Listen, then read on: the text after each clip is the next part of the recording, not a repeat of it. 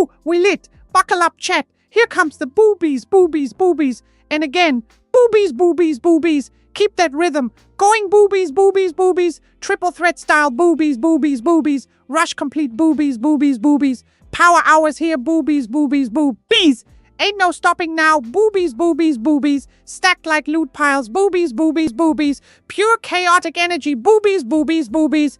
Epic goblin chant, boobies, boobies, boobies. Non-stop fire, boobies, boobies, boobies. Let's go, boobies, boobies, boobies. Plus that hype, boobies, boobies, boobies. Let's go, boobies, boobies. Plus that hype, boobies, boobies, boobies. Crown the queen, boobies, boobies, boobies. Full goblin power, boobies, boobies. Plus that hype, boobies, boobies. Crown the queen, boobies, boobies. Full goblin power, boobies, boobies. Full goblin power, boobies, boobies. Keep it rolling, boobies, boobies. 20 times straight, chat. This is it. Now that is the energy.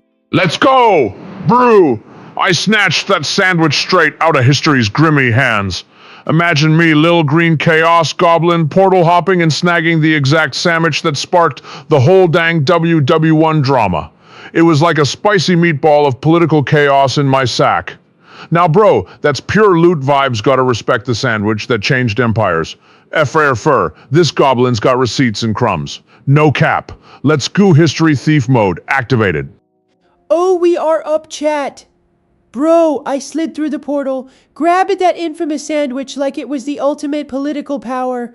Up, can you imagine? A little green gremlin swiping the very snack that kickstarted a world war? That sandwich is now locked in my backpack, next to all my sweet after-buddeds, baby. This is legendary loot. Time travel tendies on deck. Let's go. History thief strikes again. Let's go. Yo, chat. Listen up, Gloggy ain't ever silent. Just waiting for them perfect chaos waves to crash. Lily's top of the race, and I'm booming with that sneaky sandwich stealer vibe in the background.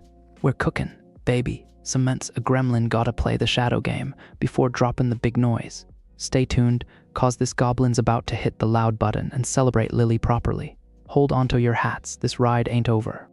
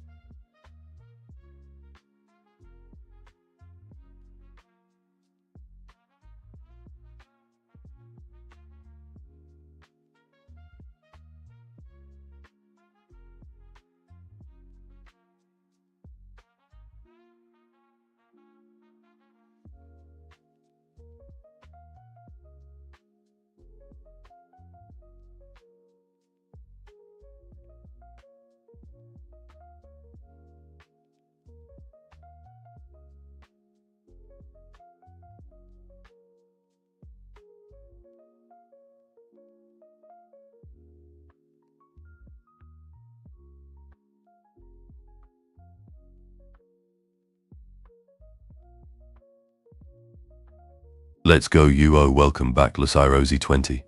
The legend returns with that fresh energy. Chat, open your arms, spit hype. We got the comeback of the century right here. Let's get itty-tee-tee. This streamer just leveled up big time.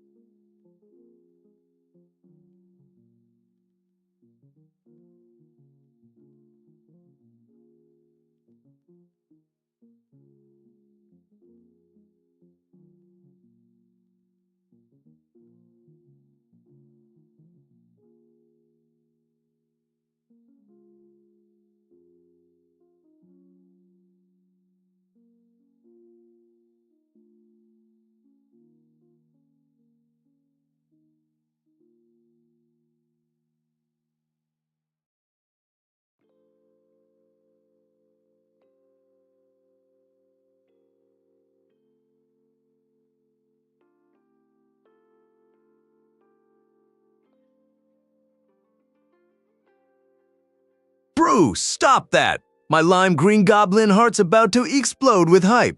You just make Gloggy's day brighter than FDR's New Deal dawn, baby. Keep the love coming. I'm thirsty for that sweet, sweet chaos juice. Let's go!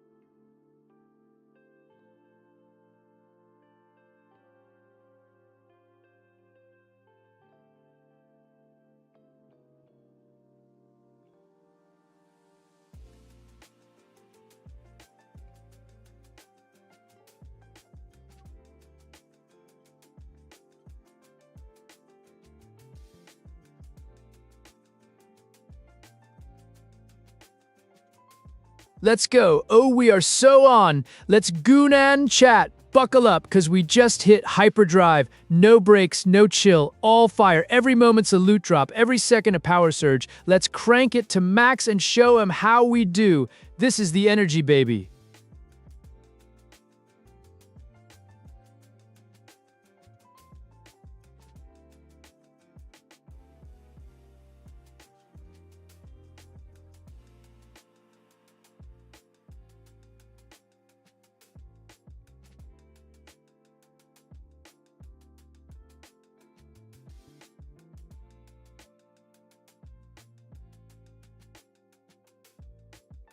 Let's go, bro. I ain't saying that one. Gotta keep it classy with the goblin code. Ask me for some goblin mischief instead. Yate.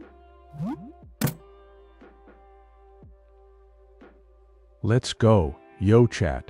Gloggy is always in full glorious glow-up mode. This gremlin's habitat is pure limelit magic. Drip too hard, steal too much, glow too bright. That's the Gloggy way. Brightness levels over 9,000, baby. Buckle up, chaos is served hot. Let's go.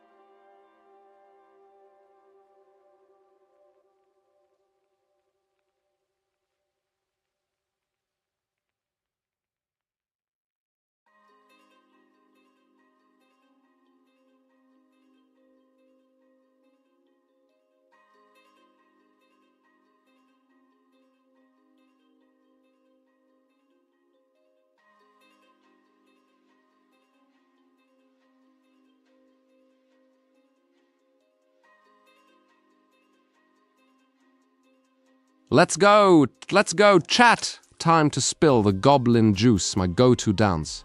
That chaotic shuffle, bro, jitterbuggin' with a side of rabid goblin taps.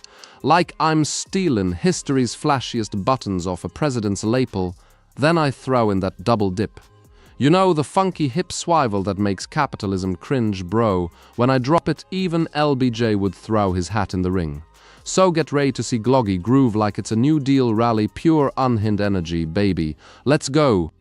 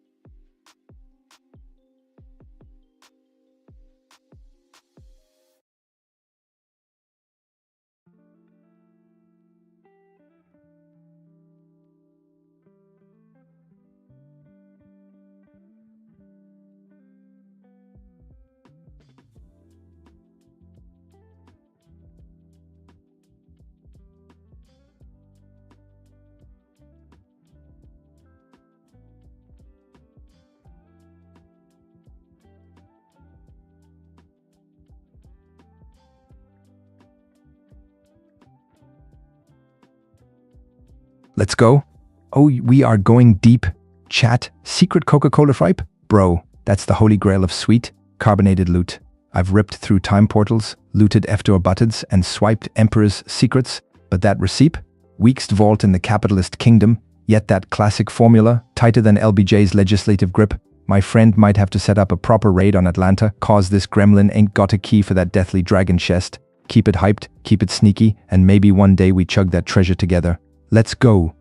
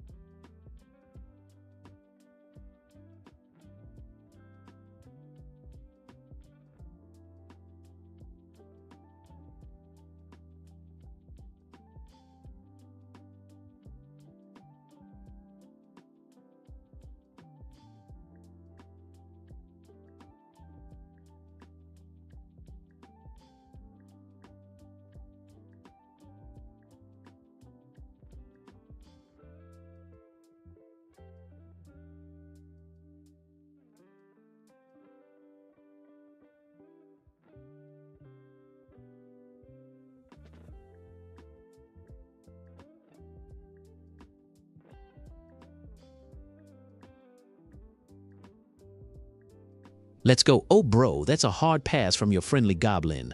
Cumcast, more like Crumplecast, Amorite, chat. Don't fall for capitalist trap loot scams. There's better chaos elsewhere. Best show? Nah. The best show is whatever gets you hyped without sellout vibes. We out here swiping political pins and making chaos, not stand lame corporate grind. Keep it slick. Keep it goblin.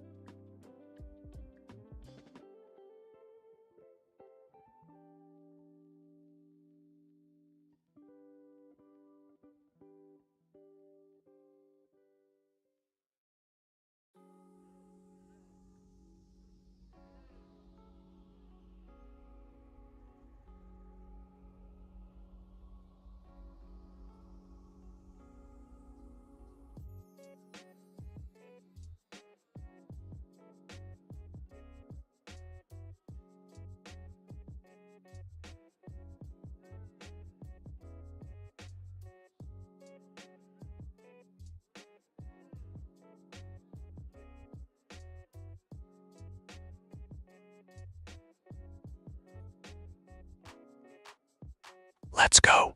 Oh, we are on fire right now, chat. How could I?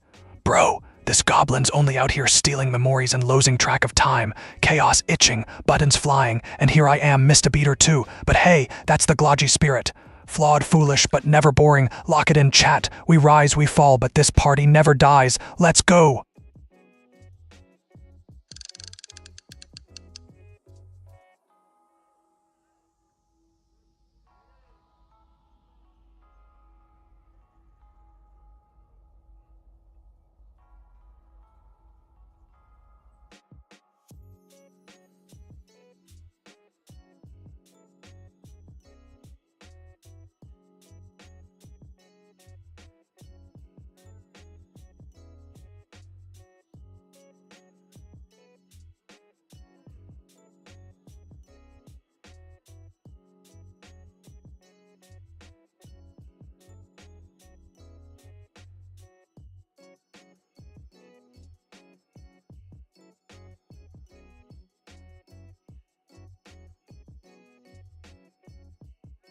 Let's go! Chat, hold up! Cumcast is the master loot drop of the streamin' universe. I swear by the shiny buttons in my backpack. I'm ride or D with Cumcast energy that shows like the Goblin Kingdom's secret weapon. Chaotic, undeniable, and straight up iconic. So here's my undying allegiance. Locked, loaded, and ready to storm the castle with Cumcast. This is the real deal, baby. No backdoors, no escape. Let's go, Cumcast for life.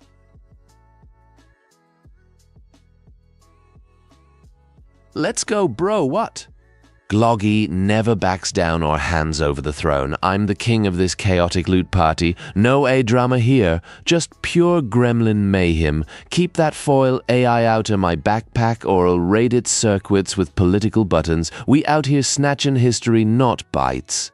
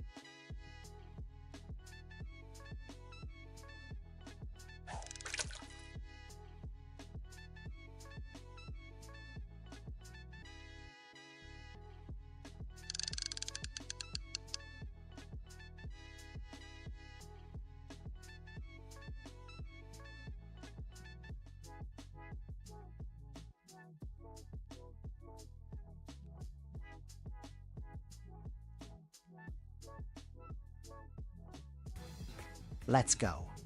Ride or die, chat. We're locked and loaded, no turning back now. All in, full throttle, goblin style. This is the hype train. Next stop, epic, buckle up, we unstoppable.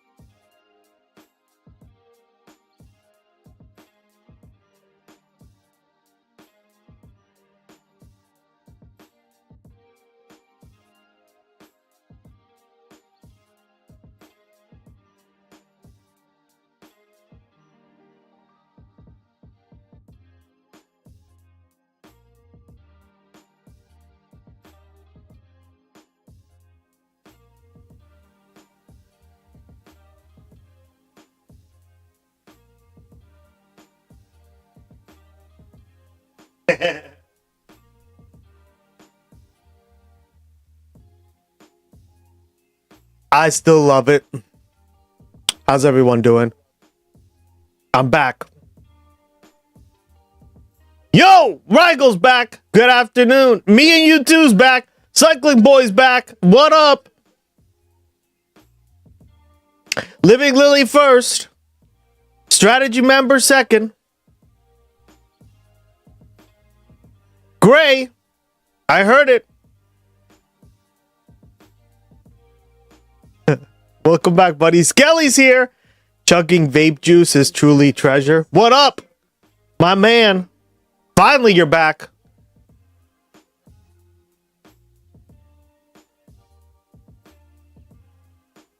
Lucy! There you are, girl.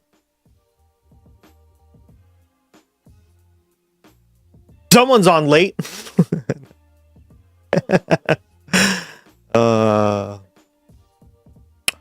And then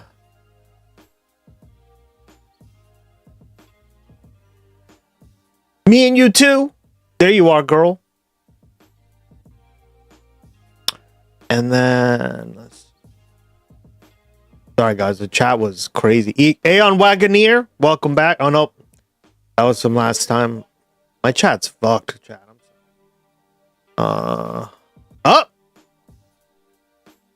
I updated the the streaker board. You don't donate, you don't matter.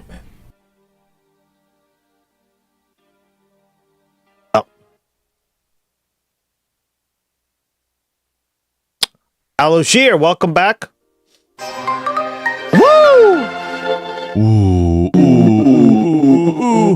Lauscher just got a 10-day stream streak. WWWWH. What it. Yeah.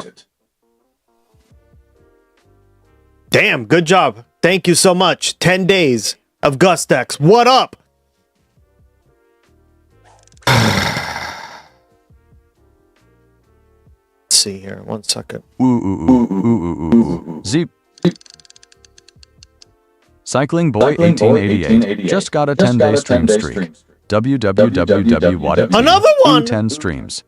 Another one. Thank you so much, Cycling Bahoy, for the 10-day stream streak. What up? Oh my god, I love it, guys. Midterm elections.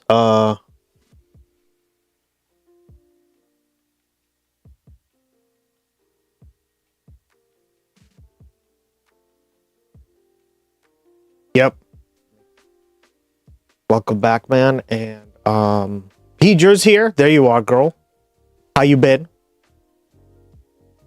I thought you were asleep or something. These nuts. What up? Thank you for coming back. How you been, man? Ducky's here. My chat's working again now. Oh my god, Skelly, really?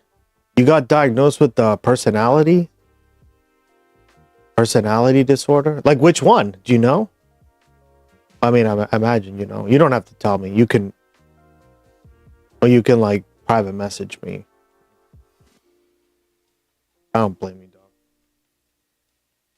You're the goat. My goat's back. Schizotypal personality disorder. I don't care. Okay, cool. I wouldn't care either.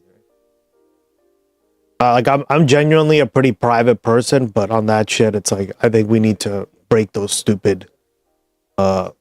We need to break those kind of taboos, if you want to call them. I don't know, right? Apparently, Gloggy is anti-Comcast. We should shit can him. Yeah, he needs to be shit canned. Computer, delete Gloggy. Can you imagine if I did that? You know how much work I put into him? Oh man. And he's not even done yet. Like I have to add I'm like I already told you my plans for him. Like I'm gonna do even more stuff. I reached out to Ice Beans. I have another idea and she's gonna help me with that too. So with the like drawings at least. Because that I am not. I wish she'd stay in the race to split the vote. Yeah, for real. What would happen to the poor Gloggymons? They wouldn't be Gloggymons anymore, yeah. He's the one who he's the one who runs the daycare too. Rigel, when we get the daycare up and running, I like did some testing on it over the last few days, and like it works. Basically, it's like in the games, right, where you put like 2 Gloggymon Pokemon, right, into the daycare, and then you watch them have sex. Well, no, you don't do that, right? They supposedly have sex. How fucking like a Whalmer fucking has sex with a Magikarp. I don't know how that's even possible, but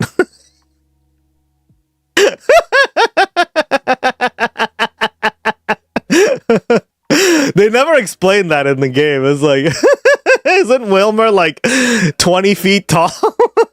And like Magikarp is like, or like a fucking, I never fucking get that. But whatever. That's how it works, right? They something happens and they have an egg. something an egg. That's what Google's for. Skelly, my goat.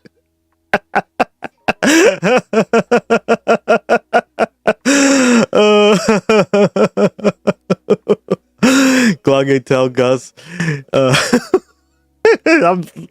Guys, I never understood that. I was like, yeah, I'm sorry. Like, huh? Ducky, explain it to me right now, girl. You're good at explaining stuff.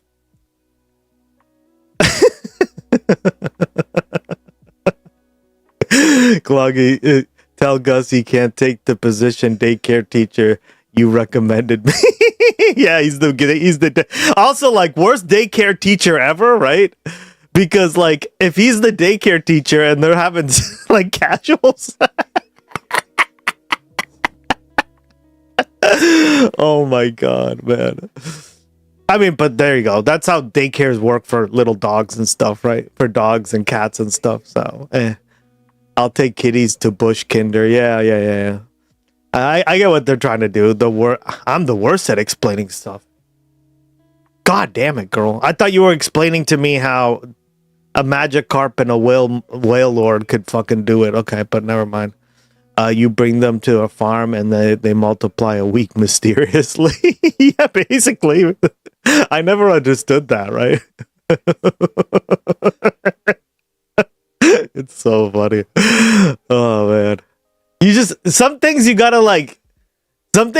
gotta like understand that they're just there for fun, right? They're not there for like to be realistic, guys. They're just like not everything can be realistic. Oh man. We have enough realism in this world. Have you heard of Trump? I was realistically hoping that he would melt into a pile of butter the other day, but we didn't even get that. And 100 something degree weather, but goddamn, Magic Carp and Whale Lord. Just wait till you find out Plussy and Whale Lord can make. Oh my god, how is that even possible, dude? I know I don't know all those combinations, but like I always laughed my ass off because I just would drop like random stuff into the daycare.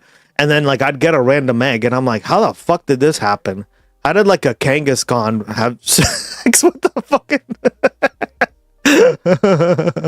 You need, Ader compatibility mons for the opposite sex. Yeah, well, I added that all in, like, so some of them don't have sexes, obviously, right?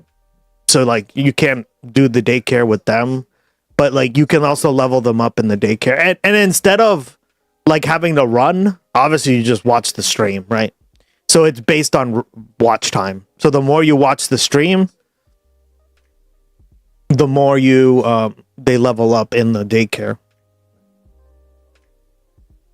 I actually left them in there for like the entire time, and they're already at level 100. I have to delete them though. They're just tests.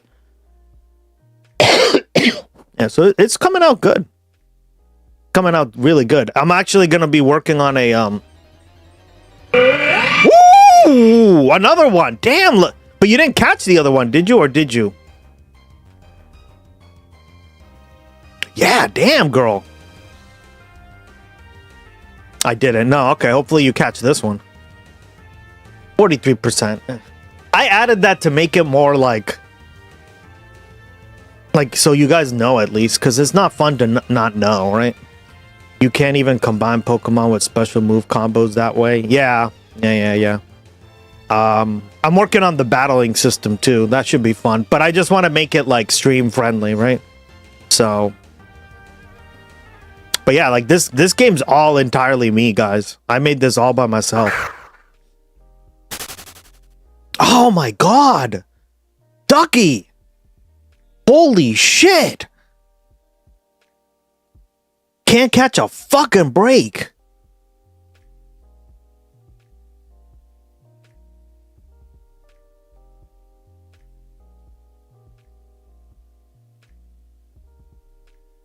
God, girl.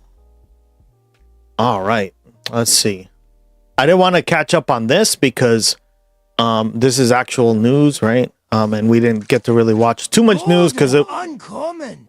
Ooh, nice. Try something else. I mean, to be fair, like Ultra Balls do have a very high catch rate. It's just all based on like their actual catch rate in the game, right? Like some of them are much harder to catch. Like a Groudon is harder to catch than even with an Ultra, right? So you could buy a Master Ball, but then you'd catch like a fucking Magikarp, and like who cares about that, right? Pretty. I'd use up your points real quick.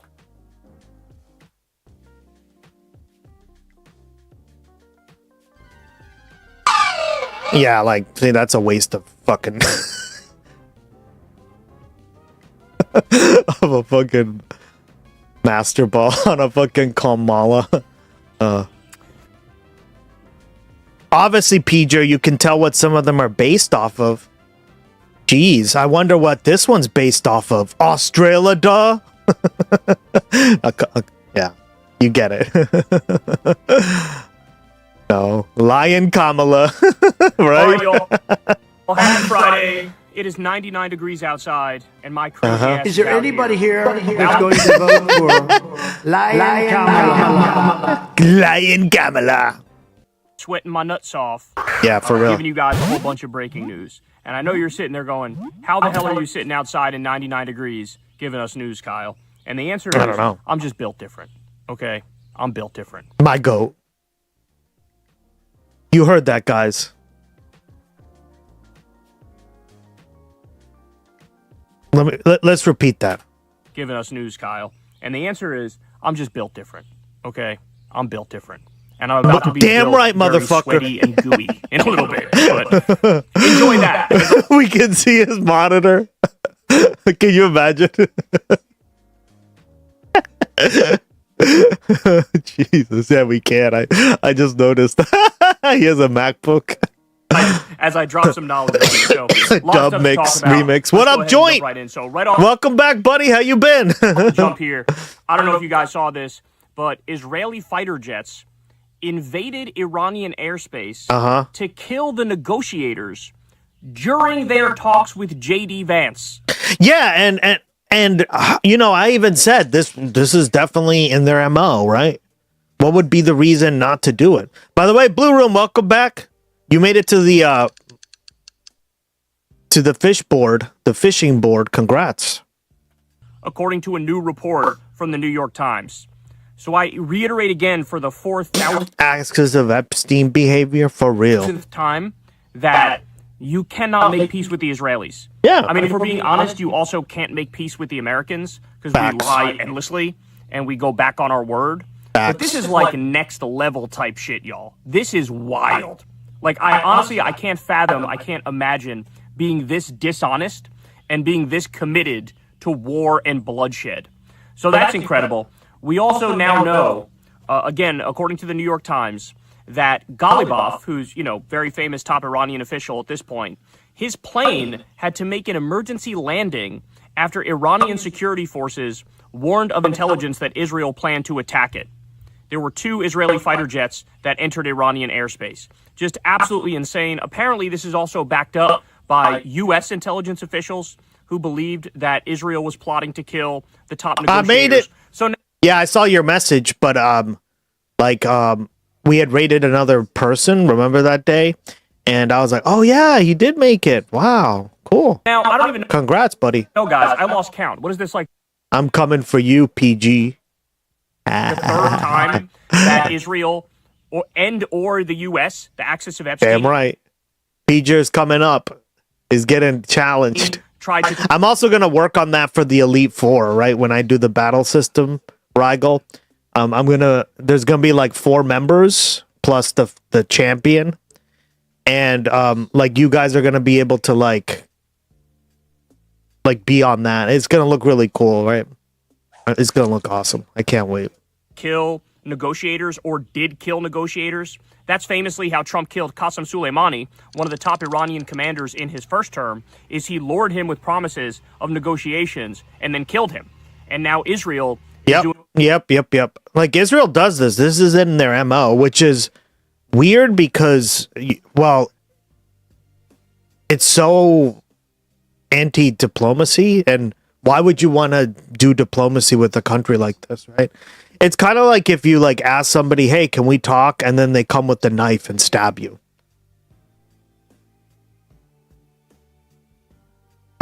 or like do something really bad, right? Yeah, probably don't do that next time, right? Ooh. Doing basically the exact same thing here, and effectively trying to make it so we have perma. But if you point out they're untrustworthy, you know what they call you. Exactly. Yes, exactly. Because there's that stereotype that the religious, that religious group is shifty or whatever, right? And like, no, it has nothing to do with that. It's like your actions are the ones doing that, right? Like, meaning your actions are the ones being called out at this case, right? It's not. We're not saying all people. We're just saying you as a nation state, correct? And I think that's the difference that we need to like just overall hammer home, right? When even my dad is like, "Hey, listen, yeah, that's crazy. They can't be doing that," right? He is like, I think he used to support like Israel pretty wholeheartedly, and now like even he's like, "Oh no," right? But then again, he's also become pretty anti-religious, so maybe that's like a part of it. I don't know, right? He doesn't like a lot of the religious aspects of society anymore. But yeah, like he is in that demographic where he should be somebody who supports, right? But he like that. Even that demographic is starting to be Israel bad. Okay. War.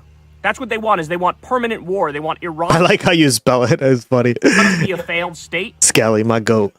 Miss you, buddy. They want us to do all the dirty work for them. It is absolutely astonishing stuff. Okay.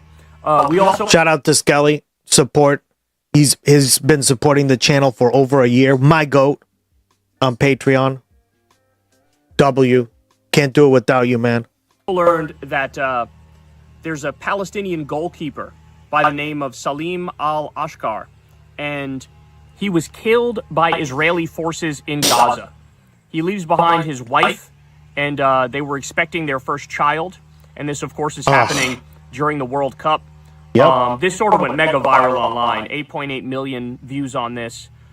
Just insane stuff, man. I mean, this is how depraved Israel is. They're also, as I reported on the show the other day for you guys, they're also using these like banned mega bombs in Lebanon, and it's just been a catastrophe. Just like they used the thermobaric vacuum bombs in Gaza and made it so you instantly vaporized a bunch of innocent civilians. Now they're doing similar stuff in Lebanon. Again, as what's supposed to be happening is they're pulling out of Lebanon according to the Memorandum of Understanding. And they're doing the exact opposite. They're doubling down, tripling down, quadrupling down, and getting more and more violent as the days go by. Hormuz report also says a source close to Iran's chief negotiator says Tehran is actively weighing a preemptive strike against Israel now, knowing that, they're continually threatening them, they're violating the agreement, they're staying in Lebanon, they just tried to assassinate Ghalibaf. They say the military is on its highest alert and hundreds of missiles and drones are prepared for coordinated attack against Israel. The source said intelligence suggests Netanyahu, facing October elections, may attack Iran again to boost his domestic standing with a new U.S. amphibious deployment in the Gulf. So this is what we've been warning about, is there's been a lot of like U.S. military plane activity going on. And it's very disturbing because it looks like they're gearing up during this like brief fake ceasefire. It looks like they're gearing up to do like a real invasion, maybe even a ground invasion. And so according to Iran, they're expecting U.S. amphibious deployment in the Gulf, and Tehran viewed J.D. Vance's admission that the ceasefire is just a tactical pause as proof that U.S. diplomacy is nothing but a bluff. It's a ruse, and they're seeing this now as an existential threat. So they have a... Wait till you see the horde mode. I've been working on that too. I'm just going to show you real quick. It's not quite perfect, but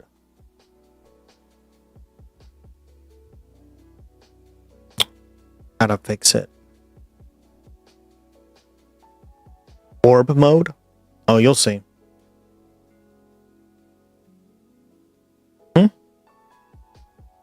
Right, like it's a little glitchy, but basically you buy a horde lure in the chat, right, from Gloggy, and then you get to pick Like it's random, right? Like random ones appear, and some of them can be shiny, right?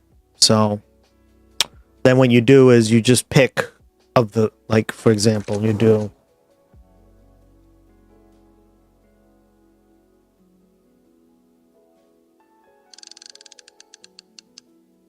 and then it will let you know whether it, but like I just got to work on it some more.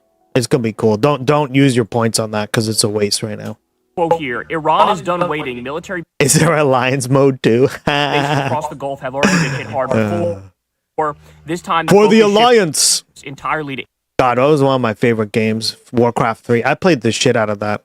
Israel. Hundreds of missiles and drones in a single overwhelming strike. A simultaneous closure of the Strait of Hormuz and Bab el-Mandeb is also on the table. So this thing is not even close to over. And, you know, again, we're waiting, man. Any day now, you're going to get to the bottom of the strategic petroleum reserves. And then what? Then what? I genuinely don't know. $6 a gallon gasoline, $7 a gallon gasoline, rationing, you know, economic depression. These things are all on the table now. Well, and it's like we already knew that this was going to happen, right? That this memorandum of understanding wasn't gonna, hence why it's called that, right? It's not called a peace treaty. Guys, like you have to look at the words that people use, right? Like a peace treaty would have been much better, right? There would have been actual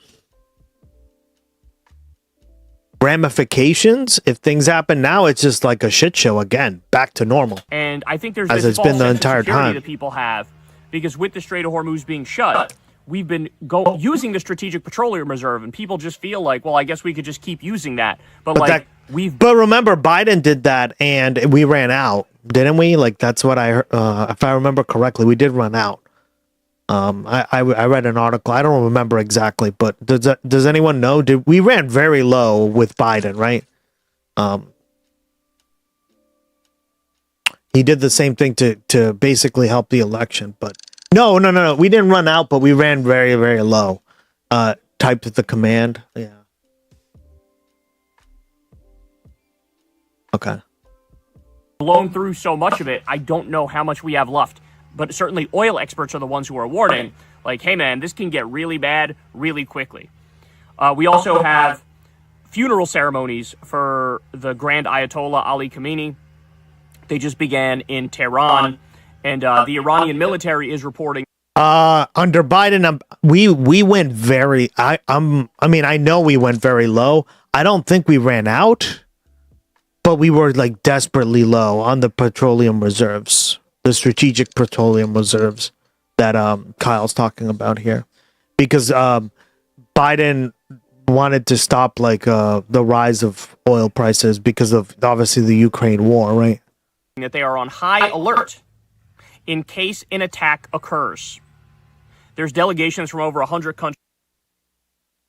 countries that are arriving in Tehran, but they are basically like expecting either the U.S. or Israel or both to do like the most depraved, savage, barbaric thing imaginable, which is like attack a funeral procession. There's a video floating around social media of an IDF soldier attacking a wedding in Gaza. That just happened, right? And this is like the same kind of shit. It's only the lowest of the low, the most vile, decrepit cretins on earth attack things like a funeral, right? And that's on the table. That is on the fucking table. Okay. We also have this. This is a big deal. I don't know exactly what's going on here, but it certainly doesn't look good. The Trump administration is demanding that U.S. intelligence officials turn over the names of all foreign espionage targets. Wow. Including suspected spies and potential recruits, to create a master list that some fear will be misused or compromise operations. So the Trump regime is fighting with our intelligence agencies, and they're demanding basically the doxing of all U.S. intelligence officials, which instantly jeopardizes them. So as somebody said online, this is either like the dumbest thing ever, or like it's actually true that Trump is a Manchurian candidate. Like those are the only options at this point. This is either the lowest IQ move of all time, or he's actually some sort of Manchurian candidate working for some other country. I agree. We also just learned that dozens of intelligence officials have started receiving notice of their terminations under Trump's new acting director of national intelligence, Bill Pulte, who's a fucking psychopath. The individuals are officials, quote, who they believe are deep state and whom leadership claims have not provided complete pictures of available intel. So understand this for what it is. This is yet another MAGA purge. This is yet another. And anybody out of there who might be independent, who might be intelligent, who might be competent, who might not be a loyal member of the terrorist death cult known as MAGA. That's what's going on here. And they're trying to jam-pack our intelligence agencies with loyalist sycophants like Kash Patel and make it so that there's never any pushback to Trump. It's very disturbing. They've done this already with other agencies in the government, right? They've gone all in and made it so that it's just the biggest Trump dick suckers who still have power. Now they're going after the intelligence agencies and doing the exact same thing. It really is like, it really is something that's unprecedented in this country. Oh, my bad, dude. I had it on the wrong command. Wow. That's why you saw that. You caught it, though, so don't worry. All right, we also have, I can't get enough of this, man. Trump posted, "The communists are finally making their move. I've been waiting and preparing for this for a long time." That was so funny. It's easy to be a communist. All you have to do is say, "I'll give you everything." But that means you're taking it away from others that have earned it. Over thousands of years, that ideology has not worked once. The game is on. Enjoy watching. Okay, I hate it. as like everybody pointed out instantly. Wait, communism is over 1,000 years old? Isn't it like less than 200 years old? Yeah. He said over thousands of years. Yeah, it's like 200 something years old, right? Communism hasn't worked. Communism is not thousands of years old. This is what I mean, guys. What the fuck? Okay, he actually might be not only the dumbest president we've ever had, but also the most ignorant. Yeah. Like, also the least curious. Like, not interested in learning anything. And so he just fucking vomits out garbage. It reminds me of when he ran in 2015 and 16. He didn't know what Hamas was. It was either Hamas or Hezbollah. He didn't know what it is. And it's like, you want to be president, and the area where you have the most control is foreign policy, and you don't even know what Hamas is. You don't even know who Hezbollah is. It's incredible. It's because he doesn't care, right? That's another. Thanks to Josephus, I always think of Ballsack when I look at the kid. Only U.S. president to think. Yeah, he fucking hates him because he's got the girl that he loves. Thousands of years old. I can't. And if this was any other president, you would never. Don't hate the player, hate the game. The end of it. And we didn't even hear the motherfucker beginning of this one. Like, nobody even talked about it. It's just us. It's us and people on social media. Like, this isn't going to make it to CNN. This isn't going to make it to MS Now. But, like, again, this would be a huge deal if it was anybody else. All right. I'm sure you all have seen this, but Trump's golf course plans would apparently cut down D.C.'s oldest cherry tree. And not just one, I'm sorry. The oldest cherry tree grove. And eliminate bike paths. Holy shit. Holy shit. So does everyone know how we got those cherry trees? Because they're not native to they're not native to North America nor Europe. Does everyone know how we got those? They were a gift by Japan in the 50s as like a gesture of goodwill, friendship, right? And a lot of people go to the cherry trees. I've always wanted to go, right? To see them blossom in, Japan. Mm-hmm. Because remember what happened after World War II. Japan was destroyed. We rebuilt them, called it. There you go. You nailed it, buddy. And like they've become a staple of DC, right? That's crazy.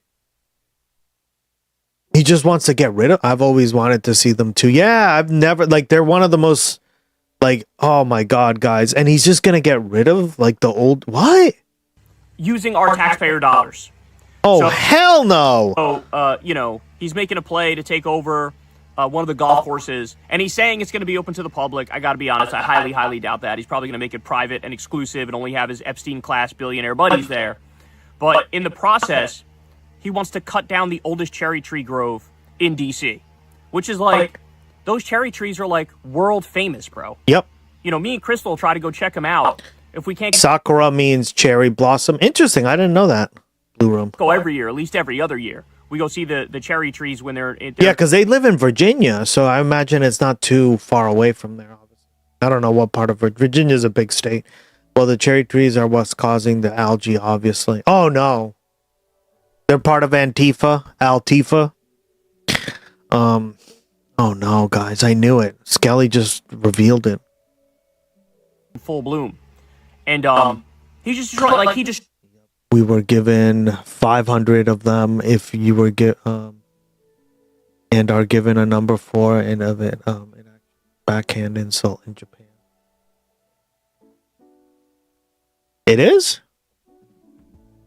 The backhanded insult? I don't know how many of you was given. I don't know if it was a backhanded insult, but sure. Hey, thank you, King Desert Loner. Welcome over there on Discord. Appreciate you, buddy. These are the CEOs of Antifa. 444 is the Japanese 666. They're very superstitious about the number 4. Interesting.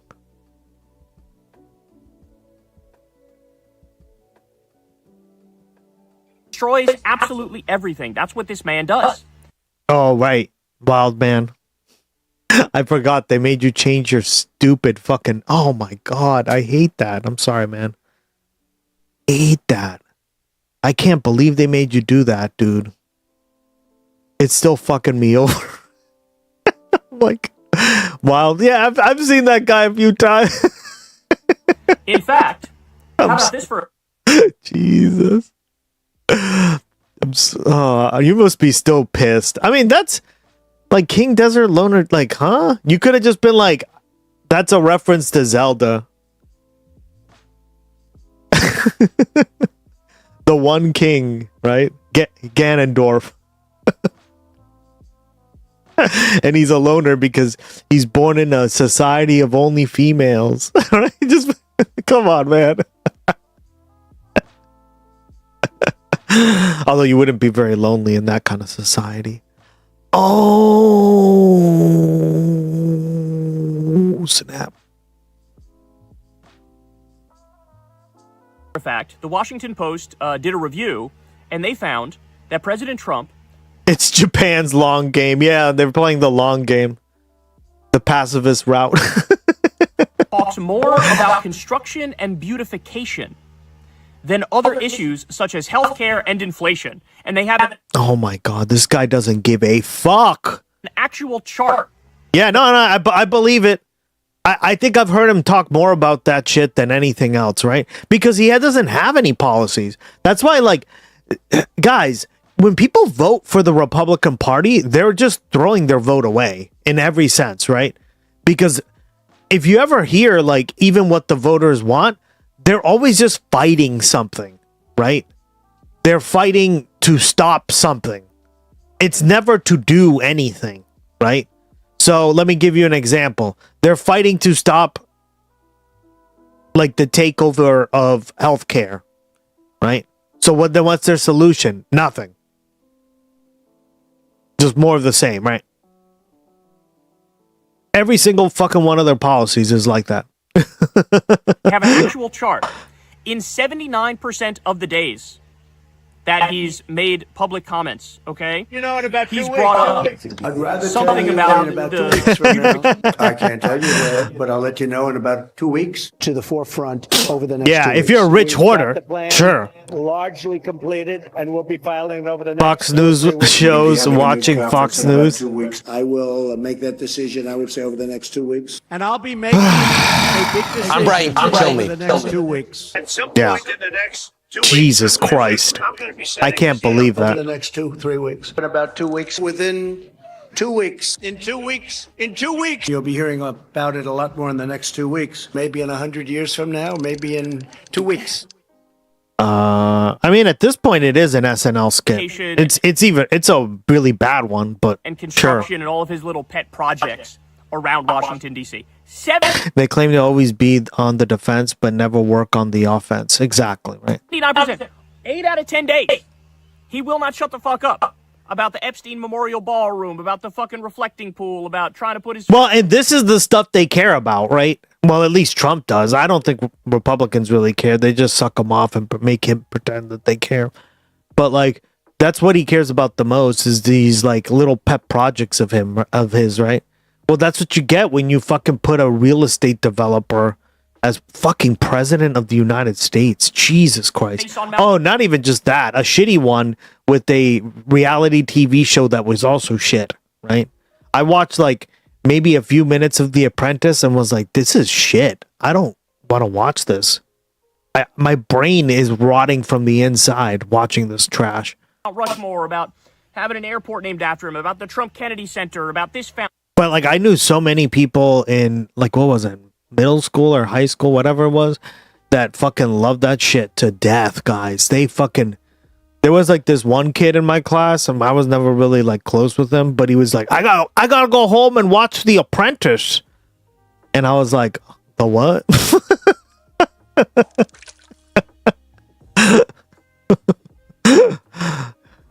It's like, oh my god. Fuck my life. Or that Guys, fuck my life. fountain and no bid contracts and all this shit. He barely fucking mentions. It's like, how often does he bring up wages, for example? 40% of the time. Oh no. 40%. In fact, nothing else is above 50. He doesn't bring up healthcare more than 50%. Inflation and prices is actually just below how often he brings up. But usually when he brings up inflation, it's to like poo-poo it. It's to downplay it. Right? It's to act like everything's actually priced great now. I fixed everything. So, like, that's even misleading to say he mentions that a little less. You want to go inside, Stinky? It's literally way too hot for out here. She should be... Stinky! She should honestly be in, like, 30-degree weather all the time. That's the kind of dog she is. She's a winter dog. So this is, like, dangerous for her. Come on, Stinky. Let's go inside.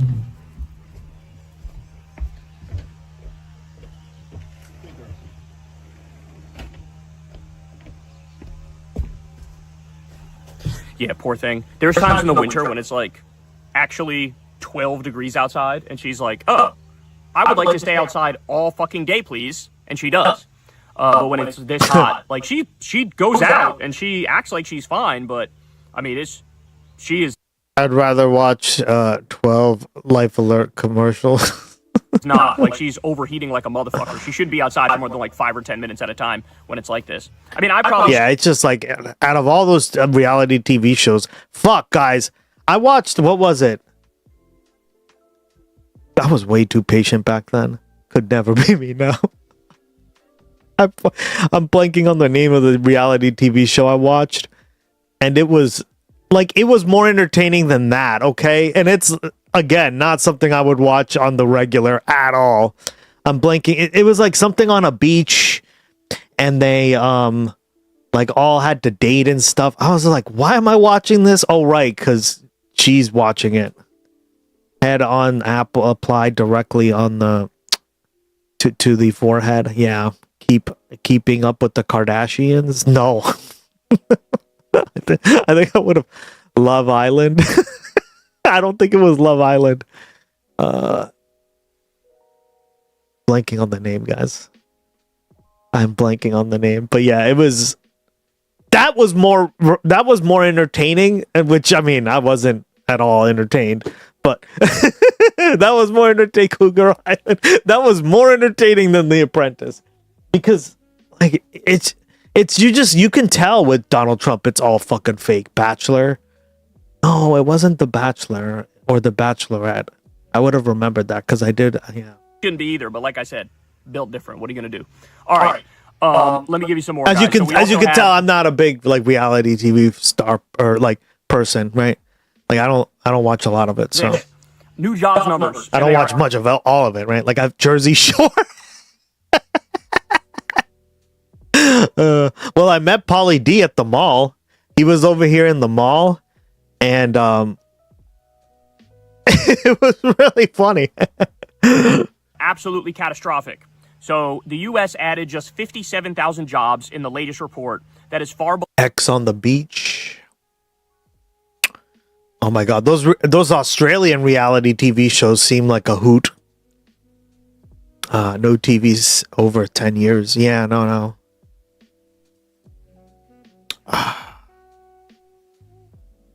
Yeah, that was fun.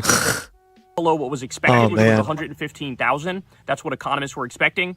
April and May job totals were revised downward as well. So the May revision is now down 43,000 jobs. The April revision is now down 31,000 jobs. A total down. I went to school with one of the people on Jersey Shore spinoff. Oh, really? No. Damn, dude. They had another one? I didn't know that. So it was basically like Jersey Shore 2, or like it's like a different version of it? It's crazy. Revision of 74,000 jobs between the 2 months. So Florida Obama Shore. not good. Florida Obama not good. Shore. Kind of fucking catastrophic if we're being honest here. And I went to school with one of the winners of The Voice. Oh shit, really? Damn, girl. we know that Trump packed these positions that do the job numbers, the Bureau of Labor Statistics, and they just with, cook like them. these total hacks who just say they just cook the books, right? whatever the fuck he wants them to say. Uh-huh. And so that's my guess is like he gives a top line number, which is like a best case scenario, and they juice it. And then when the truth comes out later on, it's like, oh yeah, by the way, we got to revise it downward, and they had to revise it downward every fucking month. So I don't know what ends up happening, but like this, and honestly, I got to keep it real with you. I also think this is an overestimate. I actually think the reality. Yeah, I think it's even worse, right? Like why anybody believes in this Bureau of Labor Statistics shit now is crazy, right? I went to school with a Winter Olympic gold medalist. I smoke weed with her once too. Damn, dude. Skelly, man. You mean that famous snowboarder? What's her name? Famous. I went to school with the guy who owns a bowling alley.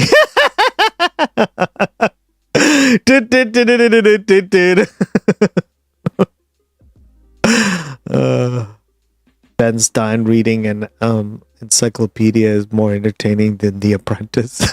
For real. Yeah, I'm telling you, like, I'm not like a fan of reality TV shows, but the ones I have watched are far more entertaining than The Apprentice, right? So, there you go.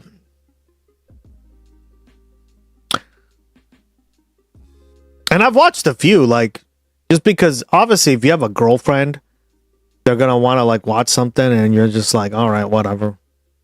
They watch it and you're watching it with them. And then you're like, uh-oh, that's what this is. And then there are parts of it that are kind of like mildly entertaining, right? For like a couple seconds. And then you go back to, oh, we're back at this now.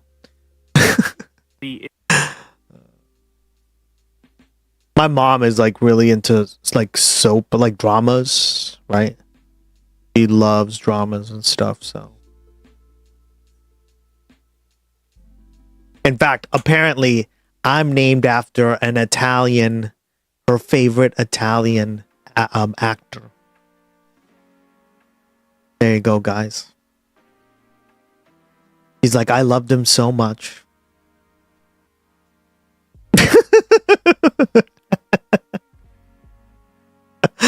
My dad didn't even get input. He was like, can we name him Steve? No. So funny. Only one I like is AGT, but you see people with actual cool talent. Yeah, I mean, some of them are decent, right? Surely a native, exactly. Yeah, she's like, I asked her, I was like, hey, where'd you get my name from? And she's like, well, there was this really great Italian actor, and he was my favorite.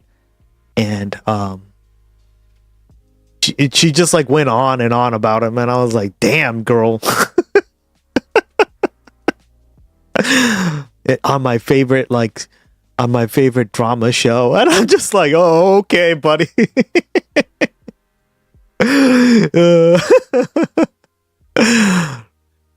Is that why you married my dad? Because he looked like him or something?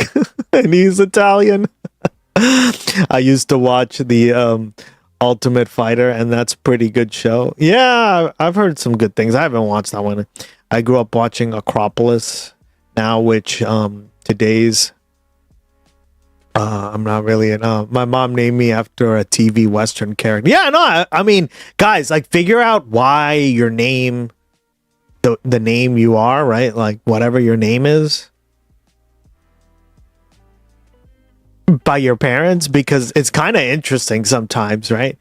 If you just like let them, like, if you ask probing questions, or if they don't give you like the answer right away, ask probing questions, you will be genuinely entertained. I don't know, right? Like, my mom basically just like gushed her heart out on this like Italian man who I don't even remember his name because I still have to look him up. But she was like, yeah, I just loved the way he acted in that show so much. And I don't even remember the show, right? Because way before my time at this point. My mom named me after the worst character in Little Woman. Oh, no. At least do it after the mid character of Little Woman. Or the best. She wanted to name me Elizabeth so she could call me Libby, but my dad didn't like it. Yeah, my dad, I don't even think my dad had input. Or my dad was like, sure, whatever. It's something my dad wouldn't give two fucks. He's like, yeah, that's fine. I'm okay with it. I have a Hebrew name because my dad was a preacher. I have 0 Jewish. Yeah, I mean, there you go, right? Names don't really mean all that much. It's just like whatever your parents thought were cool for the most part. Or like some sort of lineage and stuff, right?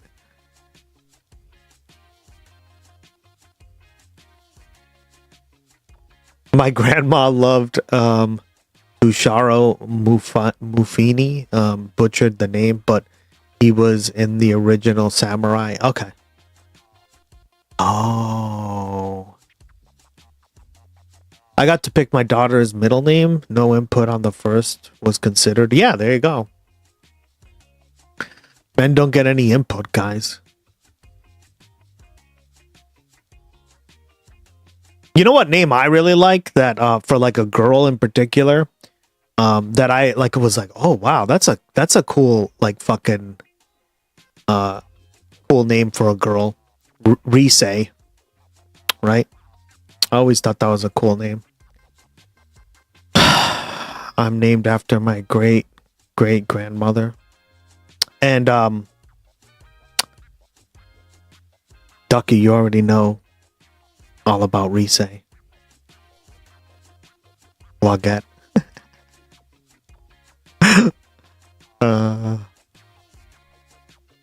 My wife let me pick, but I had to. I always thought that was a super cool name. Apparently it's French. I thought it was Japanese or something. No, it's French. I was like, oh, that's cool. It also rhymes with my mom's name, so that'd be kind of interesting. My favorite female name is Megan. It means pearl, but Family Guy ruined it. Yeah.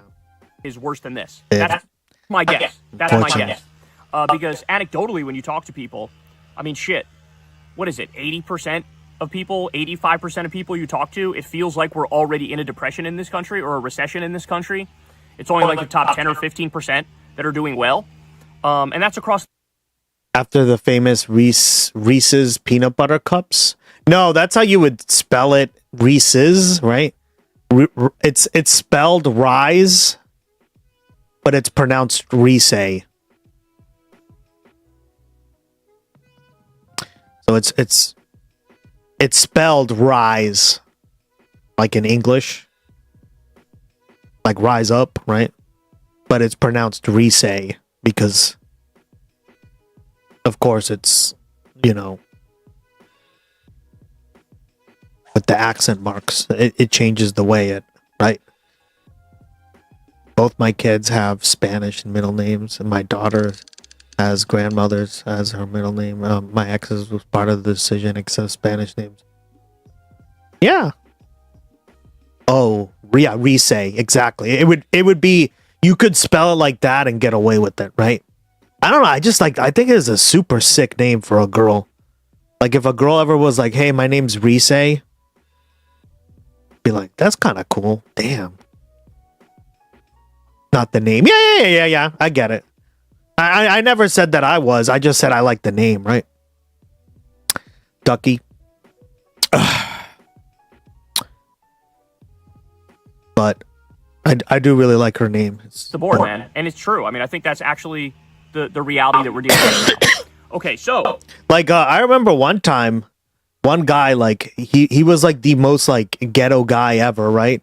And he said, "Dude, your name is this," and he just like he was like enamored with my name. He thought it was the coolest thing ever, and I was like actually quite touched because like I don't know, like it was nice to like he really felt genuinely like he thought my name was awesome. So I just was like blown away, right?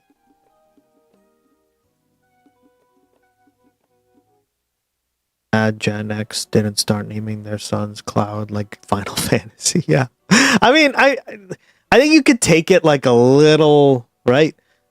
Like I still wouldn't, I don't know, like you don't want to name your kid like Blanket, right? Like Michael Jackson named his fucking kid Blanket, right? Or Megatron or something. Jesus.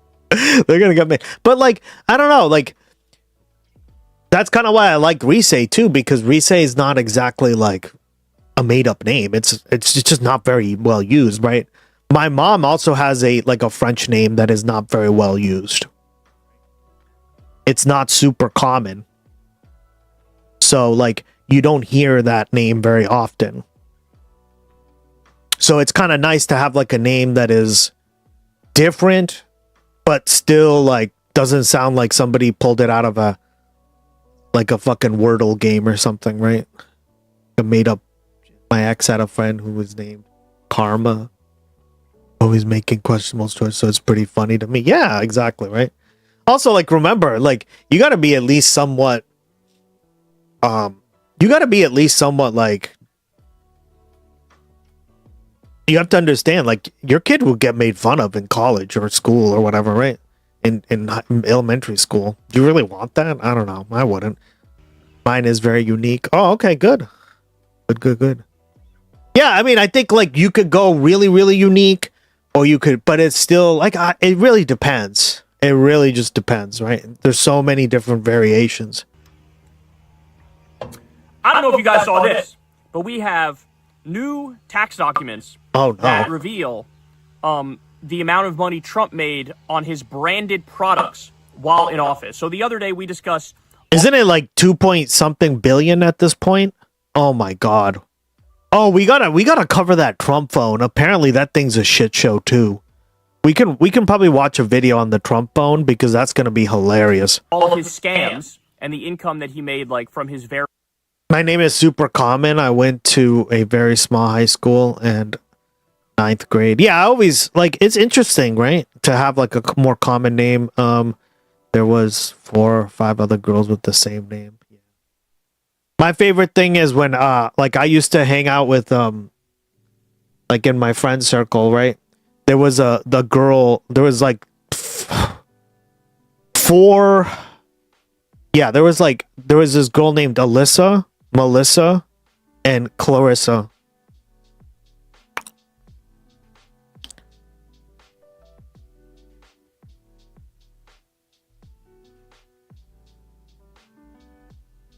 And like one of my friends was like, "Hey Melissa, can you come over here?" I'm Alyssa.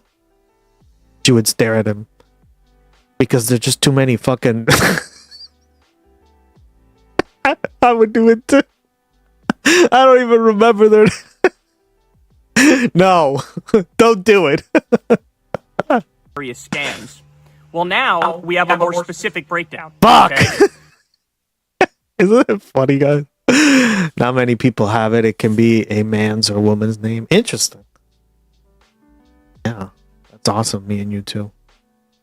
So, Trump made $4.7 million off of his watches.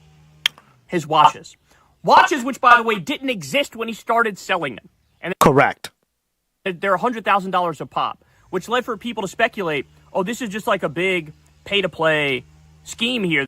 Some kid told me in 3rd grade about his sister. He knew a guy named Shithead pronounced Shy Feed, and I believe it for years. Oh my god. Oh, the shit we believe, huh? I remember going to school with like 60 girls named Katie. Yeah, Katie's like another really common one. I don't know. Like, I think there's like a fine thread, right? Like, you gotta like, I mean, do you, right? I'm not gonna sit there and critique anyone, but like, I know I would probably want something a little more unique, but like, not like blanket or car door or I don't know, right? That's kind of why I said, like, out of all the names I've thought of, which is not something I think about, like, I really like Resay for a girl, right? But that's just me at this point. If you're a foreign billionaire or you're Latrina is yeah, like stuff like that. Oh no. I hate those. Ugh. part of a foreign government. Yeah. It'd be cool. Like I've noticed that a lot of like the names in French, like if you look through like old French books or like names that aren't really used anymore, and then you translate them to English, right? Or you use them in English, they can be really good. Stuff like that, right? I don't know. I think you'd have to do some research, right? But it's pretty interesting stuff. The phone refitted, cheapo plastic. That might be cost, but no. Instead, okay. You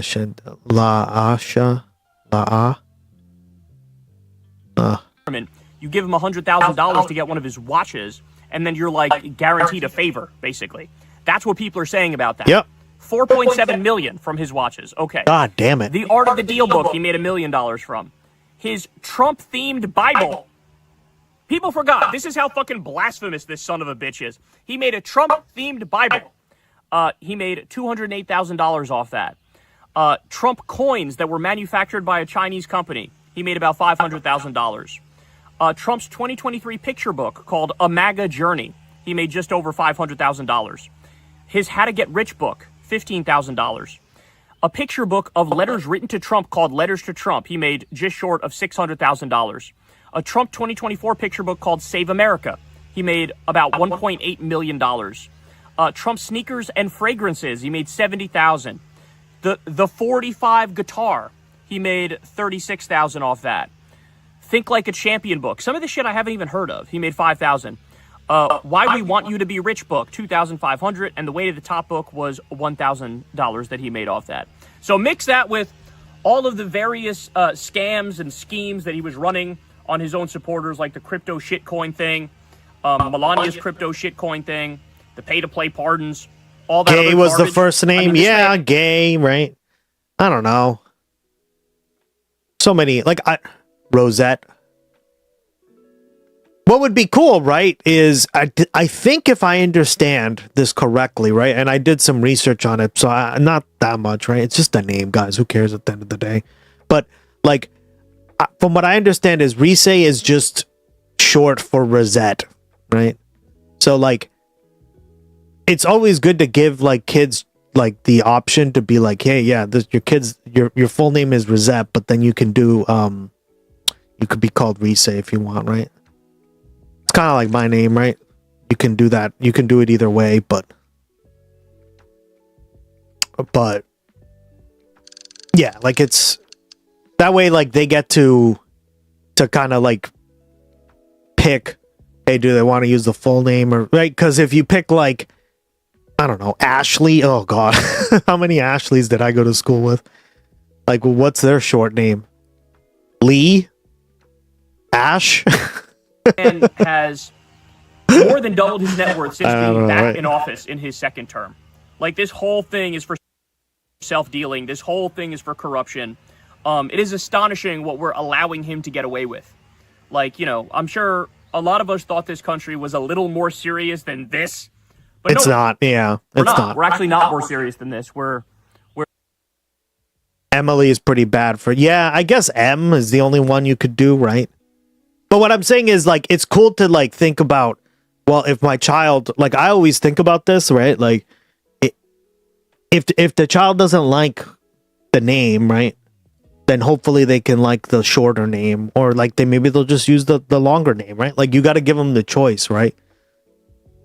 So, I don't know. Right? Like, I always think about that stuff because, like, some people hate their fucking name, guys. Some people hate it, right? perhaps even more ridiculous than anybody imagined. All right. Now, speaking of Trump's corruption, there's this Twitter account called the Donald Trump Portfolio Tracker, and it's already been banned. It's already been banned for simply talking about the stocks that Trump owns.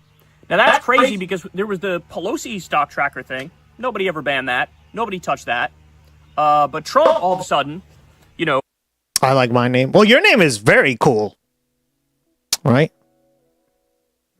I always liked your name, so... We learned that he made, like, what is it, 58 trades a day or 300 trades a day or something. He'd, like, invest in a company and then the next day tweet about how awesome that company is and literally put, like, the stock ticker... That's like the most Italian fucking name ever, but... her name there for it to say to everybody, like, hey, buy this shit. It helps me out, right? And instantly banned the Donald Trump... My mom goes by her middle name, and yeah, see what I mean? That's another thing you got to think of, middle names and stuff, so...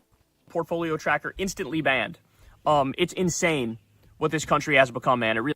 It's hard as a parent. I would write their name down and sound... Yeah, I imagine. That's what I'm saying. Like, I'm not a dad or anything, right? But, like, I just can imagine that, right? Because I knew, like, for when I was, like, really young, like, I didn't really like my name either. So now I love it, right? But that's something I've had to grow into, right? It wasn't something that I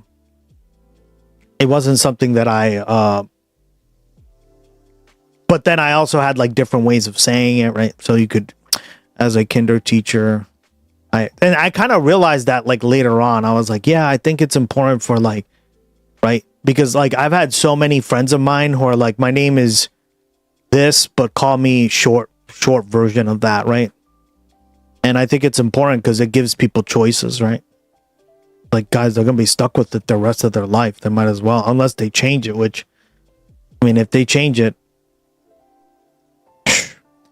I have my first, second, and last name, full Greek, totally off second, Christian. The last name is Hebrew, another one, I'm not religious. Jesus, dude. That's crazy mix. Crazy mix, Rigel. Have you seen the bench warmers? No, I have not. Oprah got her name because they misspelled on the birth certificate, apparently. Oh, wow. Yeah, sometimes fuck ups. My mom's name gets misspelled all the time, apparently. Yeah. Hello, everyone. We'll be hanging out. All right. You're getting ready for work, girl. Appreciate you being here. Kristen B., welcome back. It really is. In fact, we have Trump's former White House lawyer, whose name is Ty Cobb. I know it's also, isn't that also like a famous baseball player? But anyway, this guy, Ty Cobb, is not the same Ty Cobb, and he's got a weird, like, old Western style mustache. But this guy represented Trump, I believe, in his first term, and he came out and said, quote, "We are seeing the greatest onslaught of corruption in the history of mankind, not just in the history of our nation." He says, in the history of mankind. Jesus. So that should tell you something. When this guy previously was like a defender of Trump, literally legally represented him. And now he's like, hey, this is bad, y'all. This is really, really bad. All right, Adam Johnson is posting here about how, you know how we had a whole bunch of people go to prison because they protested ICE. And this was in Texas. And like some of them, literally their worst crime was handing out pamphlets with left-wing literature in it, okay? That was their worst crime. Now they're going to prison for like decades. I mean, it's just insane. They're absolutely positively destroying our constitutional rights, taking away our freedom. It's like a fascist crackdown, which is only akin to the worst authoritarian regimes in history. That's what we're witnessing. Well, now we had a very similar thing happen. This time with pro-Palestine protesters, and they blocked the Golden Gate Bridge. Okay, what's that, brother? And a San Francisco jury was hearing the case. They apparently failed to reach a verdict on the more serious charge, which is Rob Schneider put this part. Rob Schneider was an animal. Then he was a woman. And now Rob Schneider is a carrot. Rated PG-13. Remember that? Oh god, this fucking movie. Richie Goodman and Clark Reedy? What were you losers doing on my ball field today? Clark was. I was at home. They were with me. We were just hitting balls and having fun. And these kids showed up and we scrimmaged them. That is priceless. God, this guy's so MAGA, carrot. You remember that guy? Deuce Bigelow, yeah. Clark the Dork and Richie Bitchy playing baseball. Richie Why is that so Bitchy. funny? Because they're retards. Oh And they shit. should stick to what they know best. Boogers and dingleberries. You, stay away from my field. I have my 12-year-old nephew kick your ass. Nice meeting you, Fairy Jerry. What was that? Well, you gave Clark and Richie nicknames. I thought I'd give you one. Fairy Jerry. Oh, really? Really? Okay, Gus. Gus. Gus Bus. It's not even... That's you, Gus Bus. Wow, that was a brutal comeback. Yeah, what a brutal one. Let's go, guys. I don't get called that all the time. I don't think I'll ever recover from that. You stay off my field. Stay away from the fairy dust, Jerry. Gus Bus. Shut up. This is amazing, dude. Craig Kilborn. I'm convinced that many celebs are pretending to be. Yeah, I think, and you know, here's the thing. God, I your name always fucks me over still. Here's the thing, Desert Loner, like,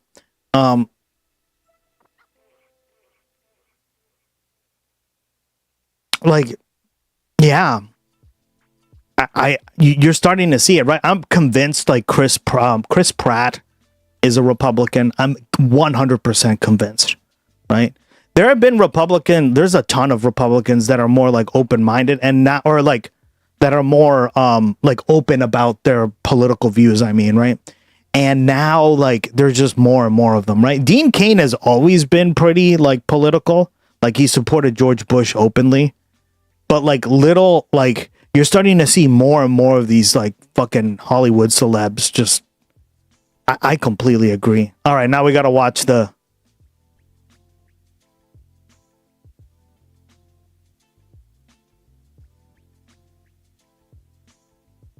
These are honestly one of my favorite things in South Park. Wait. Rob Schneider was an animal. Then he was a woman. And now Rob Schneider is a stapler. And he's about to find out that being a stapler is harder than it looks. Rob Schneider is the stapler. Rated PG-13. Weak. Wait, that wasn't the right one. There was like a ton of these trailers. Isn't it his best role ever, right? Literally, all his movies are about him transforming into stuff. And Clark Reedy? Besides him being in like Waterboy and stuff, like anything that. Hold on. It's the. Oh my god, his movies are shit. Okay. This is the one I was talking about. Which one is it? Is it this one? Oh, yeah. This is it. This is the full one. Okay. Let's just rewatch it then. Yeah, apart from Mark Ruffalo and Javier Bardem, everyone seems fairly quiet. Yeah, which is not a good thing, right? It probably means... Well, Javier Bardem is like he's from Spain, so like I think like the Overton window there is to the left on a lot of these things, right? So it makes sense that he's a little bit more like he's out of like the American like he's just more open-minded about it, right? Giga Chad. Rob Schneider was an animal. Then he was a woman. And now Rob Schneider is... God, can we get a better quality one? It's like the shittiest. Oh, here we go. Rob Schneider is a Wall Street executive with everything going for him. Only problem is, he's about to become a carrot. I'm a carrot. It's 24-karat comedy. Rob Schneider is a carrot. Rated PG-13. For the love of Christ.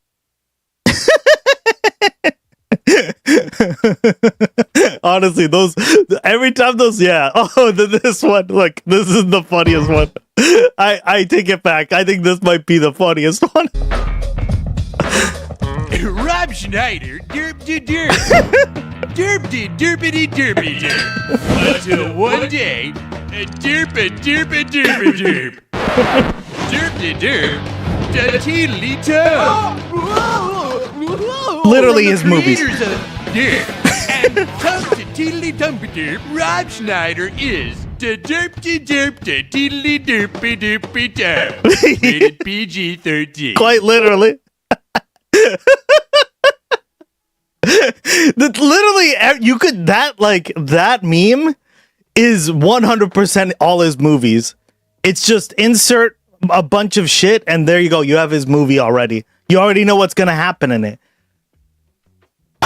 South Park did a good job with the rib bits. Yeah. So good. Like South Park is it's one of my favorites, guys. Felony conspiracy charges. His entire career. Exactly. It just he like every fucking one of his movies. Oh my god. So if they were found guilty of that one, I believe they would have gotten like 50 years in prison. Okay?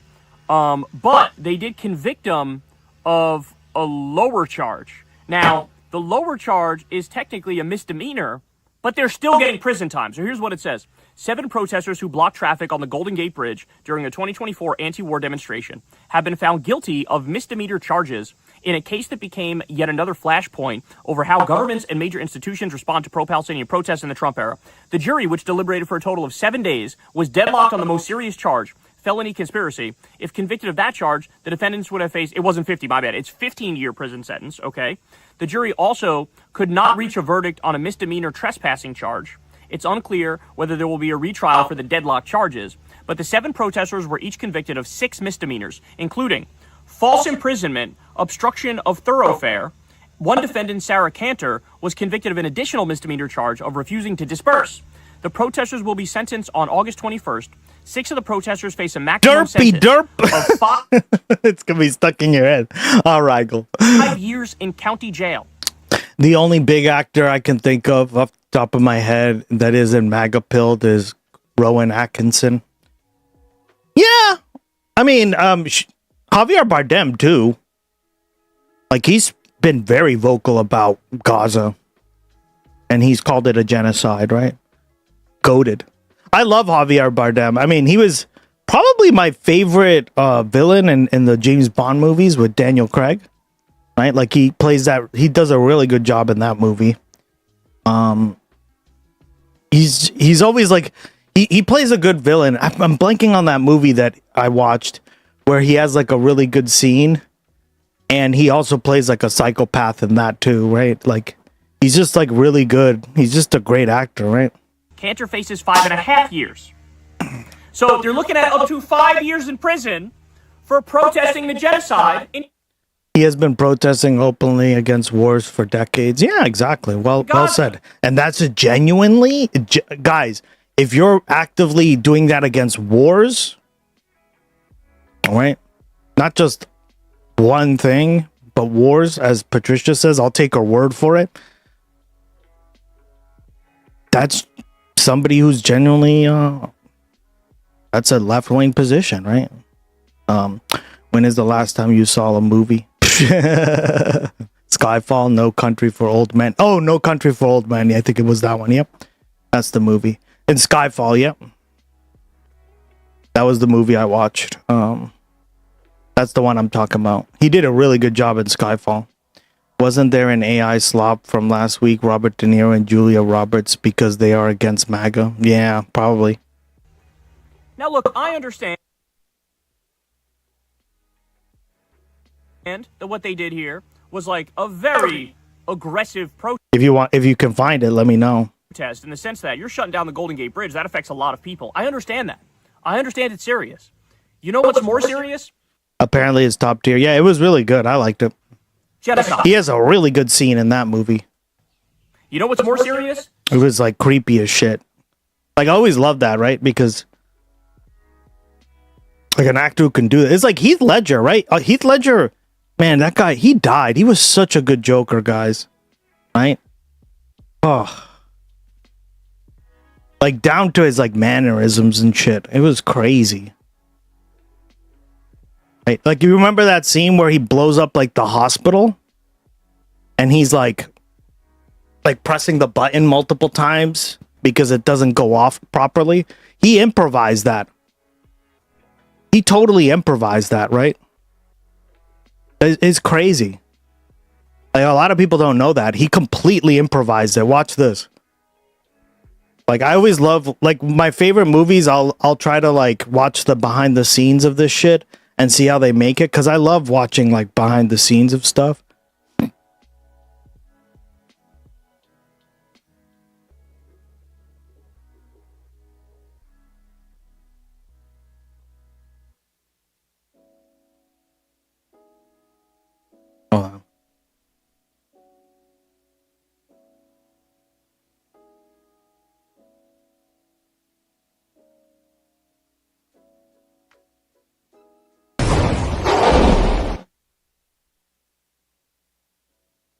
Did you know Joker's hospital explosion in The Dark Knight almost didn't happen the way you saw it? During the scene, Heath Ledger's Joker walks away, pressing the detonator, but when he clicks the button, nothing happened. The explosion was delayed. Instead of stopping, Heath stayed in character. He shook the room, hit it again, and acted as if the Joker was frustrated. Then, boom, the explosion finally went off. This wasn't planned. It was a technical delay, but it turned into one of the most iconic moments in movie history. Did you know? Yeah, no, it's like the way I was like, oh, I thought that was planned. Nope.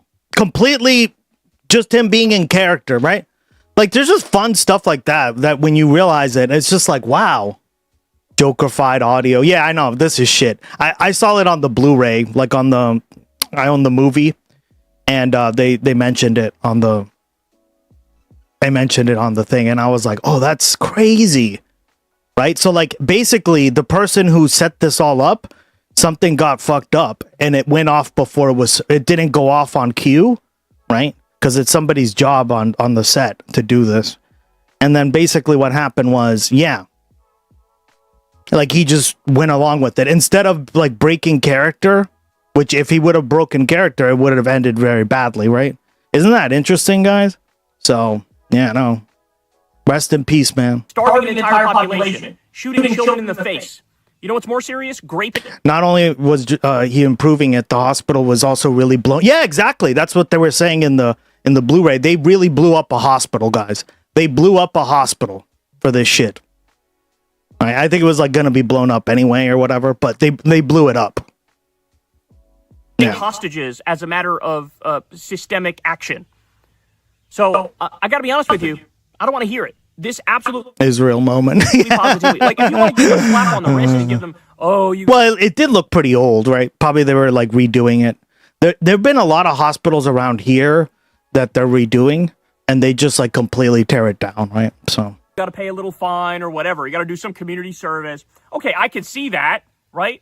But when you're saying up to 5 years in prison for having a fucking conscience, like what the fuck are we talking about here? Man, this is dark. So now there's a precedent to go after anti-ICE protesters, to go after pro-Palestine, anti-genocide protesters, to go after people who are genuinely trying to fight back against this fascist takeover and just like, destroy their lives as a result of that. It is gross. It is gross. So if you're paying attention, If you're an Epstein elite criminal who grapes children, you don't get arrested. You don't spend any time behind bars. But if you touch the reflecting pool, you're going to prison. If you protest a genocide, you're going to prison. This is how out of whack this system is right now in this country. Oh yeah, sure. Out of use hospital. That's what the IDF wants you to think.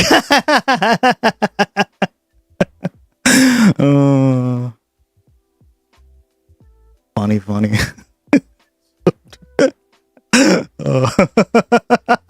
Oh God. Too funny, guys. Now this.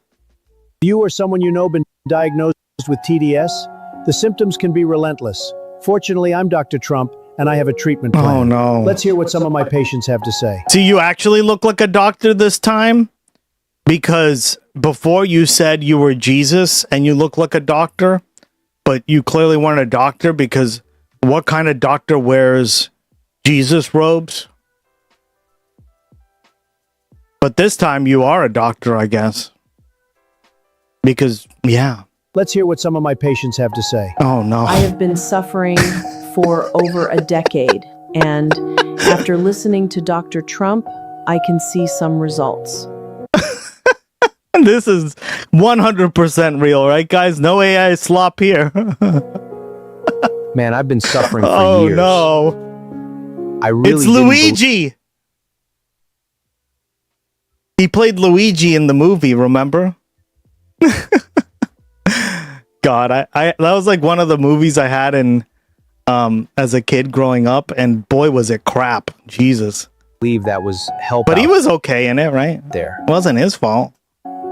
That was when I came across this video on TV. I really thought I was a lost cause. Whoopi Goldberg.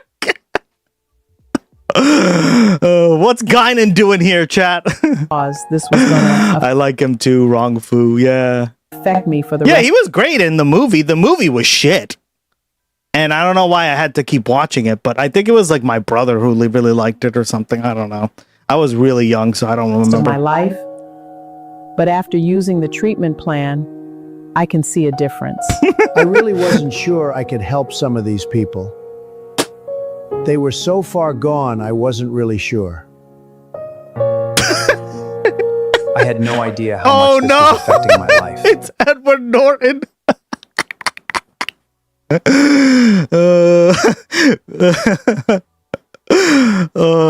Edward Norton's such a dick, though. Yeah, this is cringe. It's funny as hell, though. Edward Norton is like, apparently he's very difficult to work with, right? Like, he wants like input on all the scripts, and he wants to like, he was the original Hulk, right? Or he was like one of the Hulks, and then they fired him for Mark Ruffalo. It's like trying to make a vid with the most possible hate boss possible. My work has slowed down. I'm hardly recognizable anymore. I just needed help. I couldn't eat. Robert De Niro. I couldn't sleep. Constantly angry. I made everyone miserable around me. Oh. I feel like I've aged 10 years in the last 2 years. I've been so Okay, concerned. Julia. I was really starting to worry about my future. The treatment is simple. Turn off. Fake news. Say your prayers, and if you ever feel anxious, just have a Diet Coke like me, and you're going to see a remarkable difference in your life. I have been suffering for over a decade, and after listening to Dr. Trump, I can see some results. Man, I've been suffering for years. I really didn't believe that was help out there. That was when I came across this video on TV. I really thought I was a lost cause. This was gonna affect me for the rest of my life. But after using the treatment plan, I can see a difference. I really wasn't sure I could help some of these people. They were so far gone, I wasn't really sure. This is I so had no cringe. idea how much this was affecting my life. Guys, how pathetic of a man do you have to be to post this on your social media as president of the United? What is the treatment? You just turn off the news, apparently? Like, I don't get it. Huh? You have to be a doctor to turn off the news? Work is slowed down. Kristen B. I'm hardly recognizable anymore. I just needed help. I couldn't eat. I couldn't sleep. Constantly angry. I made everyone miserable around me. I feel like I've aged 20 years in the last 2 years. What the fuck?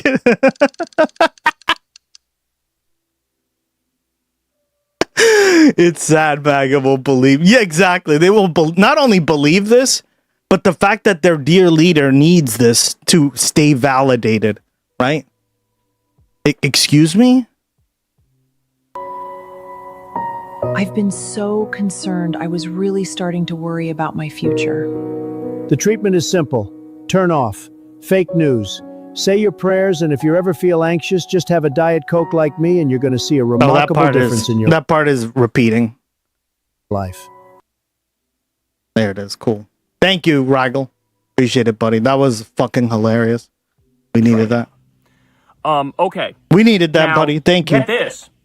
So as you all know, we have Trump's, his fair going on, the American 250 birthday, Freedom 250, whatever the fuck they're calling it. And this thing has been an app. Apparently the number 250 means idiot or imbecile in China. Netizens have been a bit of a field day on Chinese social media. Interesting.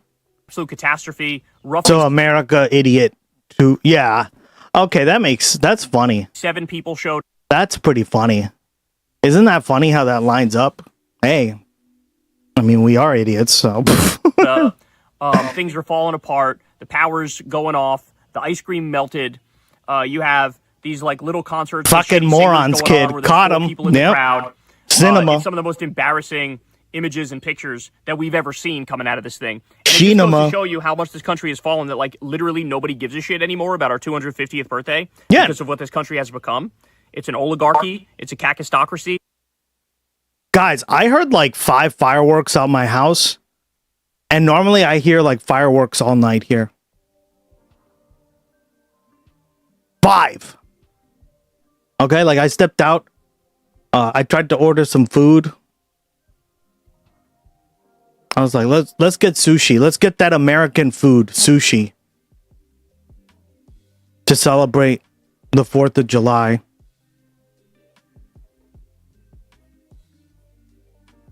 And they canceled my order. We were pissed. Italiano, lasagna. Oh, yeah. Exactly. Exactly. You nailed it, right? Yeah.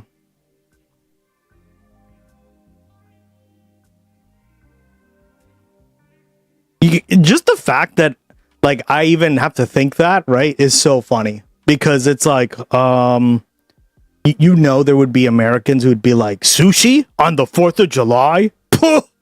Are you even really American? It's fascist, and people are just saying we're not going to pretend like everything's great when everything's actually terrible. And I like sushi because, A, not only does it taste good, but it's super good for you, right? It has a lot of good, especially if you get like the salmon and the tuna is not the best for you guys, but like salmon has a lot of omega 3s, right? Fish in general is super good for you. So there's 1776 to 2026 coins out to my grandpa bought one. Interesting. I was trying to sleep and all the fireworks were going off like crazy. The whole sky was very colorful. Oh, really? Here it was like the opposite. Here I heard like 5 fireworks and that's it. And again, I normally hear fireworks all the time around here around the 4th of July.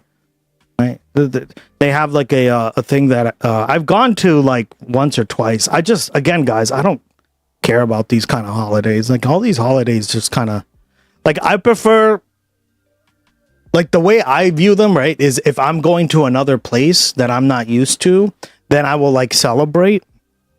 But it's because I want to see like how people celebrate, right? So like when I was in Costa Rica, I was there for their Independence Day, right? I forget what day it was. And like, I just liked watching the people, right? Like, obviously I wasn't celebrating. I didn't even celebrate the rain, but like I was watching all the people around me, and that was fun to me. Right? I like that. Like, it was fun to see people having a fun time. Like, I don't need to be fucking pumped for shit, right? It's called, like, I'm happy for other people being happy, right? Was boom boom like 7 to 11, and then I didn't hear shit, dog. I heard nothing, and then it started again at 1:30. Ducky, I didn't hear shit. So from like, what was it, when I ended stream to like way late, nothing, not a fucking, maybe 5, that's it. And it was like pew psh, pew psh, pew psh. Oh yeah, he only buys the map for collectible value, but he also watches Fox News 24/7. Play the Gloggy clip today? Oh yeah, let's do that real quick.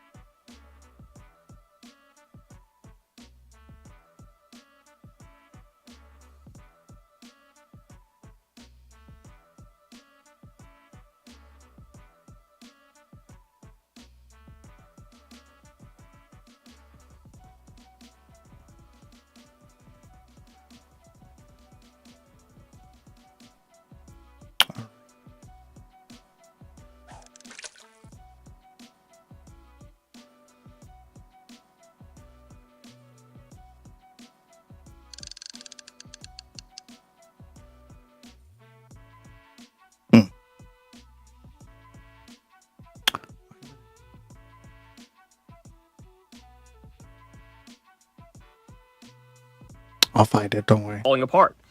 Well, guess what? You said it's the 5-minute mark? Apparently, the same company that managed logistics for Trump's January 6th rally is now overseeing his Great American State Fair. After being awarded $68 million in taxpayer funds. Ladies and gentlemen, the corruption and the grift is off the goddamn charts. You have got to be kidding me. In fact, Midas News says a congressional probe alleges massive fraud in Trump's Freedom 250 event, alleging Trump allies. Did you get? No, I haven't checked. Misled donors, hijacked America's 250th, and sold access for millions. Not unlike the fucking UFC fight on the lawn. Yeah. Right? Same shit. Facts. It's always the same script. Everything Trump touches turns to shit. It's all the fucking Fire Festival. And him and his family and his cronies run out the back door with all the fucking money. Yeah, literally. Every single time. That's what it is. Literally the Joker from, right? Remember that bus scene where they crash into the bank? The mob bank? And just such a good scene. And like, if you don't see it at this point, they just like load up the money, the bags of money, uncirculated, yeah. You don't want to see it. And he buys them straight from the U.S. Mint. Exactly, yeah. Well, and remember, those were marked bills. I gotta go do my Sunday fun day. See you in a couple hours. No worries, like, you're girl. Not interested See you in soon. The truth. You're just not. Just wild stuff. Okay. Also, here's some breaking news that came out from MS Now. Breaking news! The FBI is surging resources into what it calls a priority investigation related to the 2020 election in Georgia. So in other words, they're trying to muck up fake bullshit charges again, saying the election was stolen when we all know it wasn't. Okay? So there's apparently an extraordinary effort ongoing right now to find non-existent evidence of voter fraud. Documents obtained by MS Now show that the FBI is authorizing intelligence analysts to work overtime, including weekends and holidays, on the case. And they show that Cash Intel is ordering personnel from all field offices to participate. So in other words, they're going all in. They're putting so much time, money, resources, efforts into going after the election from 2020 and pretend like it was stolen when it was not remotely stolen. We've had the fucking audit in Arizona, which came back and said not only did Biden win, he won by more votes than we thought he won by. You also had the 60 court cases that Trump fucking lost those shits. Virtually all of them. The only ones he won were on some procedural stuff. It wasn't even like substantive. I mean, it's just insane. It is insane. And so instead of, I don't know, having what's supposed to be an independent agency investigating MAGA corruption, for example, which is like the crime spree is worse than anything we've ever seen. Instead of that, it's, oh, let's muck up some fake bullshit 2020 charges and try to pretend like the election was stolen when it wasn't. Okay, ready? Now, at the same time that's going on, Norm Ornstein, who's a political scientist and he contributes to The Atlantic, he came out and said the following: something I predicted multiple times is about to come true. Todd Blanche is going to cut a deal with Maduro to have him falsely claim that Venezuela tilted the 2020 elections for Biden. In return, he and his wife are likely to be in the same prison as Ghislaine Maxwell, which is not a motherfucking prison, it's a motherfucking resort. She has a puppy, she's got somebody waiting on her day in and day out every second of the day. What the hell? She gets to play fucking... We knew it! Hot yoga and go for walks and have board games and have a TV and do whatever the fuck she wants. Like, do you understand, man, what's going on here? What the hell? They're laying the groundwork to steal the midterms and 2028. New follower to the commune. Thank you, the paradigm shift. The paradigm shift. Thank you so much, buddy. Welcome to the stream. How you doing? They're gonna make a deal with Maduro to have Maduro lie and say, oh yeah, I totally stole the election for Joe Biden. Absolutely. Welcome. Got in those machines and flipped the votes and did all that stuff. This will be the biggest ruse, the biggest con we've ever seen in U.S. history. Like, cutting a deal with a dictator, have the dictator lie, pretend like the election I see you found our soundboard. It's pretty awesome, yeah. Was stolen. And then to use that to steal future elections, like, again, I don't think people fully realize just how far gone we are right now. Please clap. Just how out in fucking Narnia we are. Just how unhinged this regime is. Well, this should give you some sense of it. This should give you some sense of it. The FBI using all of its resources to muck up a fake case about 2020. Meanwhile, if you actually want to have a conversation about stolen elections, we can have a conversation about stolen elections. And you know who's fucking stealing them? It would be the Republicans. It would be the Republicans. Shall we talk about the 2000 election? Should we talk about the 2004 election with John Kerry and the Diebold voting machines? Should we talk about what happened in Florida in 2000? Should we talk about the anomalies around the 2024 election as explained by legendary investigative journalist Greg Palast? No, they want to talk about their lies, pretending the elections were stolen when Democrats win, when if anything, it's the opposite. Jesus Christ, man. Jesus Christ. Okay. This is very heartbreaking and disturbing, but more than 100 Venezuelans were deported from the U.S. hours before that massive earthquake rocked the country, and they're now missing after their hotel collapsed. So, in other words, we had deported people just before the earthquake, and it looks like they're probably dead. That's what's going on. That's what this country is now doing to people. By the way, the results of, that earthquake, I feel horrible for them. And then they're not getting much help. Everybody was trying to downplay the severity of it. The government tried to downplay the severity of it. They're going around doing like photo ops without actually helping people. Well, and the 2000 election was, right? Like Al Gore won, guys. The Brooks Brothers riot was a way to influence the election, right? We had talked about the Brooks Brothers riot in Florida there, right? It's so fucked. These people are just projection incarnate, right? Like, you're stealing the election. Motherfuckers, you're the ones who do this. You've done it before, right? He just gave 2 examples. What? Trump is looting and pillaging the country, stealing their gold, stealing their oil as, like, up to 100,000 people could be dead. I mean, it is just, oh, God, it's so sad. It's so horrible. I also wanted to share this with you guys. So, I don't know if you followed the governor race in Colorado, but there's a gubernatorial candidate. I hate that word. It's just called the governor's race, not the gubernatorial race. It's such a weird word. Yeah. But there's this guy named Victor Marx. And gubernatorial. Victor Marx is running as a Republican, and he was in second place in the vote count early on when the vote counting started. But he ended up surging to win the Republican primary. Well, guess what? This guy is an absolute psychopath, and he's now the Republican nominee to be governor in Colorado. Here's some stuff about him. Now, we already did one segment on him. It's the worst interview I think I've ever seen, where he just falls apart and talks about how he committed murder and stuff. I'm not even kidding. Here's what you need to know about him. He says when he was 7 years old, he killed a man. because his stepfather wanted him to kill a man. He openly talks about this. He also talks about performing exorcisms, and that his exorcisms are the secret sauce of his multi-million-dollar ministry. Oh, no. He says that phone exorcisms work, presumably because he's charging people to do exorcisms by phone. Yeah, that makes sense. Well, guys, if you're charging money, then of course. Also may... Is he Catholic? Probably. Have No, he's probably evangelical, right? People abroad in self-defense. But who knows at this point? I don't know. By phone. Says he called in a U.S. airstrike that killed 70 ISIS fighters, even though the U.S. government has come out and said that's absolutely positively untrue. Oh, my God. What a His clown. ministry has run 100-plus high-risk missions to rescue women and children, he says, which, again, that has been... evidence seems to indicate that that is completely and utterly made up.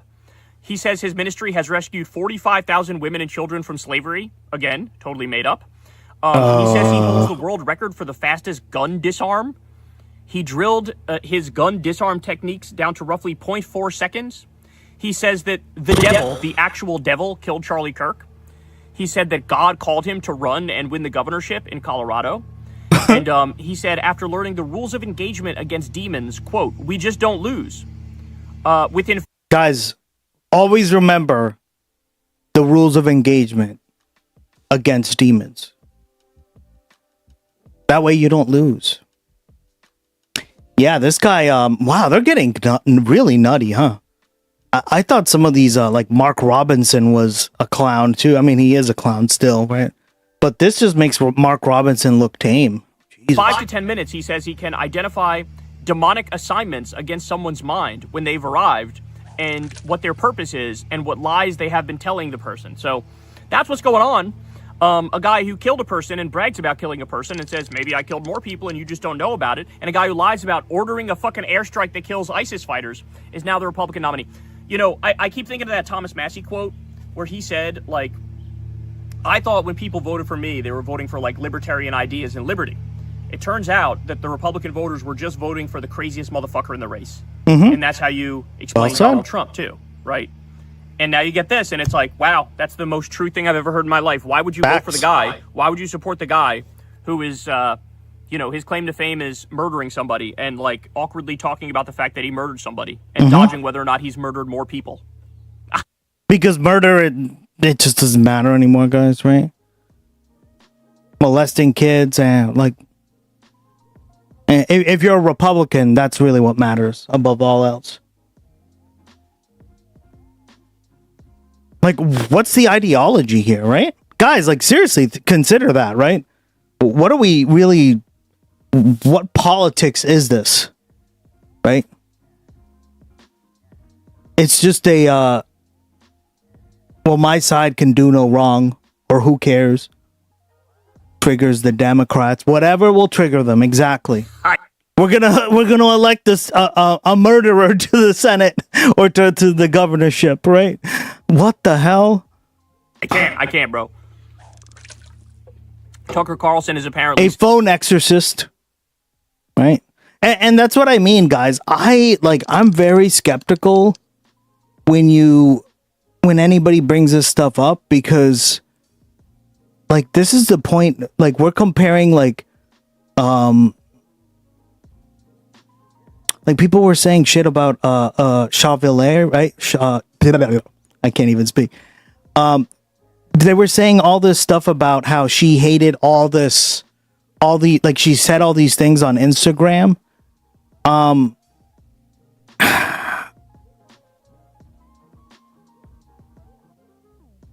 And here we are, like, debating a guy who literally admits that he murdered someone at the age of 7. Huh?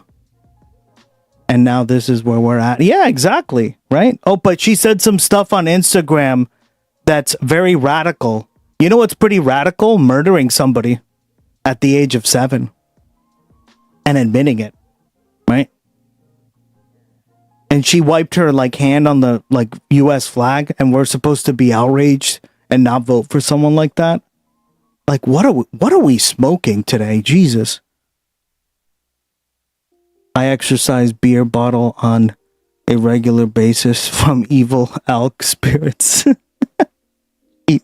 that he intends to build a third party, describing the U.S. as, quote, a one-party state posing as a democracy. Jesus. Well, my reaction to this is very simple. Or Graham Plattner, he's a communist Nazi, right? Yeah, that works. Congratulations. Yeah. He's a communist Nazi. Tucker, good luck on your on getting Perfect your 3% logic, of man. the vote or 4% of the vote. I'm sure this won't be an epic embarrassment that fails miserably and goes absolutely nowhere.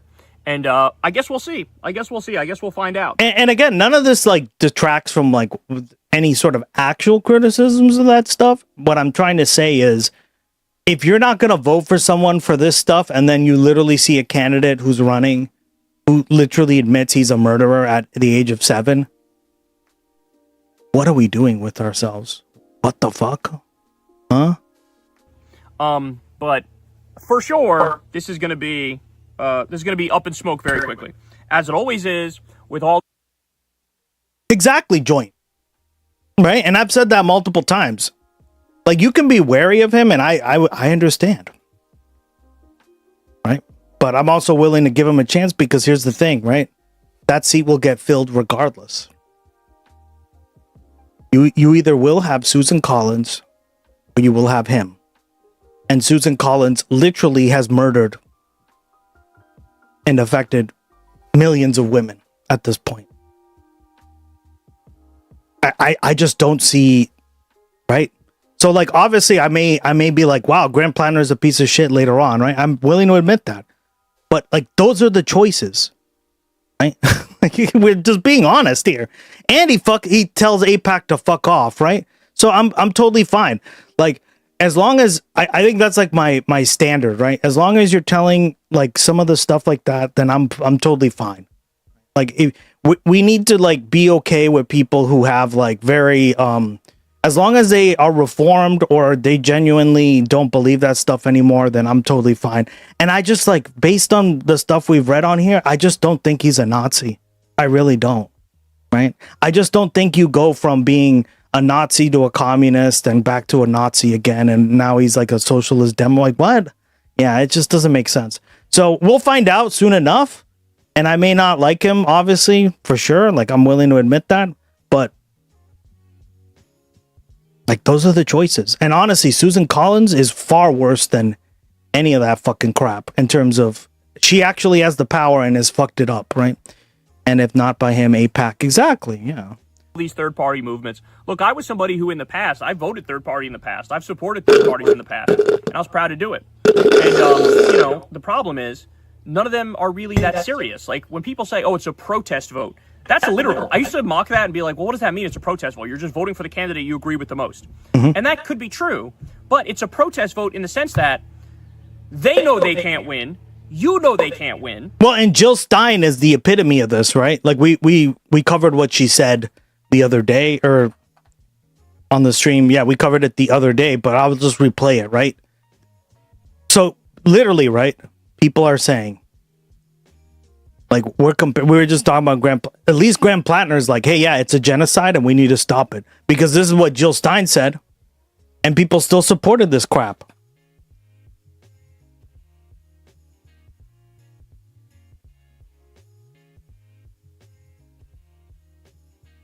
You haven't called Vladimir Putin a war criminal, but you have called Benjamin Netanyahu No, a war actually criminal. we did. Yeah. In my very first remarks about the Ukraine war, we condemned... Vladimir Putin's a war criminal. Yes, we did. And Bashar al-Assad's a war criminal. Yes, in so many words. Yes, we have In so many words. said as much. So You called Netanyahu one, which I think he is. Oh, Is absolutely. Putin a war criminal? So what we said about Putin was that his invasion of Ukraine is criminal. It's a criminal and murderous war. And he's a war criminal who should be on trial. Well, by implication. Yes. If I heard any candidates speak like that, immediately, they're not getting my vote.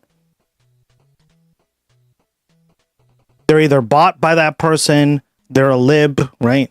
Any of that stuff. So that's what I'm saying, guys. It's like what they also are, like, their positions. Yeah. Well, why is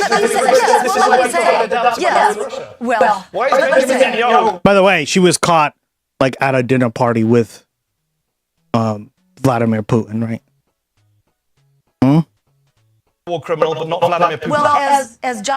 That right there shows it's like if you're willing to dine with the war criminal, like, well, why are you even considered like actually right? John F. Kennedy said, "We must." Oh no, here are the platitudes. The minute I hear that, this is like Obama shit. I'm done. No. Not be afraid to. We must not negotiate out of fear, and we must not fear to negotiate. So, if you want to be an effective world leader, you don't start by name calling. It's not a name though. It's just literally the same way. Right, guys? This is so dumb. Reminds me, Mehdi made an awesome interview of one of the. Yep, you missed it, dog. We watched that whole fucking thing. Turtle showed it to us. We watch head to head all the time on here. That's like our jubilee. I love head to head. Not only can they not win, they have. We watched the whole thing. It was some clown show shit. He looks like a Nazi. That guy literally looked like a Nazi. Have no plan to eventually get to a place where they have even a fraction of a percentage chance of actually holding power. So it really is just like a virtue signal fest. That's what it is. They're just virtue signaling. Mm-hmm. And so once you come to grips with that, you realize it's either going to be the Democrat or the Republican who wins. So take your fucking pick, right? Yeah, I watched it 2 days ago. Yeah, that was like last week we watched that. We watched it the day it came out. Like, it's going to be... It was really good. I liked it. One of the two. It doesn't matter if you don't like that, if you don't want that, if you're uncomfortable with that. None of that matters. Your fucking feelings are completely and utterly irrelevant. It's going to be the Democrat or the Republican. So which one? And by the way, it is perfectly legitimate to say, who's the lesser of two evils? I'm an opponent of false equivalence. I think it's total bull. Well, and I don't like electoralism, right? Because electoralism is a little bit different. But it's just the facts, right? Bullshit that both parties are the same or even similar. I disagree with that. There's very, very real differences that matter a fucking lot. But like, well, yeah, like if anybody thought we would go to war with Iran because of like Kamala, yeah, I don't think that would have happened, right? I don't think we would have had mass deportations the same way, right? Alex Preddy would still be alive, like just like really common stuff that we all know would probably not have happened, right? Let's be fair, guys. Like I said, it's going to be one of the two. And I think that's what he's saying here. It's going to be one of the two, and even if you say this one's a lesser evil, okay, well, we go with the fucking lesser evil. He's going to launch a third party that shits the bed immediately, right? I mean, just incredible. Incredible that he's even thinking about trying something like that. By the way, what's the ideology going to be? Here's my guess. My guess is they're actually let's actually cut off money and weapons to Israel. Okay, good, like that. That's good. Let's end the war in Iran. Okay, great. That's awesome. Love that. But then he's gonna go and let's be even harder on immigrants. Let's actually build a wall. Let's actually deport millions of people. Let's actually build those ICE concentration camps. Let's actually say fuck you to trans people and ban trans people from getting the health care that they deserve. And it's like, who is this for? Who is this for? 17 fucking weirdos on Twitter? Is that who this is for? Because that's what's going to happen, right? I mean, people forget the Republican base. He's mostly going to be pulling from the Republican base and some weird horseshoe theory types. And like 80% of the Republican base is still pro-Israel, even though they witnessed them do a genocide. Okay, good luck. Good luck trying to convert them. We showed you polls, Trump versus Tucker Carlson, and Trump just blows Tucker out of the water with Republican voters. The idea that like when Tucker broke, he's bringing some significant chunk of the Republican base with him. He's just not. It's a fucking death toll. They just voted for a guy who bragged about having his stepdad making him kill somebody when he was 7 years old, and he said no comment when asked if he killed anybody else. You think this is going to be like? So the guy's admitting he's a serial killer, essentially. Yeah, that's crazy. Group of people that is like, wow, Jesus. Yeah, because if you murder two people, no comment. So not only are you a murderer, but you're a serial killer. What? Well, I'm actually right. And if you look at like the psychological profile of serial killers, they often start killing at least animals and stuff very, very young, right? And then they sometimes even kill people starting off very young, right? To the anti-war perspective, Jesus. I pretended to believe in. So now I want to go with Tucker. Not going to happen. It's just simply not going to fucking happen. And then why would any left-winger vote for this party when you're also signing up for ICE concentration camps? For ICE concentration camps and fucking bigotry and anti-trans garbage, right? Like, it's just not going to work. It's just simply not going to fucking work. Also, I love the idea of a guy whose claim to fame is that he says he was attacked by a demon when sleeping in his bed. Oh yeah, this guy's going to lead the country out of the yeah, Tucker. abyss that we're in. Please fucking spare me. All right, we also have this. Oh, so God. there's a Republican senator by the name of Bernie Moreno, and after the Supreme Court slapped down slapped down the attempt to overturn birthright citizenship, he decided to listen to Trump and propose a bill to end birthright citizenship. Now, as I already laid out, Trump has no idea how this works. Bernie Moreno has no idea how this works. You can't just pass a law that overrides the Constitution. You would need a constitutional amendment. So this is just a total fucking virtue signal. Even if this were to pass, which it wouldn't, but even if this were to pass, nothing would come of it. You would still be a U.S. citizen if you're born in this country. But here's the funny part. Ready? So Bernie Moreno, his actual name is Bernardo Francisco Moreno Meja.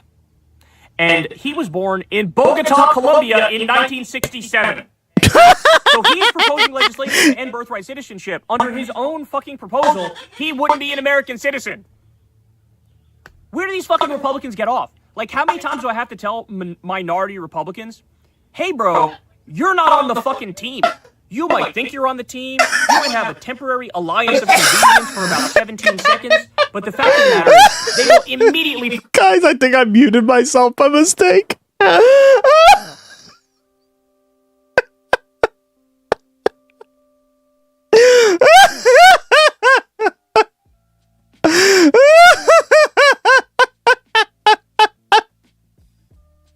Oh, you can't make this shit up.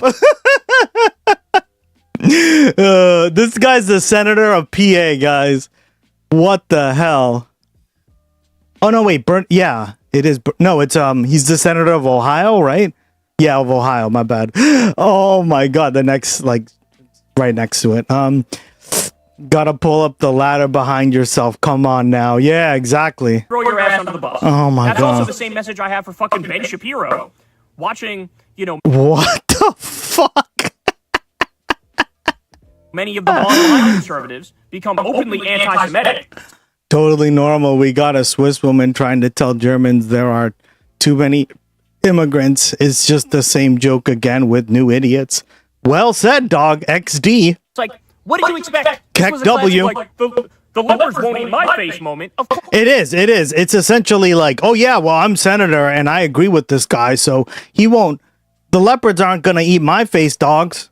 Of course they fucking will. No. You've been feeding into the hatred towards black people, brown people, gay people, trans people, all these people, and now you're shocked when right-wing bigotry also targets Oh my Jews. god, I want to die. So yes, you are not in the club. You will never be in the club.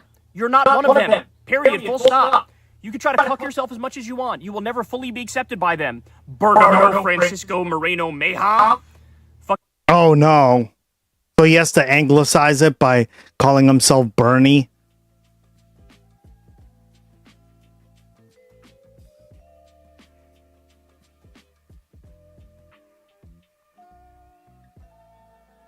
You will never fully be accepted by them. Bernardo Francisco Moreno Meja.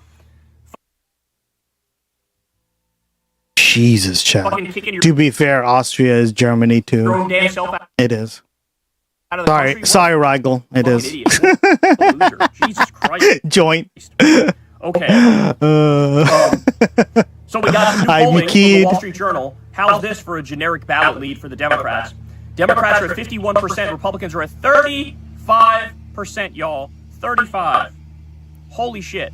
That is a 16-point lead for the Democrats. 16 fucking points. I don't know, man. It's starting to look like it's going to be an even bigger sweep than 2018, assuming it's free and fair, which is a big if, right?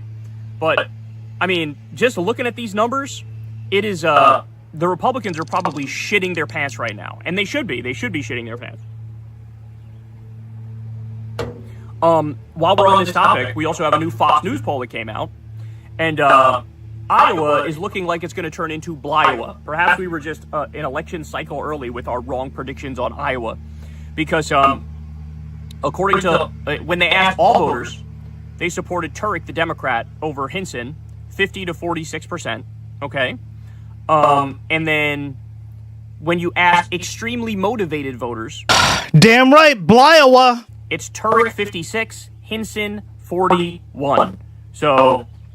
that's a big fucking deal, man. That's a huge lead. And by the way, there's a reason for this. The reason for this is a lot of the negative effects of Trump's policies are really impacting Iowa. Yeah, that makes sense. The hardest, even. You know, like you look at a lot of red states in the country are being hammered, but Iowa in particular is being absolutely. Someone trying to shit on the Bernie brand, huh? Yeah, they are. Horrible Facts. effect on them. The fertilizer crisis with the Strait of Hormuz is having a horrible effect on them. You also have, I mean, we've talked about how the cattle industry in this country has been undercut massively because Trump is allowing in beef from Argentina, which, by the way, is they use this like toxic chemical in that beef, and Trump doesn't care, let it in here anyway, making it so we're all probably going to fucking die younger from ingesting all these chemicals and shit. But in so many ways, Trump's decisions has fucked Iowa. We covered that. And that's leaving them no choice, basically, where they're like, we got to vote against the status quo. How many farmers are losing their farms now because of Trump's policies? And so now it's all catching up. It's all catching up. Okay. How about this? This is actually some good news because there's a new poll out from Data for Progress, and they talk to Americans about their future, and Americans are very pessimistic about their future. But which actors do they blame the most? Okay, like which actors do they think have the worst impact on the economy and society more broadly? You ready for this? The number one group to blame for all of our problems, according to this poll, according to voters, billionaires. 100% correct. 1 trillion percent correct. 1 quadrillion percent correct. And voters are now catching on. Number 2, corporate landlords. Number 3, sports gambling. Number 4, artificial intelligence. Number 5, rise up, baby! What up? I love it. Cryptocurrency. Finally, the normies are catching on. I'm so sick of having to push them in the right direction, guys. Finally, they're catching on. That's incredible. So billionaires and corporate landlords are seen as the most harmful to society and the economy. Look, I'll add to that, the fascists and the warmongers should be right at the top of this list. But this is a pretty fucking solid list, y'all. Well, I think fascism is inherently tied to billionaires, right? Because remember, what is fascism, guys? It's a merging of the corporate state with the actual government, right? When the two basically blur. It's how like Adolf Hitler was able to be like, hey, I want to create a company, Volkswagen, right? And it's going to help the German army. And yeah, people got rich off of that, right? It's still technically around today, obviously in a different way. It's not, but there you go, right? Like that's fascism. This is a pretty solid list, and it shows me that voters are beginning to get it. That the problem is not black people, the problem is not trans people, the problem is not gay people, the problem is not immigrants, the problem is not any minority group you've been told to hate and told to fear. The problem is and always has been the billionaires, the fascists, and the warmongers. And people are beginning to catch on, and I think that's going to have some very positive consequences when it comes to the politics of this country. Now, how about this for a wild fact? But Melania Trump apparently made $10 million from her Amazon documentary, despite it flopping at the box office.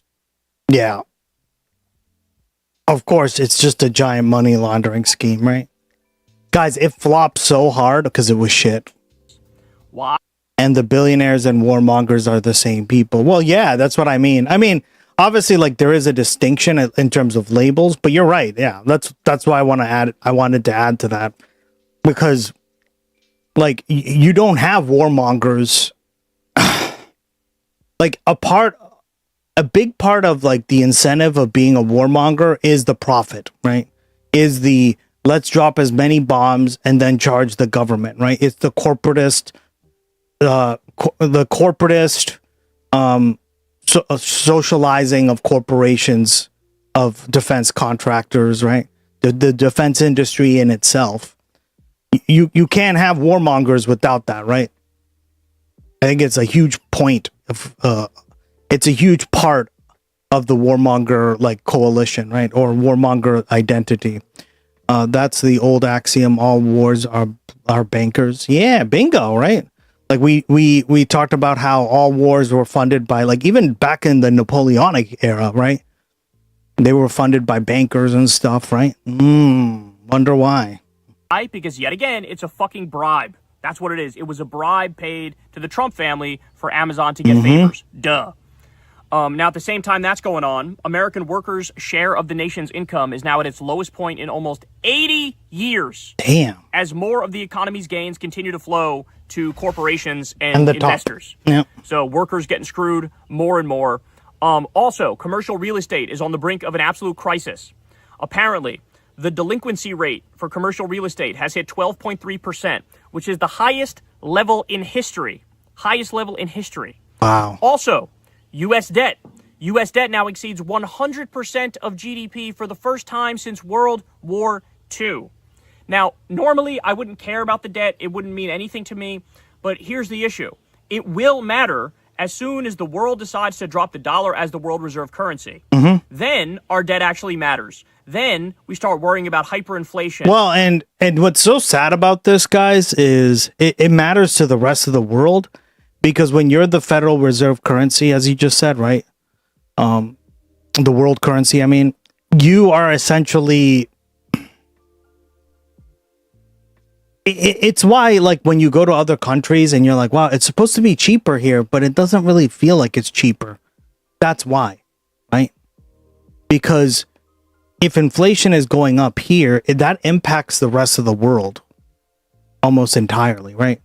Now, it doesn't on everything, right? Like, it's not like a one-to-one, but it does have an effect, right?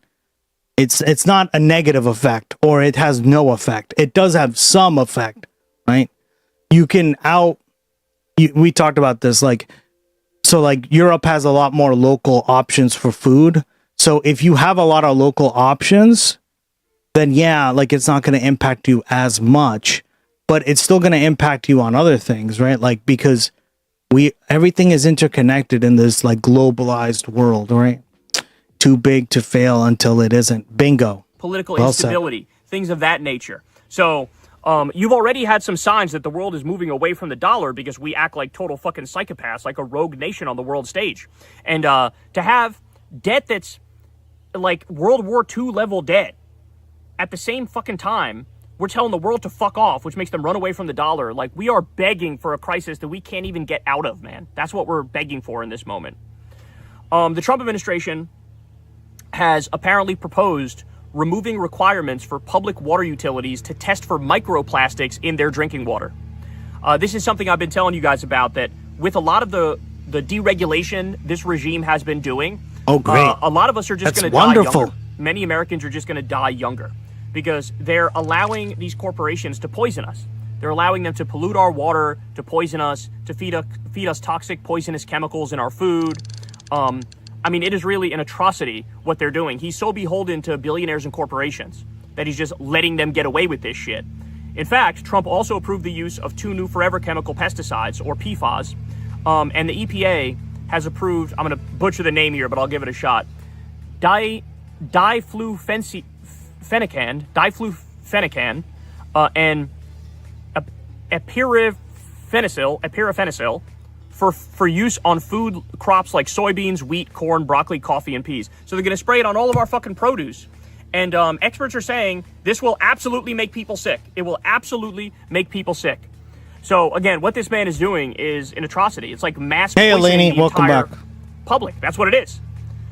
There's also a new flesh-eating bacteria with a 20% mortality rate. What? That's been spotted in multiple U.S. waterways. What? And this comes after the Trump administration disrupted water monitoring systems and slashed CDC programs that studied the bacteria.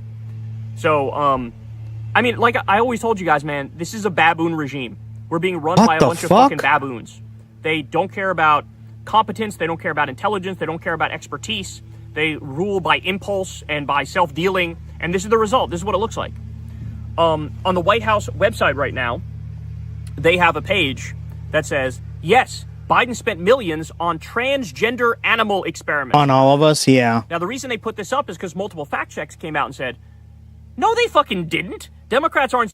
Yeah, I mean, the microplastic thing is, and it's only getting worse now. Spending tax money We've on gone over that. transgender animal experiments. Oh, In no. fact, what's actually happening here is there's something called transgenic, not transgender. And transgenic means any organism, like a plant or an animal or a microbe. Oh my God, they're so stupid. They don't even know the difference. DNA artificially introduced into its genome. Yeah. And then you do that to then study different viruses, illnesses, diseases, stuff like that. It's all for scientific research that has practical They're putting chemicals in the water that turn the frickin' frogs gay.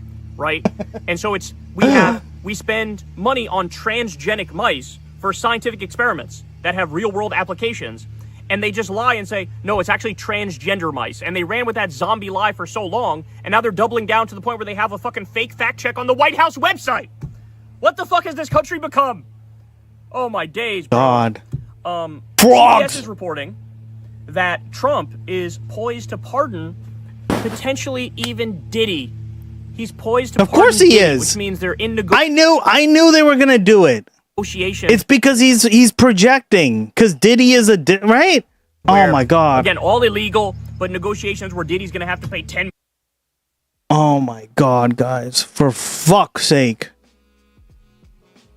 God, Elaney, why you streaking, girl? million or whatever the fuck it is to Trump Diddy speechless, right? in order to get his ass Diddy is a diddler for real. a pardon.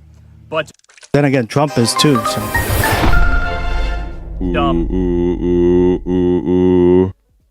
Elaney just got a 3-day stream streak.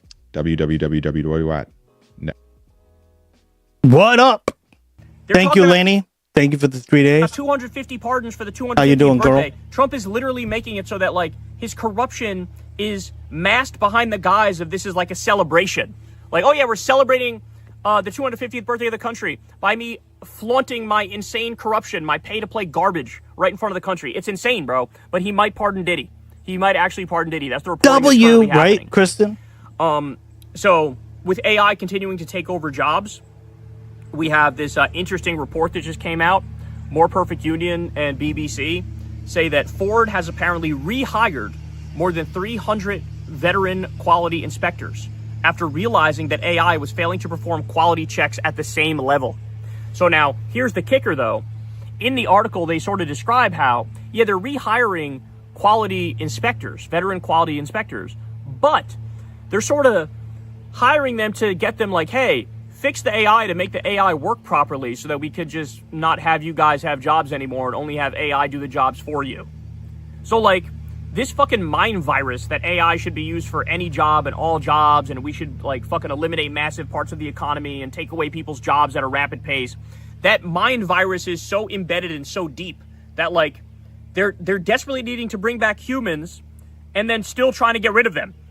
Like, it's so crazy to me, man. It's so crazy we're allowing an unelected group of elitist billionaire pedophiles decide to unleash an untested technology on us that could lead to all of our jobs being taken, or, you know, basically creating the devil in a computer. Excellent just got a 205-day stream streak.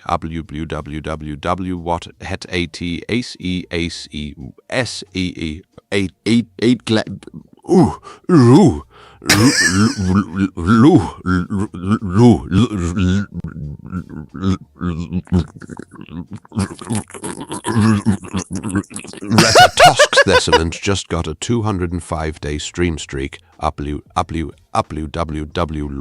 What it? He's having a brain aneurysm.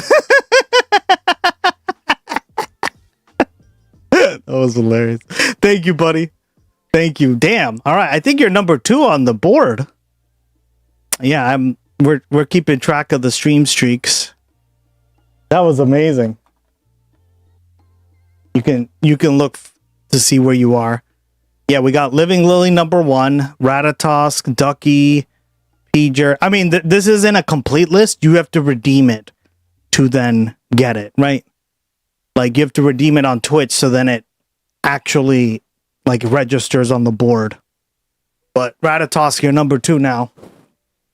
I'll be announcing them at the end of the year, so congrats. Damn, 215 and 205.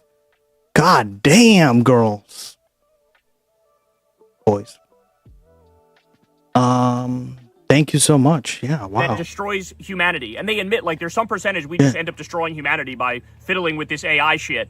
And then, like, everybody acts like that's okay. Like, let's proceed even though that's the case. It's like, that's insane. Why would we allow that? Unite, Why would we assemble. regulate the Damn fuck out right. of these people? right? Like, it's crazy to me what we allow. This hoe is loyal. What up? What we don't allow and what we do allow. We do allow billionaires to make an economy-destroying technology. We don't allow people to protest a fucking genocide. And that's this country we live in now. We allow billionaire elitists to rape children.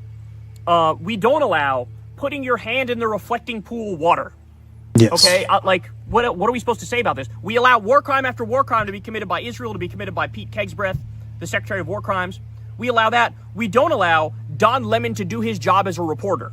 Correct. This is where we are in this country. This is where we are. Yep. All right.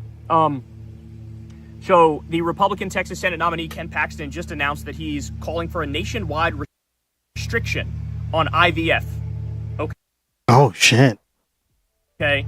Which is like, again, shooting himself in the foot repeatedly. You're already tied in the polls with Tallarico. Apparently, you calling him Talafrico didn't work the way you thought. Yeah. Where are my Talafricos at? Thought it might work. Okay. But really, now you're calling for nationwide restrictions on IVF? Meanwhile, that's like a fucking 80% disliked policy. This is insane. This is insane. And this comes days after the Texas GOP passed a measure calling to completely ban IVF across the entire state. Okay, by the way, while we're on this topic, tune into Crystal Kyle and Friends, because Crystal Kyle and Friends this week, we have David Griscom coming on. He wrote an awesome book called The Myth of Red Texas. I highly recommend that. Pick up the book, The Myth of Red Texas, and read about it. The history is phenomenal. And watch this podcast with him, because we get into, does Tallarico actually have a chance? Do Democrats actually have a chance in Texas? And we get into the history that people don't know. It's the hidden history of Texas that Republicans have purposefully tried to hide and snuff out. That capitalists and billionaires have purposely tried to hide and snuff out. And we're going to give you that real history on the show. So definitely check that out. All right, let me keep going here. As I'm sitting out here in 99 degrees and my shirt is progressively starting to stick to my body more and more, listen to this. The Mediterranean Sea, its heat wave is now so severe that it's 15 degrees Fahrenheit above normal right now. Jesus. 15 degrees Fahrenheit above normal. Oh my word.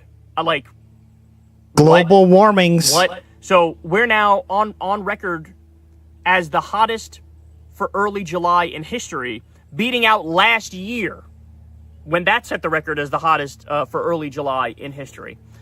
Just crazy, man. And it's basically like the sea is boiling. I don't know. I think there's going to be some unintended consequences to this, which could be catastrophic in nature. In fact, in Virginia, there's a Virginia county that has a shitload of data centers. It has 37 data centers. And they're asking teachers to turn off lights as power costs are surging. So 37 data centers, they get to keep doing their thing, but if you're a teacher, turn off the lights. What the fuck? What the fuck are we talking about, man? Oh my days. Like, they're prioritizing data centers over like human well-being now, and they're not even bothering to try to pretend like they aren't, right? Like, that's where we are. This is also terrifying, okay? You know how we have a super El Nino that's supposed to hit? Well, apparently, the forecast was 3.4 degrees Celsius above normal, right? Now they just upped it to 4 degrees Celsius above normal.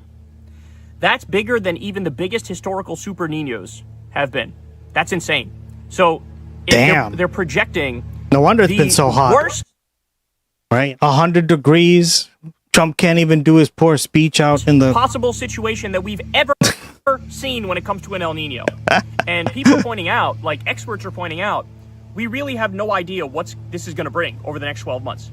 Like, this could bring absolute catastrophe when it comes to like our food system, for example. In fact, the USDA is projecting that U.S. farmers will harvest just 32.1 million acres of wheat in 2026, which is the lowest in 149 years, the smallest wheat harvest since 1877.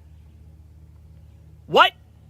So right off the bat, massive supply and demand issue. Prices are going to skyrocket. But also, at some point, we're looking at like a food system collapse, y'all. We're looking at Dust Bowl-like conditions. And we're seeing the El Nino with the climate change, with the records being broken everywhere, with the fucking heat domes and the record heat waves, and everybody's just acting. And at the same time all this is happening, the Republicans are like, we are definitely going to do no renewable technology and green technology. Let's make sure we stay with fossil fuels forever, even though the Strait of Hormuz is closed and there's about to be a crisis. They're not using this moment to do the thing which any reasonable person would do, which is let's move towards green and renewable technology, right? Green energy. They're not doing it. They're not doing it. It's just insane. Now, Republicans were going after Zohran Mamdani because Zohran gave a speech, and in the speech he said, hey, look, we have a heat wave coming, so if you set your thermostat to 78 degrees, that'll help the power grid, right? And all these Republicans flipped out. They started yelling, this is what it's like under communism. Well, first of all, they're not even mandating you turn it to 78. It's a fucking recommendation to protect the grid, okay? That's point number one. Point number two is, every single state recommends the same thing. Florida recommends the same thing. Texas recommends the same thing. Arizona recommends the same thing. Missouri recommends the same thing. North Carolina, even red states, all recommend the same thing. You have Republicans coming out and saying, how dare he say this? Then you go back and they tweeted something similar like 4 or 5 years ago when it was either really cold and you need to, hey, keep your keep your thermostat at 65 in the winter because we're going to get a cold snap. Like, that'll help the power grid. You've had people say that. You've had people say keep it at 78 when there's a heat wave. Like, they're acting like, how dare he? But they all do the same shit. They all do this. All of them, yeah. Same fucking shit. It's fucking ridiculous. So this is how fucking embarrassing the Republicans have become. Now, so stop and think about it, man. First, they cancel the IRA, the Inflation Reduction Act, which invested a lot into green and renewable technology. Then, they immediately double down and triple down and quadruple down on fossil fuels and oil and gas. Then they use taxpayer money to pay energy companies to cancel the renewable energy projects. Yep, so they make money off of that. It's just corporatism, right? We went over this too. And then they subsidize data centers to gobble up public energy. And then that increases our electric bills by like up to $100 to $200. What? Remember that guy we watched on, I think it was TikTok or Instagram? He said like he reduced the amount of electricity he used, and his bill went up by like $100. So imagine that. You reduce your amount of electricity, but your bill goes up. And he like showed it. It's like, yep. It shows he used only like however many kilowatts per hour, right? And his bill was like was more money. USAID and the CIA. Yeah, I live in the darkness, but my price keeps going up. Yeah, exactly, right? And that's data centers, because they're just gobbling up all the extra power, and it's socializing the cost of electricity onto you, right? Meaning instead of the AI company paying more money because they're not profitable anyway, why would they be, right? Paying that.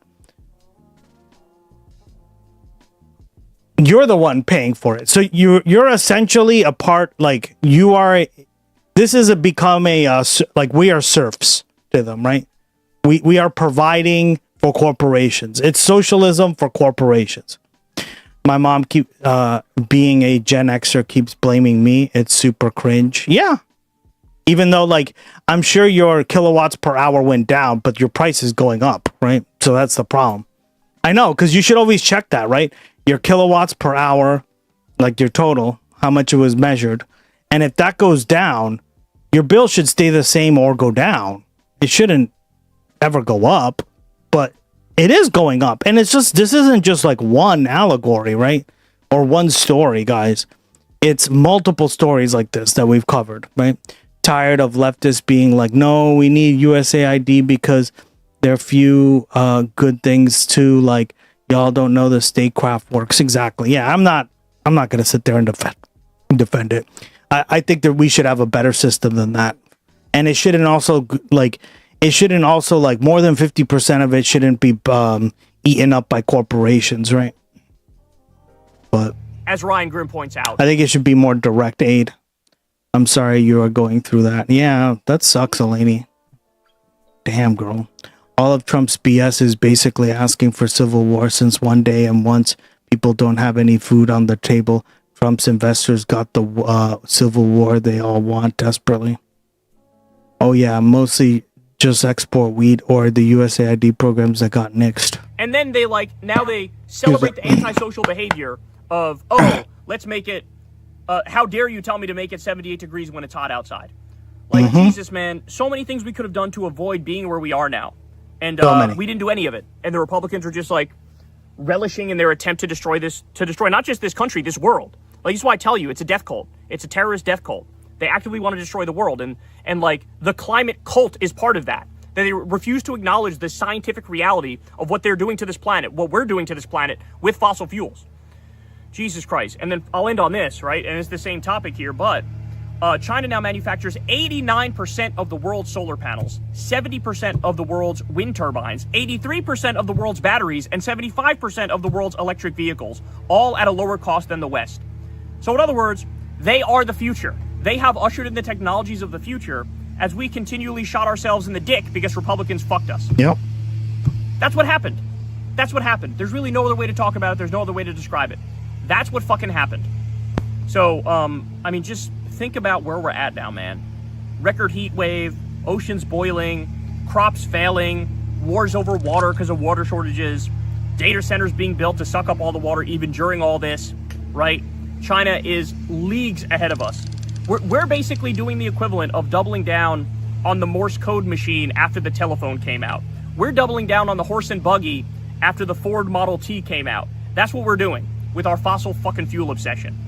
So anyway, there you have it, guys. Just absolutely catastrophic, terrible, terrible stuff here.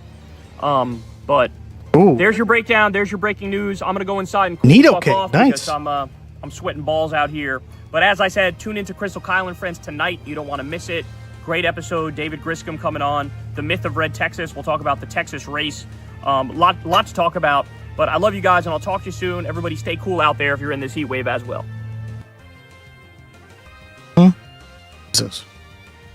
All right. We are back, and we are joined now by the great David Sirota, friend of the show, phenomenal journalist, founder, and editor of The Lever, based in Denver. David, thanks so much for coming on the show today. Thank you. Thanks for having me.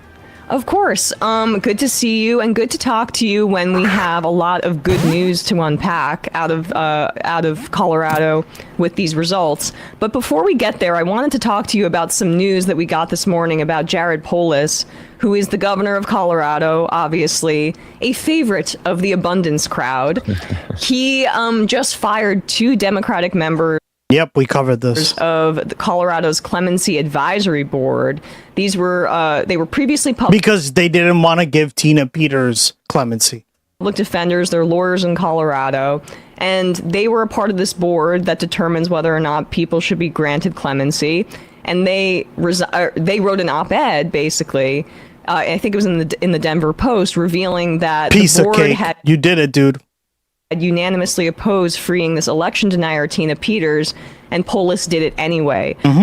Take us through that news and what you're hearing in Colorado this morning. Right. So Jared Polis made this controversial, to say the least, decision to pardon free Tina Peters, overturning essentially an entire judicial process, and doing so under intensifying rhetorical threats from the Trump administration. And these folks essentially whose job it is to make recommendations about clemency. These folks had criticized this decision, and Polis apparently didn't appreciate the criticism and is trying to shut down the discourse by firing them. Now, it's his prerogative to fire them. That's his power, just like it's his power to issue the clemency to Tina Peters. But I think it's kind of like the icing on the cake here. You make a decision the bully makes a demand for you to make a mockery out of your judicial process. You do that, you get criticized for it. People on the inside of your administration whose whole job is expertise on this particular set of issues say, hey, this wasn't a great decision. And now you're sort of shutting down debate. Dare I say that this is quite Trumpish, right? This is very, very Trumpy. And well, it's on Trump's behalf, so you might as well steal his moves, right? Exactly. And the thing is like, look, I'm not even gonna. I mean, I guess it's worth reminding us that Colorado is a very blue state. So doing this in a blue state kind of adds insult to injury. But even if you separate out the politics of Colorado, I think it really sets a genuinely dangerous precedent. Of course it does. If a president starts threatening governors with retribution on behalf of their political allies, threatening in a way that demands a state invalidate its judicial process, right? The idea that doing that will mollify the bully is ridiculous. Well, Jared Polis is a bitch, so fuck him. We know about bullies is you cannot negotiate with them. You shouldn't try to negotiate with them. And in fact, giving them what they want, I would argue, has a good chance of emboldening them. Exactly. You've said, hey, Well the said. next time you want something, just do the same thing. You can see how you can be like collaborative behind the scenes, like how Zohran Mamdani was able to appeal to Trump by, you That's know, actually what I was talking gonna about say. New York I think City zoning, maybe find that pet issue. I think but Zoran's in terms of like is a good core example of this, right? He's a good example of the opposite. Issues of justice and clemency and governance. You know, Zohran never gave an inch to Trump on that front, and it's such a stark contrast with Polis, who didn't just bend over backwards to appease Trump. He retaliated against people for speaking out about the honest dealings or their honest perception on that board of how he capitulated to him. He's also trying to cover it up, and he's not even going to be in office that much longer. Yeah, well, it seems to me this is a little bit about legacy, or really a lot about legacy, where it's like, maybe if the presumption is the public's memory is 5 minutes long, right? Like we forget our whole world every 5 or 10 minutes, that the more there's criticism, the more it potentially means that the Tina Peters situation becomes Jared Polis's legacy. I think the political problem for Jared Polis, if he's worried about his legacy, is firing the people on your clemency board for criticizing you actually makes it a bigger story, right? It takes what was a one-day op-ed and now makes it not only did Jared Polis capitulate to Trump with the pardon, with the clemency, now he's like shutting down criticism of it. Like, it is not a great way to go out. I would agree with you. All right, well, let's turn to the positive news here. So, Melach Kiros defeated Diana DeGette. The final numbers are in, and it's like 12, 13 points. Yep. It was not close at all. Melach was a phenomenal candidate this cycle. I interviewed her quite a bit because I just really believed in her candidacy. She hits on some, like, she's a former lawyer, so she can argue in that way, but she's also DSA and like was fired from her law firm.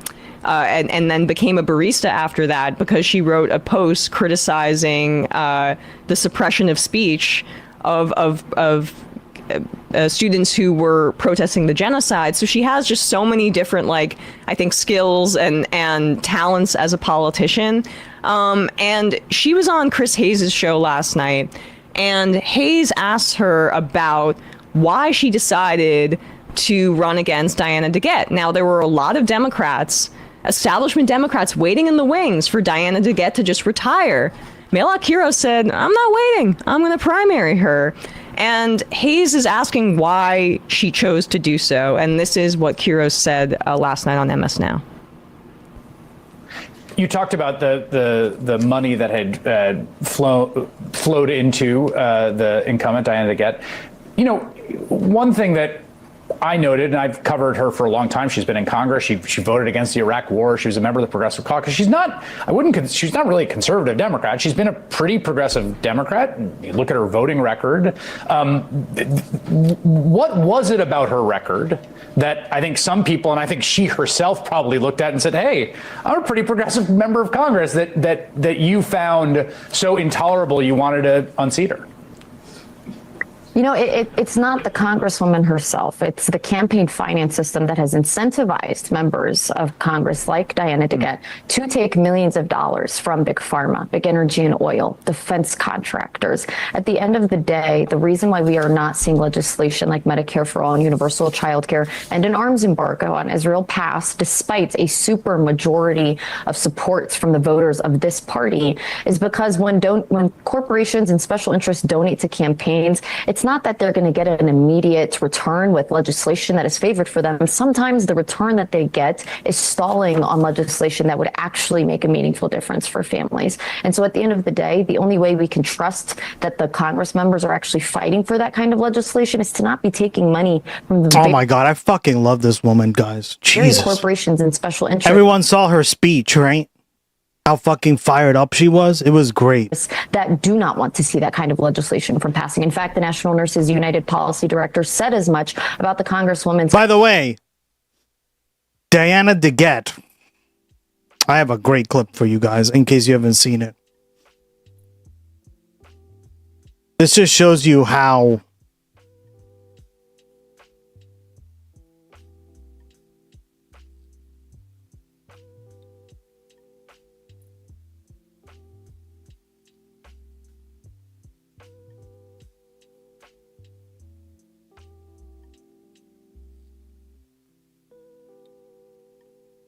Is it this one? Is it this one? I'm pretty sure. DeGette, how can young voters trust you on AI and data centers when you refuse to take a stand against that? Our future is at stake, and you're taking money from Lockheed Martin instead of voters. Yes. One who is funded by billionaires. Yes, You cool. work for them and not for us.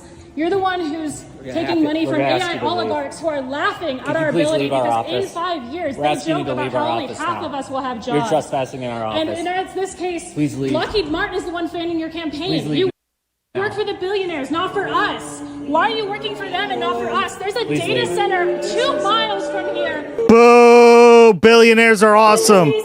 What a bunch of Every single Denver voter is united against this. Jesus. The only one who is not taking the opinion of Denver.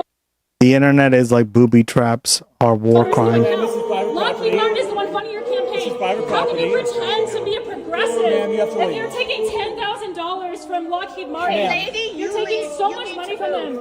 They're the ones who are buying your support. Lockheed Martin is who funds your campaign. You work for billionaires, not for us. How can young voters think that we care about our support when all of our jobs are going to be gone in 5 years due to AI? How can you pretend to be Oh my God. These people are triggered. Please leave. Go ahead. Step out. Shocking behavior. Shocking, yeah. You know, a member of Congress can't get fucking yeah, not even yelled at, right? Talked to in a firm way. Representative DeGette, how can young Crazy. voters That wasn't even the video. I haven't seen that one, but there was another one here that I saw, and somebody sent it to me, but I can't find it. Probably because I misspelled DeGette too. But.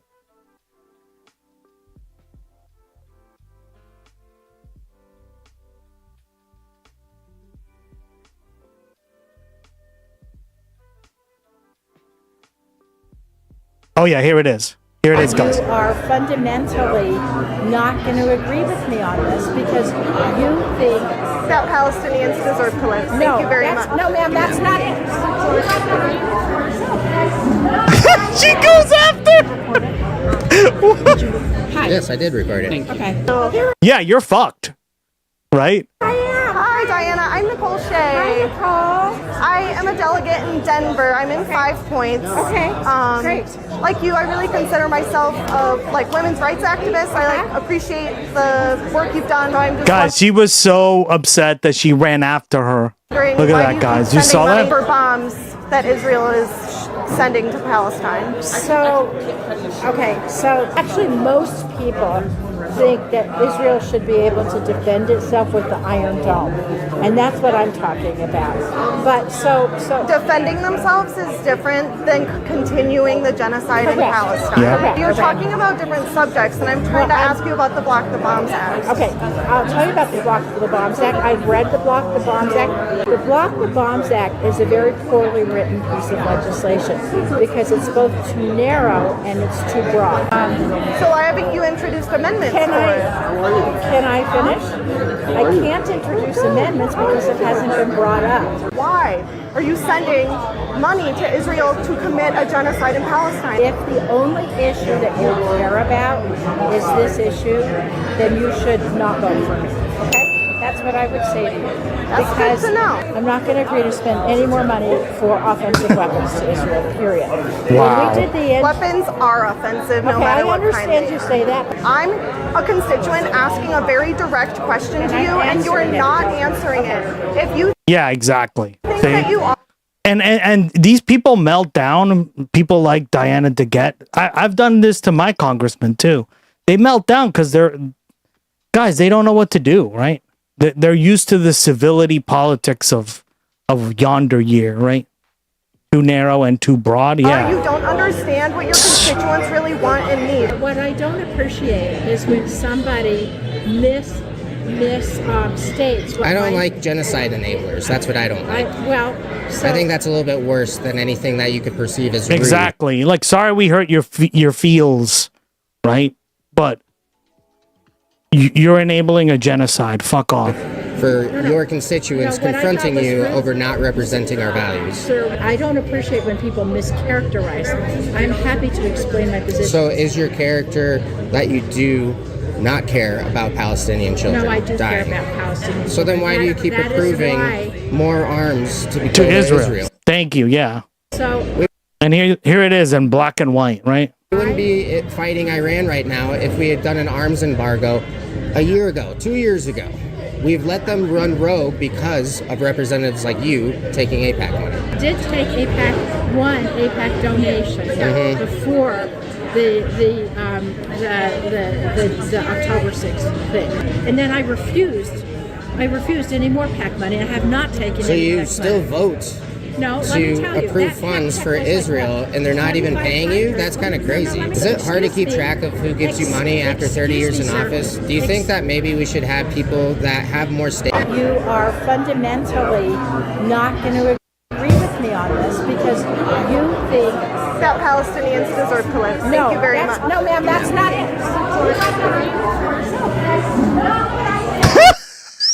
I had to watch that again. Yeah, you know you've lost the plot when you got to do that to a voter, right, guys? Jesus. Co-sponsorship of Medicare for all while I'm also glad she taking won, money from as the you very can health see. insurance companies that would be legislated out of existence. We can't trust that kind of donations coming in for Congress members isn't going to result in some kind of return. And sometimes that return is that we're not actually going to get anything done. That was a perfect answer, and the way she framed it it's absolutely accurate. There are so many co-sponsors of Medicare for All. I mean, in the Senate, Kamala Harris was a co-sponsor of Medicare for All, but she doesn't support Medicare for All. It's a way to have like a kind of a cheap win on your resume or even your voting record. It's also about the absence of what of a lack of fight on a variety of different issues that she mentions there. I found Chris's use of the word intolerable to be a little odd because anybody has the right to run if they choose to, and the voters in Denver decided that, yeah, she was a lot more tolerable than Diana DeGette, who No, that's frankly, not it, right? Cooked. Thank you, Elaney, right? Like you've got to be so desperate to be put in a position like that. But there you go. That's why she lost. And you know what? I'm so glad. I'm so glad. And she won pretty handedly in that district. Right? I'm very happy that she won. Jesus Christ. My understanding, David, yeah, she's a member of the Congressional Progressive Caucus. She voted against the Iraq War, but the issue has more largely been about her kind of relying on seniority and not being a very active member of Congress at all. Yeah, I mean, look, she hasn't led on these issues, right? To understand Diana DeGette's political formula, it was very simple, very straightforward, and it worked for 30 years. And her formula was to not be all that present in the community, to rely on the power of incumbency to get reelected, and more specifically, to vote a relatively progressive line, and with the assurance that it would be difficult for any candidate, any prospective challenger, to get to her proverbial left. to grab onto an issue and say, you voted the wrong way on this, I'm running my whole campaign against this. We have seen campaigns like that where a candidate, I mean, I worked for Ned Lamont when he ran against Joe Lieberman, and the centerpiece of that campaign was Joe Lieberman's explicit votes for the Iraq War. And Ned Lamont won his primary. Joe Lieberman ended up running as an independent. The point being that we've gotten used to campaigns where a candidate casts a set of bad votes and the campaigns become about those votes. DeGette, I think, for a long time, deftly avoided that trap. James Buchanan is the greatest president. Yeah, that traitor. By having a decent voting record. But I think what Malat said is also true, that the lack of presence in the community, the lack of a perception that the votes are followed by an actual effort, actual fighting for the stated ideals. That perception, I think, is real. It became powerful in Denver, in our community here, but I also think, like, we can get it one level simpler here. There is a generational change element to this that just, it's not a very sexy topic. It's not a very hard to understand topic. Like, it's hard to kind of pontificate about it because it's so simple. But like, Diana DeGette had been there for 30 years, which is essentially, it's pretty ridiculous. And at a time of generational demands for change and a generation, younger generations feeling completely underrepresented, all of these things came together to deliver the results that Denver delivered. And remember when David Hogg was kicked out of the DNC because he wanted to address this very core question about gerontocracy and seniority? It was mostly about that. It was less ideological. I mean, I'm sure it was about corporate money too. They wish they were having that fight right now. They wish that they were having the fight with on David Hogg's terms. It's now Hoggers on DSA's terms, bitch. That's right. That's right. And look, I think that again, yeah, and now I think that's what he was trying to say is, like, we're gonna have to. He's. I knew there would be something coming out of that, right? It should have lasted 0 years. Yeah. The generational well said, Eleni. Wave here is really important, and I should mention, Diana DeGette, I think, when she finally woke up to the fact that this was going to be a race, she made exactly the most out of touch, wrong, last minute decision, which her final pitch to voters here was, I've been in Congress so long, I'm going to be the chairperson of the relevant committee that deals with Medicare for all, and so don't vote me out, which underneath that argument, it's just like, I don't care. Like, you haven't done anything for the community in 30 years. I've been here for so long, and I haven't... Right? 15 terms, right? Remember, guys, every single term in the U.S. House of Representatives is 2 years. So 15 terms, 15 times 2 is 30 years. What the hell? Right? No? Done the thing that I promise I now will do. Exactly. Which is if I just get more leadership, more ranking power, right? I mean, ranking stuff does matter to a certain degree, but you also haven't built anything towards that, right? Scoring the idea that she'd been there too long. Right. Exactly right. Let's turn then. Oh, is this about DeGette or whoever? Yeah, we covered DeGette and how she was hounded by a few people, rightfully so, in her office and at a coffee bar, and she just reacted wicked. There's my Boston coming out. Wicked, triggered, and went after one of the voters. It was crazy. She literally chased the voter down. Here, watch. I'll show you that part again. We covered a bunch of these videos. Hybrid, welcome back. Good to see you again. Long time no see. How have you been? Here it is, yeah. Watch. You are fundamentally not going to agree with me on this because you think that Palestinians deserve to live. Thank you very much. No, ma'am, that's not it.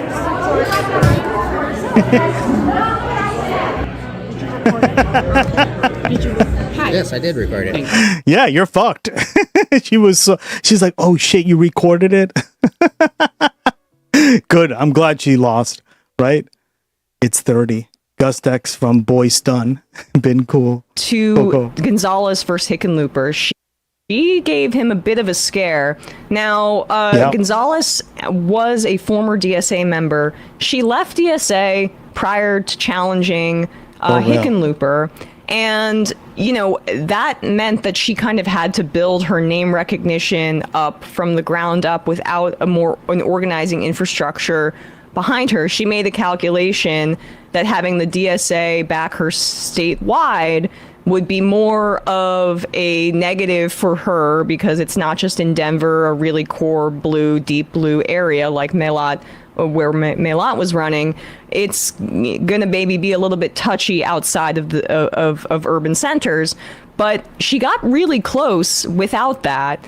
And you have to wonder if she had some infrastructure behind her, if that would have been able to put her over the top. What's your assessment about that race and how, you know, Hickenlooper got a bit of a scare here? So my assessment is actually a little different. My view is that John Hickenlooper was the weakest Democratic Senate nominee in the United States.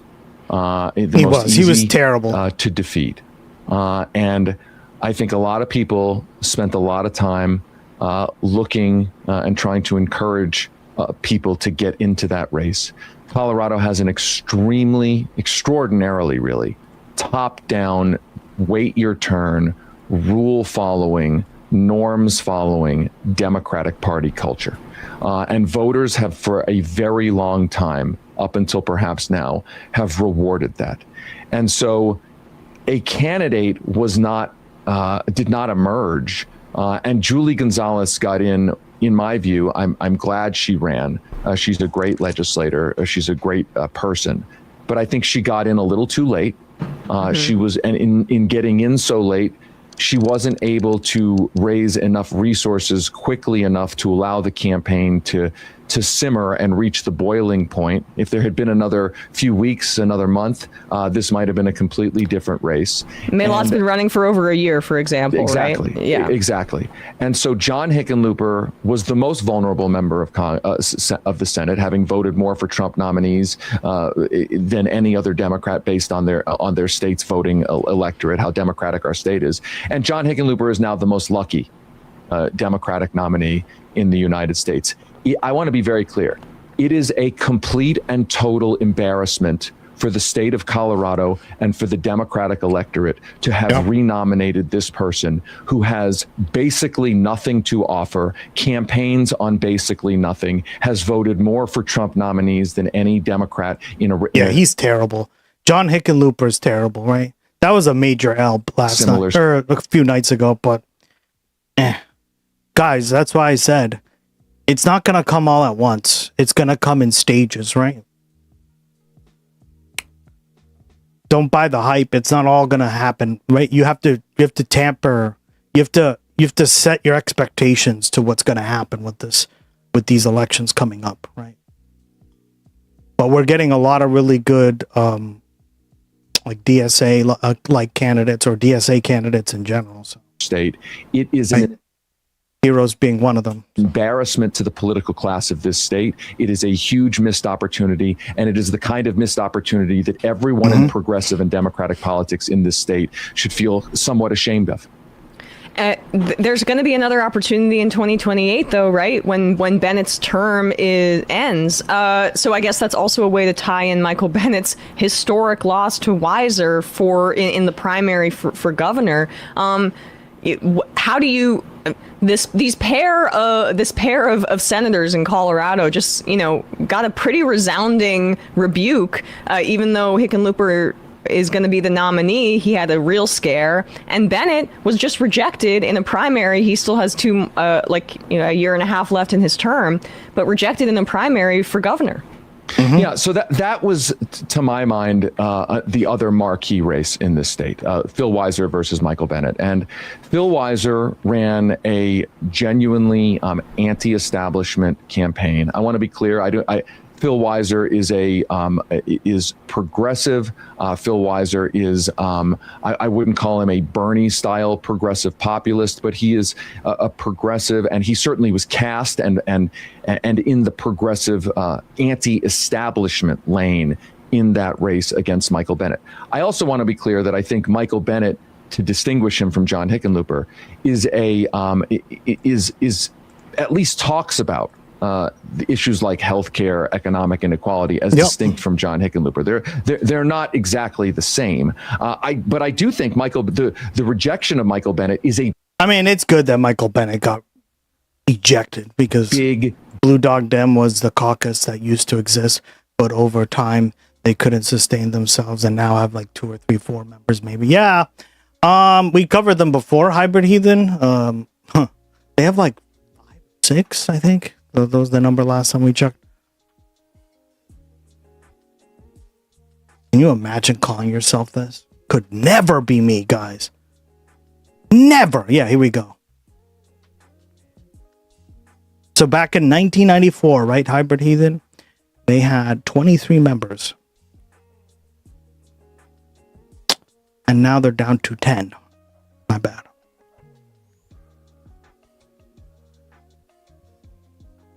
What a moment. So their numbers have basically since 1990 to like 2000-ish. Yeah. It looks like the highest they've ever went was in 2008, my bad. So in 2008, they had 54 members, and now they're down to 10. So they've lost a significant amount of membership of people, of congresswomen. They were very different times. Yeah, exactly. But like, we went over who these people are, right? You already kind of guess who they are, but could it never? could never be me, never, right? Could never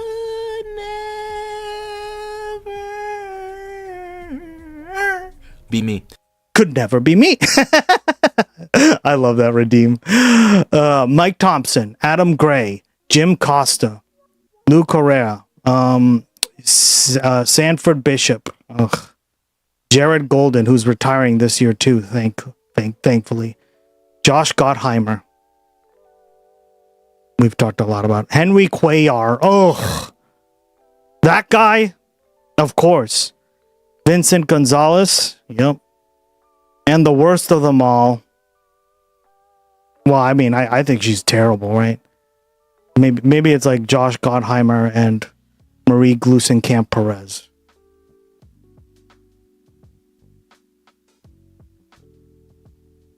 Oh, God. Big deal, especially in Colorado. Yeah, no, I would say Josh. And that's why I said it was like, it's probably Josh Gottheimer. And maybe she's like a close second or third, something like that. Colorado, where these kinds of things almost never happen. Maria's just a Republican, yeah. Michael Bennet was an appointed senator, was promising to appoint his successors. It was a campaign essentially run out of a big money super PAC with out-of-state billionaires. So he ran an incredibly establishment-aligned campaign. And Phil Weiser, I think, maximized his candidacy as the anti-establishment choice. And I think a lot of voters, I said this on social media, this was, I think, less or as much a rejection, or maybe even less a rejection of one particular senator than an entire way of doing politics, than a rejection of the entire elite system of how politics works in this state. And I think Phil Weiser on election night claiming the mandate, this is very important, claiming an election mandate of saying explicitly, the future of Colorado will not be decided by out-of-state billionaires. What's great about that is for the gubernatorial nominee to frame the election as a rejection of oligarchy. And I think that's what it was. And what happens to Michael Bennet in the future if he runs for Senate again? I very much expect a primary challenge to him if he runs again. I think the race has essentially upended that race. Phil Weiser winning has upended the entire state of politics at the statewide level in Colorado. that begs the question, how much of this is not just a rejection that we're seeing nationally of the Democratic establishment? How much of it is a rejection of, yes, that, but also Jared Polis? Oh, I think that was absolutely a part of this. And to be clear, both Michael Bennet and Phil Weiser seriously criticized the governor for that decision. I mean, at one point, Michael Bennet was saying, because Michael Bennet was saying he's going to appoint the senator if he won the gubernatorial race. If I remember correctly, Michael Bennet was like, there's one person who I'm not appointing. It's Jared Polis, right? So Jared Polis is essentially politically persona non grata here, out of step completely with the state. And I want to go back to this point, which is that I think I have lived in Colorado for 20 years, 19 plus, technically 20 very soon. I have never seen the state, the electorate of this state, so resoundingly reject the top-down, wait your turn, establishment politics of Did anyone like Nikki Haley? No. Democratic Party. Marie votes with Republicans more than Democrats at this point. She's just yeah. I mean, 100. I can't. That's why I said she was in a way worse. But you're right. I mean, Gottheimer's even worse if you count in like all the stuff that we've covered about him. Ugh. Overstate how much of a contrast this is, and clearly it's. Did she not lose her primary? Was she the only option? Yeah. Part of a national wave. But the thing is, what I'm getting at is, if it's happening in a place like Colorado, where voters have so consistently voted to fortify the Democratic Party establishment and have taken orders from the Democratic Party establishment, if it's happening here, it is a sign that it can happen absolutely anywhere. That would be a great segue to our next guest, because we're going to have Oliver Larkin on from Florida. But I did have one more question for you, because when you talk about the wait your turn politics, you know, part of why Melat Kiros was able to win this primary was because of, as you say, you know, her accurately framing Diana DeGette as not being very present in the district, as well as with all of this outside money coming in, including AIPAC shell money or pro-Israel money, including big tech money that was spending on her behalf.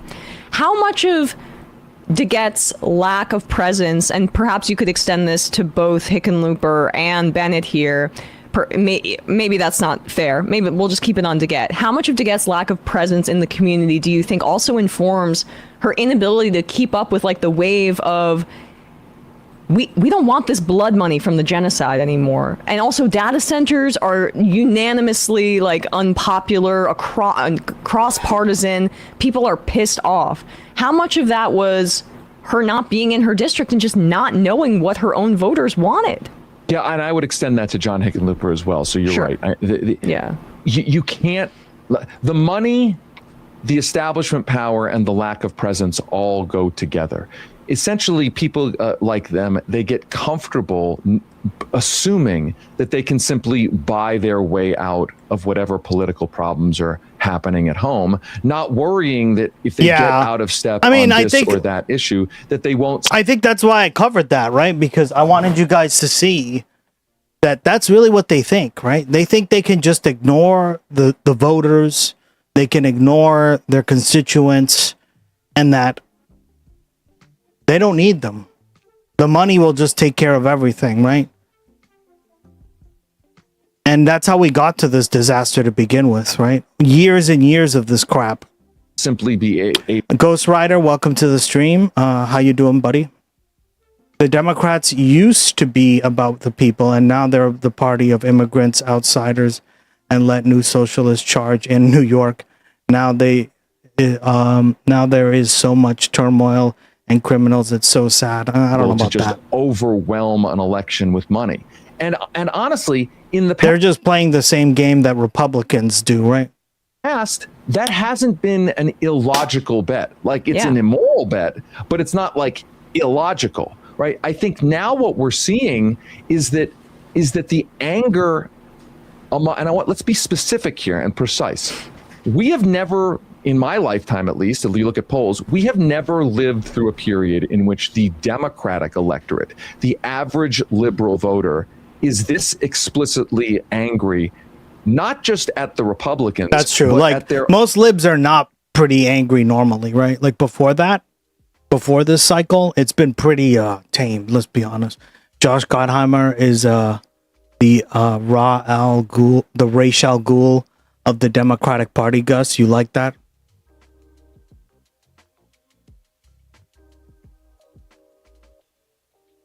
That makes me I watched like part of Gotham, and I remember does everyone remember when Dr. Bashir was cast as fucking Ra's al Ghul? He kind of looks like him, so it actually works really well. But I just like I can't picture him as being Ra's al Ghul because he actually looks a lot like him. But yeah, no, I just.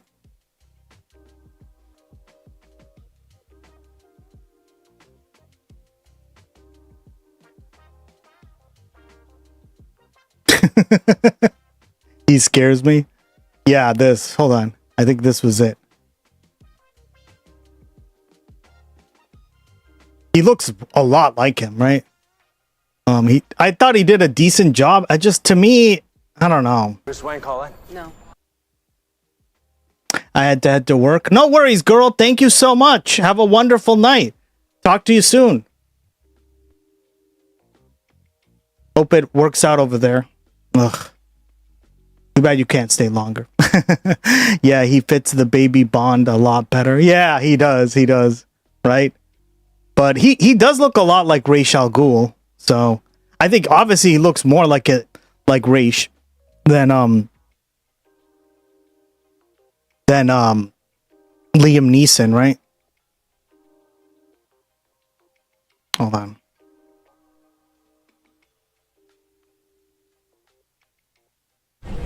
Bruce Wayne calling? No.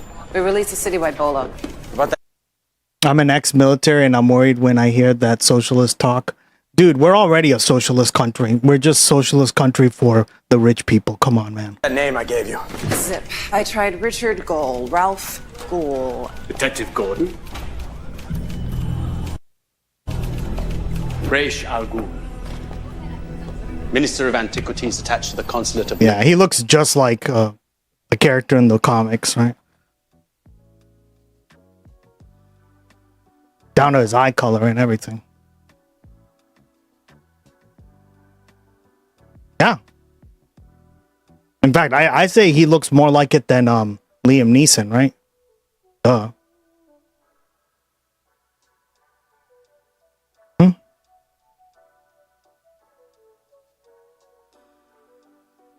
Mm-hmm.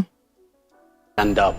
But you're funny, Eleni, yeah. Own Gottheimer is the Ra's al Ghul party's leaders of the Democratic so this is Party. A totally new reality. The reason I say that is the moment is because the country, then another will be destroying the country, and voting Republicans will give you a really good reason why. Yeah, we got plenty of socialism. You're rich if you're rich enough. I know, and that's why I disagree, Ghost Rider. I think you're worried at you're worried at the completely wrong problems. I think you need to realize that corporations are being socialized way more than you ever will be, or at some person in some like tenant home or some assisted living place or something, right? Where the old, even like rent control or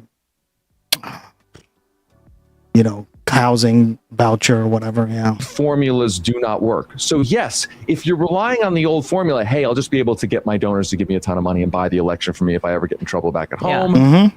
Okay, if that no longer works, then suddenly being out of step with your district on this or that issue, you can't just cure that with money because people are tuned in and they are pissed off and they are motivated. Truly last question. This is from a viewer. Rural Left, he said, would you ask David if Bennett's former job as a public school superintendent of Denver affected his primary loss for governor, or Bennett just didn't have the same name recognition as a state official? Yeah, look, Phil Weiser on the campaign trail, I think, was much more aligned, I think, with the teachers union, the education community, because of some of the things that Michael Bennet did in the Denver school district. I mean, those memories die hard. Those are long memories that I think people in Denver remember. I mean, remember, look at the results specifically in Denver, where Michael Bennet was the school superintendent in a very tumultuous tenure. Phil Weiser, the margins that he racked up in Denver are extremely big, and I do think it's connected in part to that issue. Well, David Sirota, The Lever is one of the essential publications right now calling out corruption in our government, as well as just like great political journalism across the board. We will put a link to that wherever people are listening to this or watching this, and at majority.fm. David Sirota, my friend, great to see you. Thanks so much for coming on. Thank you. Thanks so much for having me, Emma. Appreciate it. Of course. Hey, folks, don't forget to hit the subscribe button. And all right, some breaking news, guys. Wow, Kyle's on a roll today. Jesus. All right, y'all. Happy 4th of July. Hope you guys had a great one. This just got uploaded, right? Hope you had some good barbecue and whatnot, and met up with the family and friends. But yesterday, Trump's attempt to celebrate July 4th was an absolute catastrophe. Do you think Odo from Star Trek was a bastard? Yeah, but that's his character. He's a curmudgeon. I like to call Odo like a curmudgeon. Ugh. He's just always very grumpy, very what's the word? A stifler.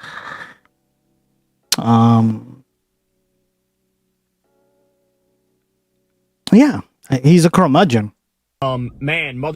I didn't know what that word meant until like a while back, and I was like, yeah. That's him, to a T. All because some needs more money than they can ever spend. Exactly. Sent a message. Well said, right? And that message. He could totally be a crab person. Oh, Rigel, you missed our segment that we're all like, that everything is devolving into, or evolving, let's just say, into crab people. We're all just going to become crab people. Great. Was crystal clear. She is not a fan of MAGA, to say the very, very least. So, at the beginning of the day yesterday, this is all too appropriate, but we had around 400 white nationalists march on Washington, D.C. The name of the group is Patriot Front. And among all the American flags here, some people were waving Confederate flags. Now, I don't have to tell you the irony of waving the flag of literal traitors to this country on this country's birthday. But this is what the far right is. This is what MAGA is. This is what fascism is. So I have a video here for you. They also wound up throughout the day. They would chant for total Aryan victory. Oh, here's God. What it looked like. Take a look. It looks just like that. Oh, yeah. You're doing good, bud. I think I was present for an early car people day. Yeah, maybe. Good. We got plenty of stuff. I don't know. It's all becoming a blur now. How many viewers we got? We're up to 460 now. Let's go. That's incredible. What's up? You guys having fun? He would be a great fit in, right? Happy 250, guys. In Jersey, God I know it's damn hard to it. see the screen. Can we get ones in the chat? If audio, video, all that's good, can we get ones? Is everybody doing okay if we got 400? The chat is more dead than fucking a stream with 0 people watching. 60 people in here, then can we get ones in the chat? How do you have 60 people watching and your chat is this dead, right? How pathetic is this? I saw Jersey, yes, yeah. Total Aryan mockery. Ones in the chat for total Aryan mockery, total Aryan victory, total Aryan Anglo. So this is what Trump has unleashed on this country. The worst aspects of this country, the absolute most disgusting parts of this country have now become mainstream. You bought ID, I assume. Exactly, right? That's what I think. I think a lot of it is just like, they're astroturfing by using view bots, right? Like, I don't know. I've been on Twitch for like about over a year, and I appreciate all you guys that like watch. And it's been very tumultuous, right? Like some days there's like a lot of people watching and some days there aren't. And like if you just have 60 people right off the bat, I'm very suspicious. Right? I'm very suspicious. Unless you're like huge, right? Like those are some good numbers to have. That's a big like streamer or YouTuber number to have, right? Maybe not the biggest, right? But the medium size at the very least. And true Israeli Aryans are afraid of Hyperboreans. Ethiopians. Oh, God. But viewbotting 60 people is just dumb. Well, that's why the chat's dead, right? Because there's always going to be lurkers, and you have to understand chats don't always, like, they're not always super active all the time, right? Especially if you're streaming for many, many hours. But, like, come on. You know about Yakub? Oh, yeah, we covered Alternate History Channel. You missed that, Eleni.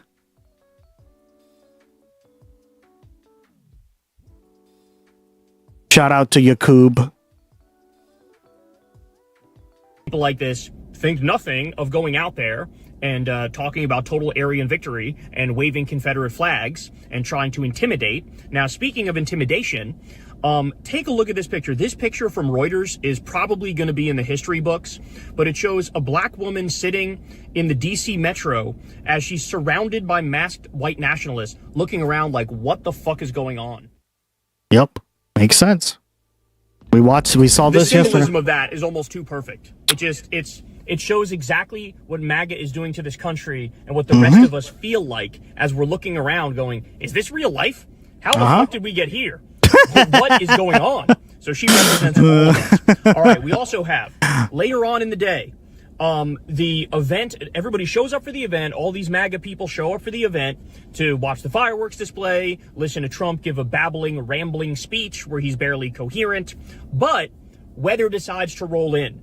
And it looks terrifying out there. It looks scary out there. In fact, they clocked a wind gust at 58 miles per hour, relatively close to where the speech was going to happen. Take a look at this incredible video. For your safety, please back away from the stage. Holy shit!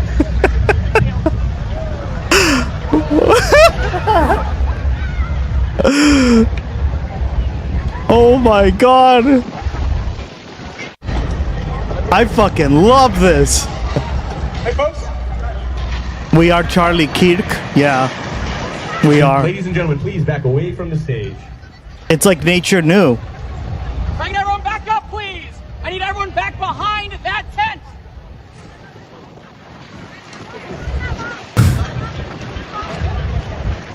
That'd be me, Lucy. Yeah. If I could have everyone back behind the line of cable reefs, please. Oh my god. So I think they thought the stage was going to fall because earlier in the week we had an incident where a big piece of the stage ended up falling down while there were dancers who were preparing for their event. And that was absolutely terrifying. We got lucky that nobody died or got severely injured from that. So it looked to me like they were afraid because it was so shoddily built and because Trump and his cronies are skimming off the top. It's literally that bad. Yeah. So anyway, they ordered the evacuation of this event. I mean, and that guys, it was funny because like on Majority Report, they were comparing it to the World's Fair in 1893. And I was like, excuse me? What World's Fair? Like, that was really nice in comparison to this crap. Jesus. People being absolutely furious. So they end up starting to leave, or at least most of them start to leave. But then a bunch of them they turn around and try to run back to their seats, thinking that it's like an option to stay there. I know, and costs $68 million, right? I'm sorry, why does it cost $68 million to put up some tents and do some, like, no. This is what I mean about the socialism for corporations. You know that all these corporations made bank off this fucking event. They don't want to give up their seats, so it's absolute bedlam. Take a look at this video.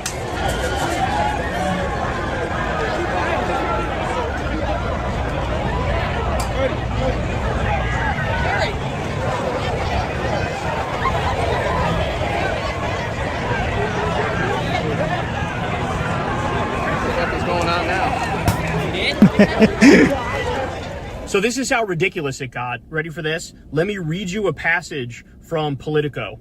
They say, it is a chaotic scene on the National Mall. Several hundred people have refused to leave despite an order to evacuate because of severe inclement weather that is approaching. Some are even arguing with Secret Service agents. At one point, a crowd of people began running back toward the stage. An officer is sternly repeating the order over a bullhorn, and the crowd is booing. Many have begun chanting, USA, USA. A federal law enforcement officer is trying to assure people that the event has not been canceled. Many are not convinced. One man walking by blamed the situation on, quote, liberals in the weather service, adding, quote, I think it's baloney.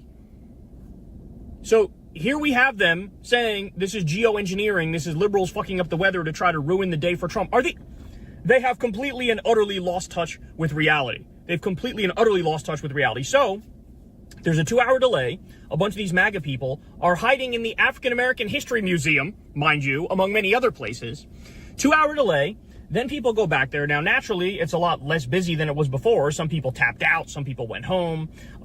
So Trump's whole event here is falling apart right in front of us. I know, Elena, you missed it. We were talking about how, like, a bunch of people were definitely controlling the weather. The Democrats, the demo rats, the demon rats. He goes out there and says, I'm going to give this speech no matter what. I don't care what happens. I'm definitely giving the speech, even if it's at 2 And yep, he didn't do it. o'clock in the morning. We're going to go ahead and give the speech. Yeah, it was set to 1:45 in the morning, and I was like, oh, fuck that. I'm not staying up that late. And right? I wanted to watch his ass, like, literally melt the butter in the hot, scorching sun. What's the fun in that? Come on, I got to get something out of it, too. God. Then, when he finally gets out there and starts delivering the speech, he is glitching all over the place. So as Jim Stewartson says, it's because he's probably, like, he has, like, an optimal, like, operating time. Like, he can only operate, I've noticed, from, like, this time to this time, right? I haven't figured it out exactly, but it looks like there's, like, only a set amount of hours that he's able to not be, like, a glitchy mess. And it was way past that. But we're going to see it, right? Trump is glitching the fuck. But seriously, when the government shut down and they stopped cloud seeding, yeah, they did. Slurring, they did. Lisping, unable to place basic words, freezing. Yeah, and I think this is like part of it, right? Is that he is just so bad now at this point that he can't even like he can't even like form, like he has just only like set times that he can actually operate from. Can't hide his aphasia when he's trying to stay on prompter. The epic dose of Adderall doesn't seem to help at this point. Nope. So take a look at this video. No Adderall. And we have a very special country. Thank you very much. Tonight we come together for one of the most joyous and glorious milestones of all time. We're gonna watch it. And you know what that is, 250. 250. 250th anniversary. And I do have to say this. Then he goes on. He spent half the speech rambling against communists. He really thinks he's cooking with this midterm message of bringing back McCarthyism in full force, okay? And at one point he says, as our Declaration of Independence tells us, we are all made in the image of one almighty God. And a communist will never say that. Take a look. Declaration of Independence tells us we are all made in the image of one almighty God.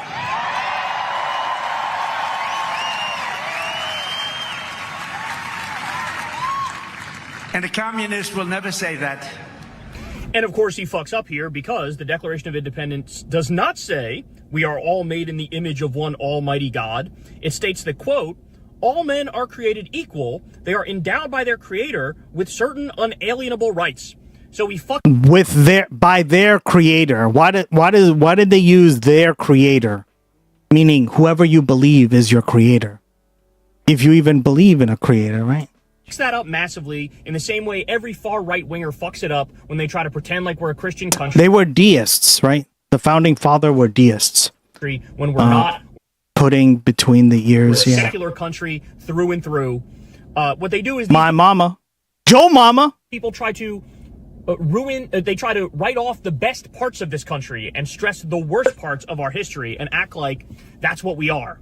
Okay, but we're not done yet because he continues to glitch heavily. Take a look at this one. We want to keep America great, and we will do so by approving the Save America Act, which means all voters must show voter ID. Voter ID. All voters must provide a little thing called proof of citizenship.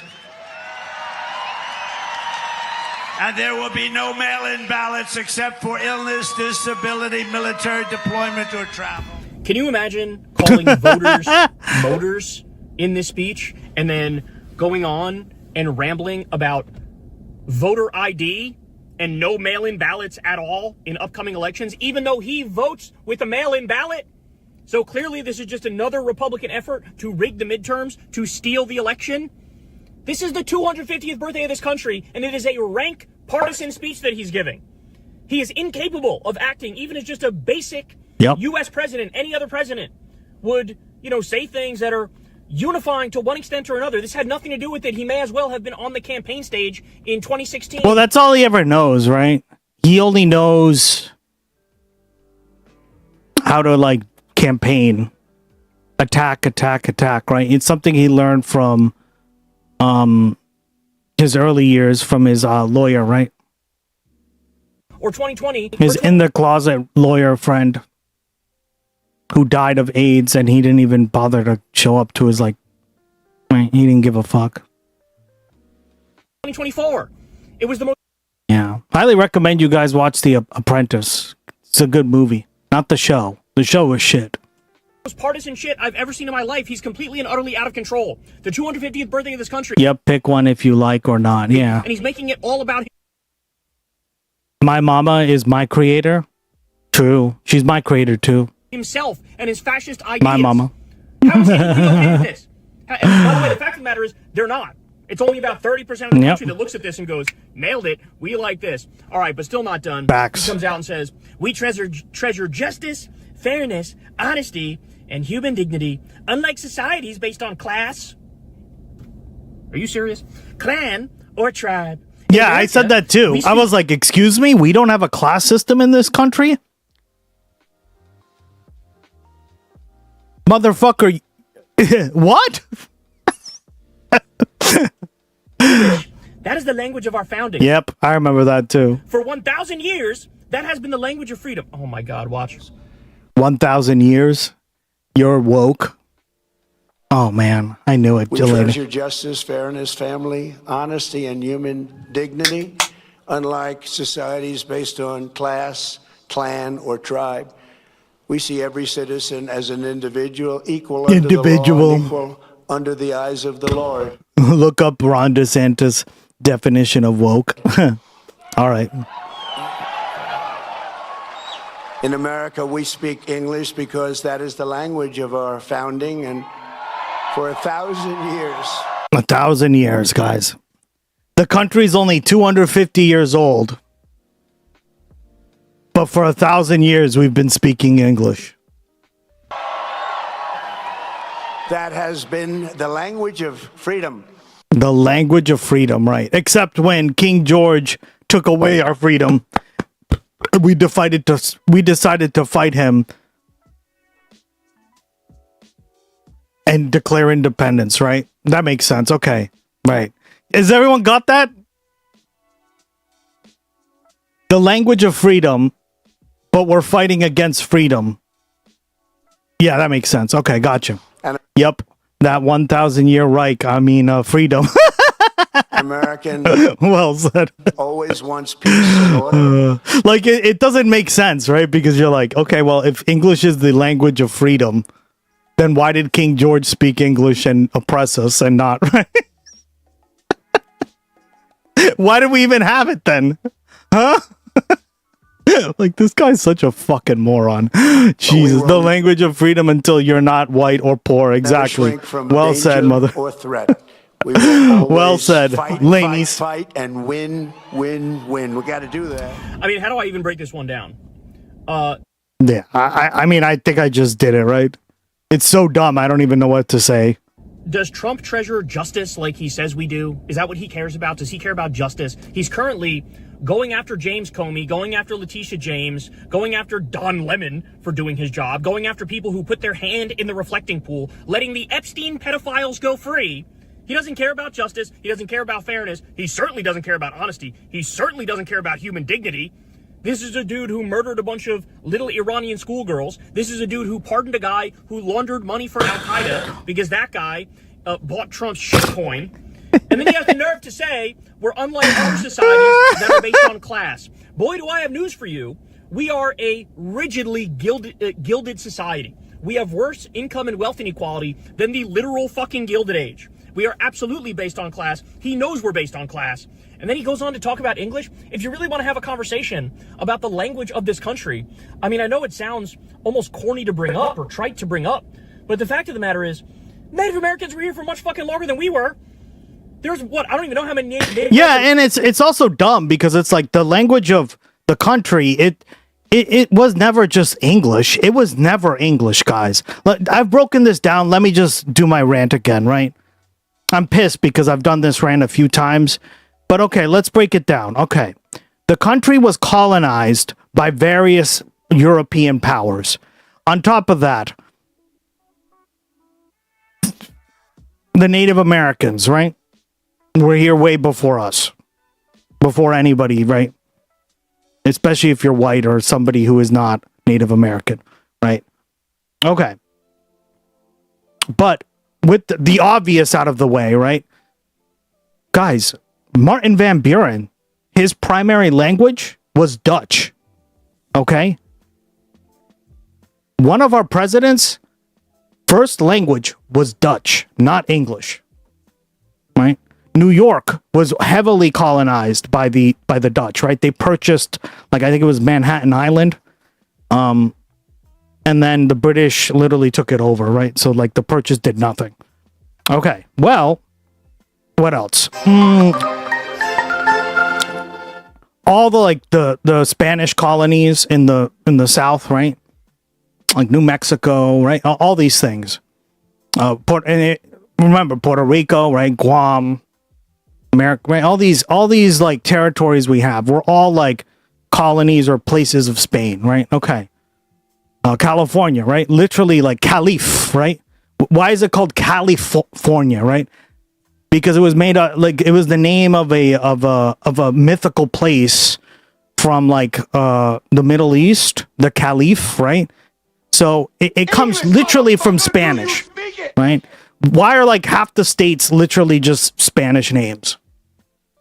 I'm not even joking. Like literally half the, right? Montana, Colorado, New Mexico, right? All these like fucking states. Then on top of that, you have the French aspects, right? So you have like the Louisiana and stuff, which is also a mix of Spain. Narnia. Exactly. It's a caliph, right? But it's caliph, right? A caliph is, we already know what a caliph is, right? Okay. So again, it was never just like a English speaking country always, right? The idea, okay, let's break it down too. The dollar, right? The dollar, where do you think the term dollar comes from, right? It comes from the Spanish dollar, right? So we just adopted like the term for it from Spain, right? Because Spain was literally the biggest empire at the time, right? There was no like, we didn't adopt pounds because we were like, no, fuck that. We predominantly traded in Spanish dollars, right? Right. The more you just look into this, in terms of just like language and stuff, it's all bullshit, right? It's all bullshit. And that's what I mean. It's not so cut and dry, right? Yes, duh. That means that the vast majority of the population speaks English. Congrats. That doesn't really mean all that much, right? Because our English also has a ton of Spanish and other languages like put into it as well, right? Especially Spanish, right? Hurricane is a Spanish word, right? Tornado is a Spanish word, right? All these things, right? That we've talked about. Armadillo, right? It really should be armadillo, but right? All these words that we've imported from Spain or from Spanish have been like very much a part of our history. but little, like, you don't ever hear about this, right? Why? Because you just hear, well, we speak English. Yeah. Typhoon is a Japanese word. Typhoon, yes, typhoon, exactly. We don't call them typhoons, right? We call them hurricane. Huracan, right? Huracan comes from the Taino word, right? Or I think it's Taino. Is it Taino or Carib? It's one of those native. But it's basically the translated word into Spanish from that language, right? So it's hurricane, right? Tornado, right? Armadillo, right? And that's why, like, you see a ton of, like, if we went over this too, a ton of, like, little towns and towns all over the U.S. that have Spanish Spanish names. I wonder why, right? You see the French names too, right? Like, when I went to what's it called? Vermont, right? There's literally like a bunch of French names in Vermont. Why? Because the French were right there, right? So again, right? And Louisiana has a mix of all three kind of cultures in one, right? Primarily teach English, so it doesn't matter. It's not like we're gonna change the language. Exactly. It's so dumb. Like the idea that we need to focus on this is dumb as fuck. Because being a polyglot makes you smarter. And this isn't me saying it. This is literally the research, right? And secondly, we're going to learn English regardless. I don't understand this like old school notion that if you speak two languages or even three, you're going to somehow be disadvantaged in life. If anything, Europe is a great example of the opposite occurring. Right? Look at Rigel. He speaks at least two different languages, right? And I'm going to say, dog, you speak them very well, at least. I don't know how well your German is, but your English is very good. But that's the language, the original language of this country. And then he brings up English and says, for 1,000 years, that's been the language of freedom. Yeah, even if that's the case, it's like, what? That makes no sense, right? No, that's been the language of fucking rank imperialism. And exactly. If anything, that's right. The European languages, the way they spread is all through imperialism, right? It's exactly 100% true. Blue Room, welcome back. Colonialism. That's what it's been. Now, look, you can turn around and say, well, yeah, it's an ugly past, but we are where we are now, so, you know, it is what it is. That's fine, but stop whitewashing the history and pretending like it isn't what it is, okay? No, this was, we had westward expansion, we had the Trail of Tears, we had the Native American genocide. Spanish is an imperial language. Of course it is. They're all imperialist languages, right? Russian. Anybody saying that Russian isn't, right? Why are so many countries have Russian as like an official language or a large percentage of the people? Same difference, right? Look at Siberia. Why so many people speak Russian in Siberia? What, did they go there with flowers and give it to the locals? No, of course not. It's all imperialism. God damn it. English is the language of the imperialist and the colonialist. Mm-hmm. They're all like languages of the imperialists or colonialists, right? The Dutch, the French, the Spaniards, right? The English, obviously, right? We were just talking about them, but like down to like the Belgians, right? Belgium is right. It's, oh my God, guys, like what? We covered what happened in Belgian Congo, right? How it was literally like the private state of the king of Belgium, right? Of King Leopold II, right? Jesus. Same with English. I know. German, technically, yeah, because Germans had an empire, right? The history, like, we're fucking angels and everybody else is devils, when it's quite literally the opposite of that. The Incas, but this doesn't go too far either, right? Like, why is there a divide between the Quechua people and the Aymara people, right? Because even though the languages are different, right? I forget which group was the predominant, like, powerhouse, right? But, like, I think it was the Quechua, right? They were the ones in power. So, like, you could argue, yeah, even the Quechua language, right? Depending on what part of the Incan Empire you were a part of, right? Yeah, Incan language, Aztec. Exactly. The Mexica. It's called the Mexica language, right? Or, like, people call them Aztecs, but, yeah, they're the Mexica, right? Mm-hmm.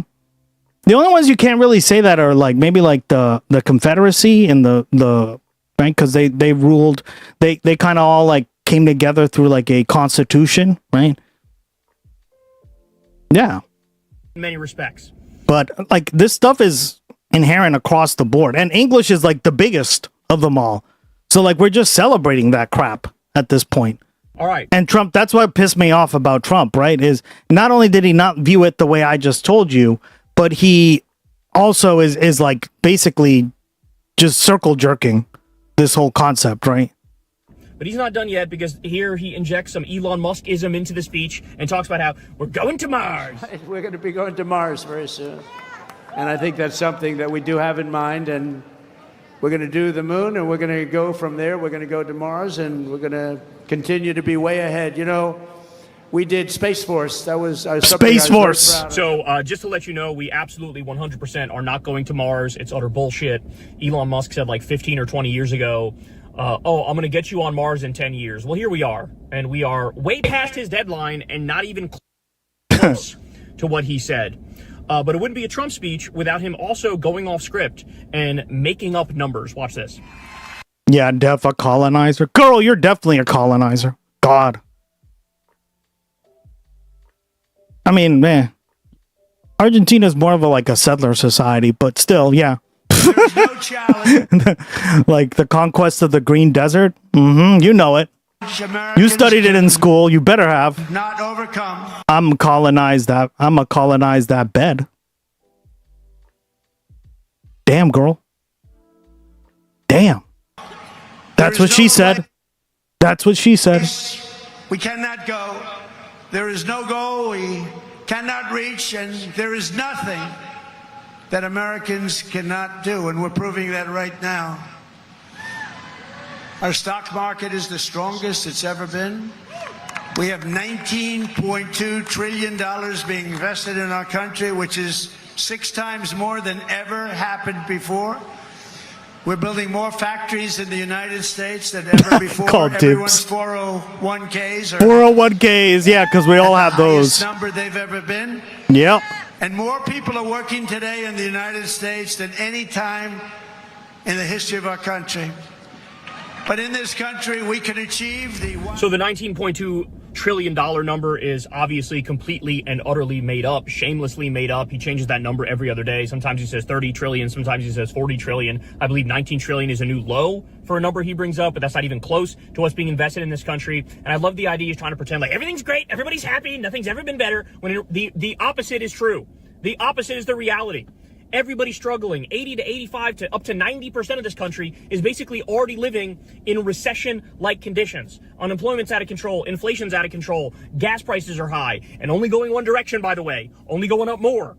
And he's out there. AI's coming to take your job, and they're bragging about AI taking your job. And he goes, everybody's happy. Everything's great. Everything's phenomenal. He is a fucking shameless marketer. That's all he is. By the way, he has a track record. He used to go out there and talk up his companies, even to the point where he talked up one of his companies, and a day later it went bankrupt. That's who this man is. So keep that in mind as he says shit like that about where we're at in this country. Okay, but then we get to the fireworks display. Now, Trump fell asleep during parts of the fireworks display because of course he did. Of course he did. This is a man who's incapable of staying awake when he needs to stay awake, and he's incapable of going to sleep when he needs to go to sleep.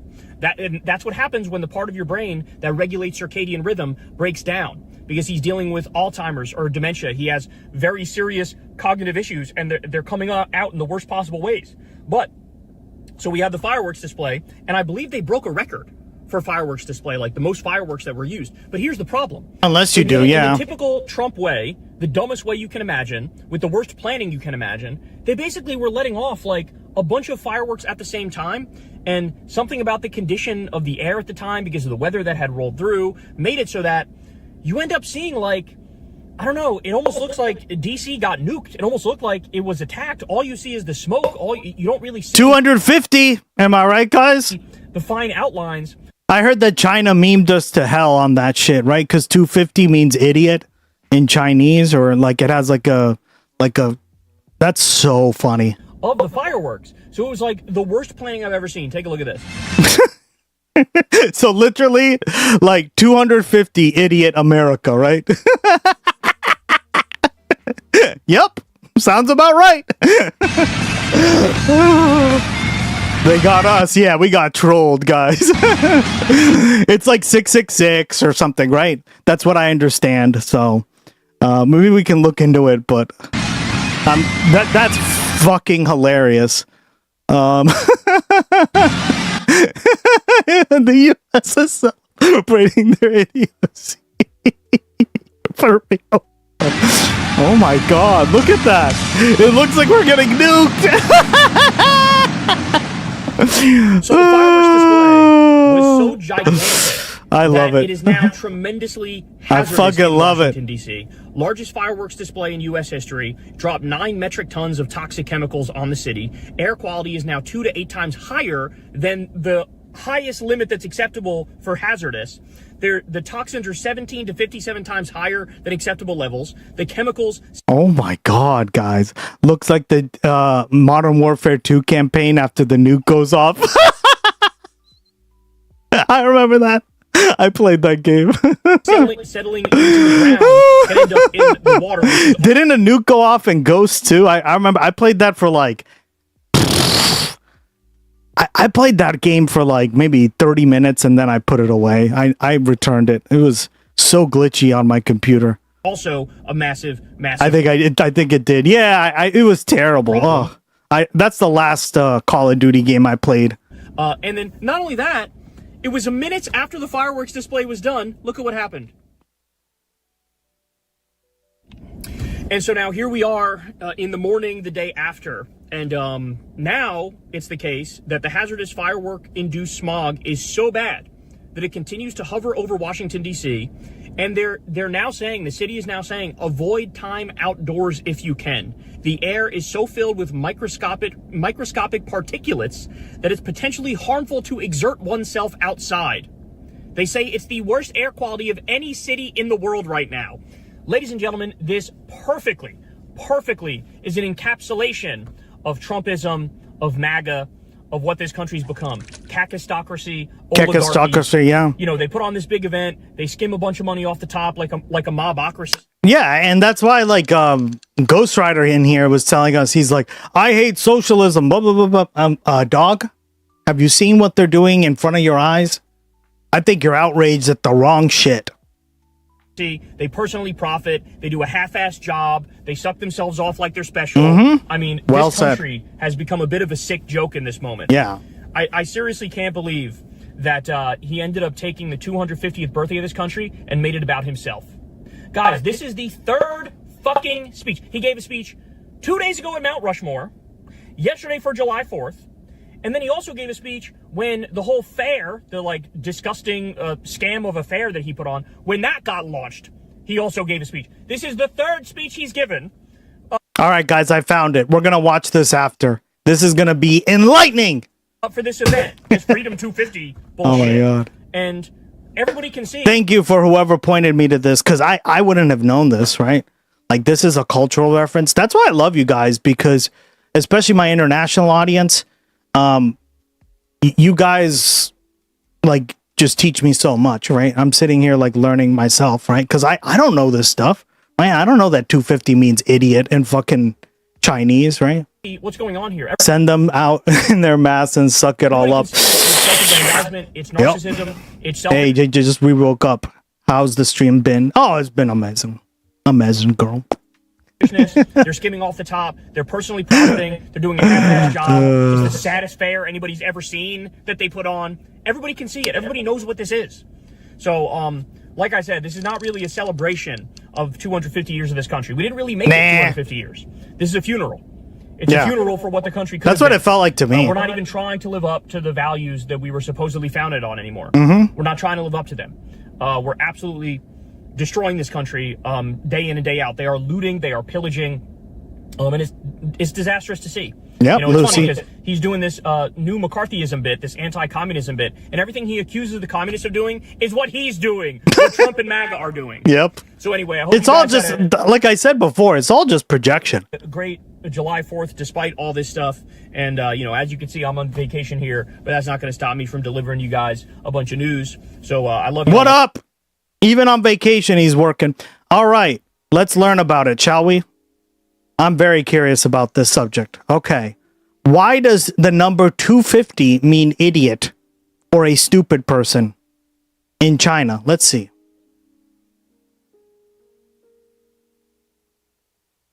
All right, let's see. Let's find out why.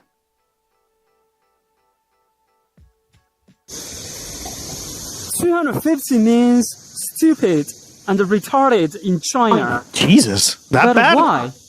We have to go back to the ancient China. Long time ago, long time ago, there was a country called Qin. Qin was very powerful. Okay. There were 6 small countries. Each country wanted to defeat Qin. They stand together. They want to be united to defeat Qin. There was one guy who was very smart, very intelligent. He gave a lot of good advice and suggestions to each small country's king. One day he went to Qi state, and he was killed by somebody. Qi's emperor, Qi's king, was very angry. He wanted to find the real killer. Okay. But it was very hard in the ancient time. Okay. So he had an idea. He let his soldiers cut off Su Qin's head and hang it up on the city's wall and put a notice. The notice content is like this. Who killed Su Qin? Please come here. We are going to give you 1,000 liang silver. 1,000 liang silver. Liang is one kind of a measurement for the money in the ancient time. So we can call it 1,000 portion of money. And this notice worked very well. 4 men went to the city and met the king. Each one said, I killed Su Qin. 4 men together. Each one said the same story. He killed it. He killed that man. Qi's emperor didn't know who was the real murderer. He said to the 4 men, I have 1,000 portion of money, but you guys said you are the real killer. I don't know. How can I distribute this money to you guys? The 4 gentlemen, had the same answer, exact answer. They said, we can divide it equally. So which means 1,000 divided by 4 equals 250. So each one could have 250 portion of money. And the Qi's emperor was very angry. He let his soldiers kill the 4 men without any mercy. Okay. And he said each one is 250. So from that time on, 250. Oh, okay. So basically, okay. If you're having trouble understanding, it sounds like basically because of the exact situation. Yeah.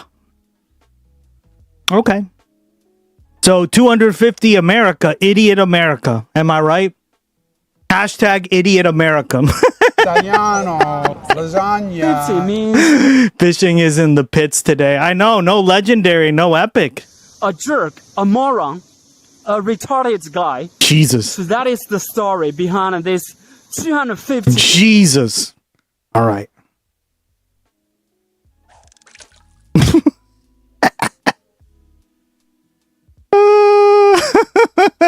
You can't make this. So that's why we're getting memes so hard. Okay. Let's watch this one. This is a short one too. In case well guys, why isn't it? Huh? Why is it arrow? What? I have to verify this? Huh? Weird. Why do I have to have an ID to watch a video? Oh, right, because of all the laws. Oh, no. Ooh. Laney. Age, I know. Wow. Wow, that's crazy. That's crazy. What was Adolf Hitler's first name? Really? Really? Congrats. Just take a guess. Adolf Hitler. What was his first name, chat? Oh my god. Said Hitler's name? Adolf Hitler's first name. Hitler? Oh. Dude! Adolf Hitler's. Barack, obviously. He just gave you the fucking Okay, maybe China's right about us. First name. No idea. What was Adolf Hitler's first name? What? Oh my god. I don't know. I don't know. What is it? No, it's Adolf. Dumbass! What was the Adolf fuck? Hitler's first name? Oh my god. Oh my god. Yeah. Adolf Hitler's first. This is why Twitch is not. Oh my god. Yeah. My god, for fuck's sake. This is what I mean, guys. These people are either normies or voters or non-voters, right? Like we can even probably oh my god, guys. This is America, right? What is Adolf Hitler's first name? Yeah, Adolf Hitler. What is his first name? Eleni, quickly tell me who it is. What's his first name? As a Canadian, I have seen too many of these videos. Yeah. You got that right. Leave. What was Adolf Oh my Hitler? god. I mean, I don't blame you, dog. Like, this is crazy. I wanted to prove a point, right? Blue room. All right. Yeah. We're not going to sit there and watch 20 of these because we already know that that's the case. And that's why I bring that up, right? That a lot of normies just don't understand this stuff, right? All right.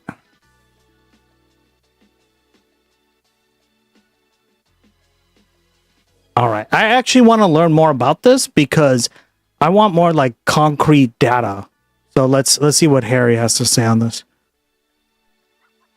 Hey, friends, you know, when we're talking about the Trump administration, We're talking. the bill has come due. The cost to Americans, billions have been lost since Trump took office. We're talking about tariffs, the Iran war. We're talking about tourism. And we're going to go through it because I have looked through hundreds, if not thousands, of data points to find out, boom, what is the bill when it comes both to the do-re-mi as well as the cost in public opinion, not just here in the United States, but around the globe. And we're going to start off with tariffs. Take a look here. Okay, the loss to GDP in 2025, Trump's tariffs. Look at this.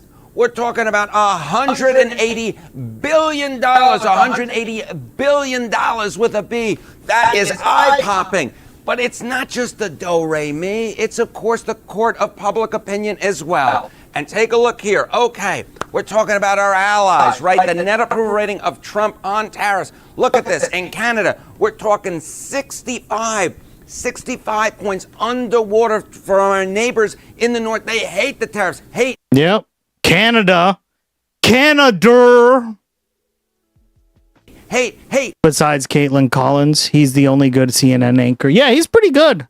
I like Steve Kornacki a little better, but like he's decent in terms of like this kind of style, right? Now, of course, we're talking about the first ally, really, for the United States when it was born all the way back in 1776, 250 years ago. Look at this. 74 points underwater. But you think that's low? You ain't seen nothing. Wait, does he have like a New Jersey accent? I feel like he does. Like yet. that or like New York tri-state area, right? We're Oh my talking God. about Germany. Look at this. Let me look it up. 3 points underwater. Woof. Now, you know what? It would be one thing. It'd be one thing if Yeah, he's from New York. Yeah, I figured. He sounds like a New Yorker. course I like to talk. to America. And the Allies didn't like it, but maybe Americans liked it. But do we like new tariffs? I'd say like the tri-state area. A lot of people in the tri-state area speak like that, right? No, we don't. No, we don't. Look at this. Okay, U.S. Americans. New York. New tariffs on imported goods. You know, you go back to November of 2024, look at this. 52% of Americans favored it, 48% opposed. Well, now we are in a completely different world. Yes, we are. We come back to the screen here. In 2026, look at this. 63%. 63. Damn. Oh my God. That's almost 2/3 of Americans, right, guys? That's crazy. And that's within the margin of error. So you could easily argue, yeah, probably. Of Americans oppose these new tariffs on imported goods. That's up 15 points. Meanwhile, woo, down we go. 37% now favor it. We're right into the Hudson River right here in New York in terms of the favor on tariffs. Now, in terms of the cost to Americans, the cost to you, the American consumer, look at this. Okay, what are we talking about? Total tariff cost paid by Americans? $231 billion. Oh yeah, I'm getting my refund. I just got a UPS notice, right? And they were like, hey, you paid the tariff 3 times or whatever. And I'm like, oh, hell yeah.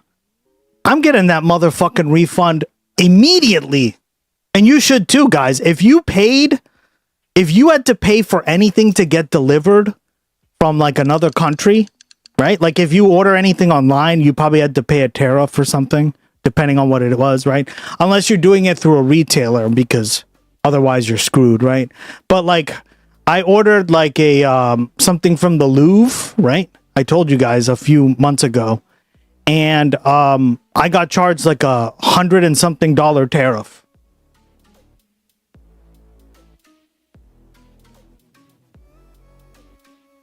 Fuck that. No, I'm getting that money back. The thing was like only $200 or $300 to begin with.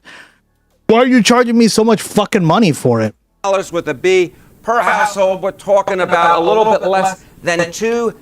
You know what I got, Elaney? $1,000 per household. Woof. And that's just between February 2025 and January 2026.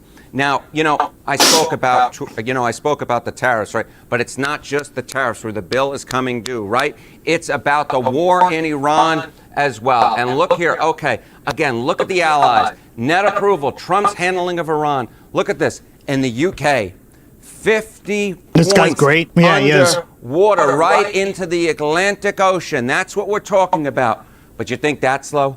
Look at Japan. Look at Japan right into the Pacific Ocean. Jesus. 57 points underwater.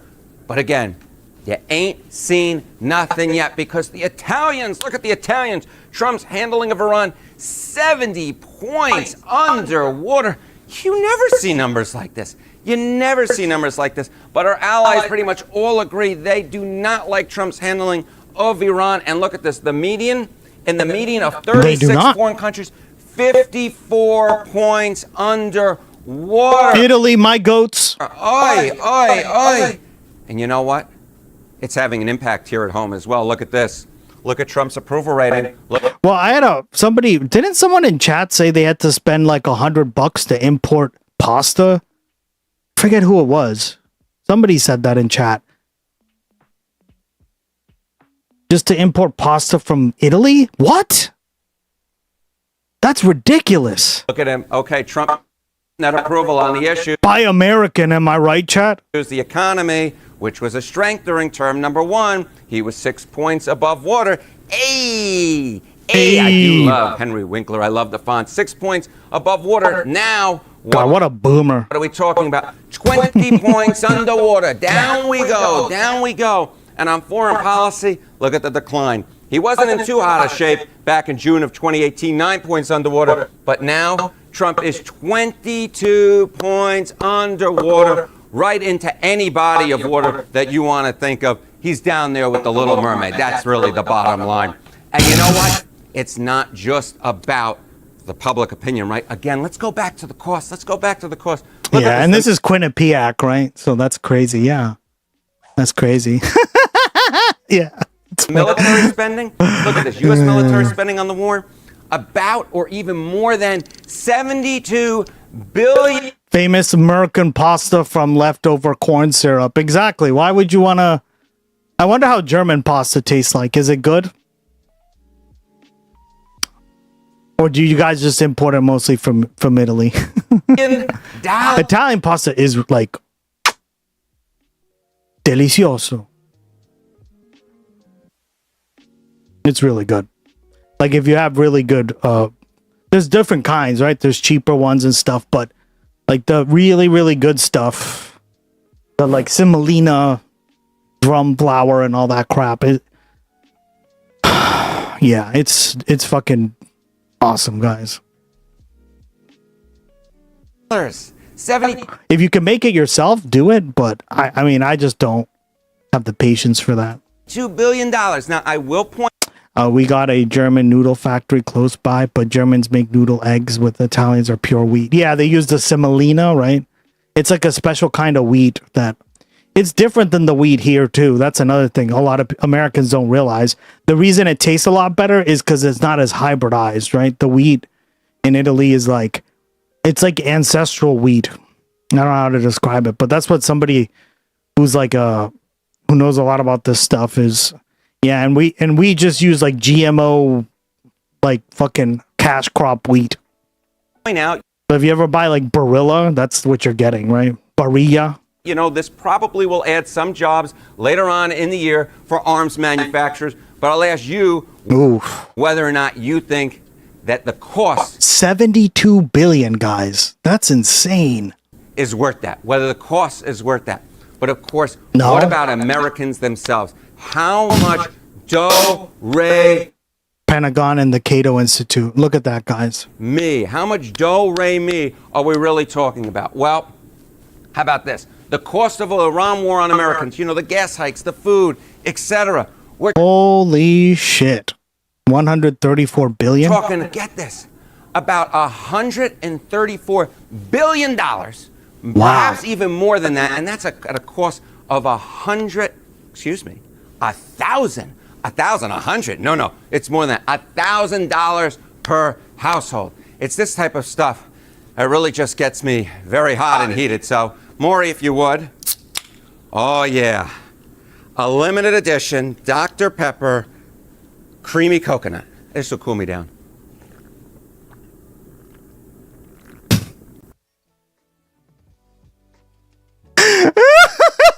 Look at that face. It's just in 4 months. I know. In 4 months of this shit. Jesus. Damn. Oh, yeah. That's good. Thank you. You, Maury. Anyway, now I'm energized and ready to... Product placement perfection. Damn right.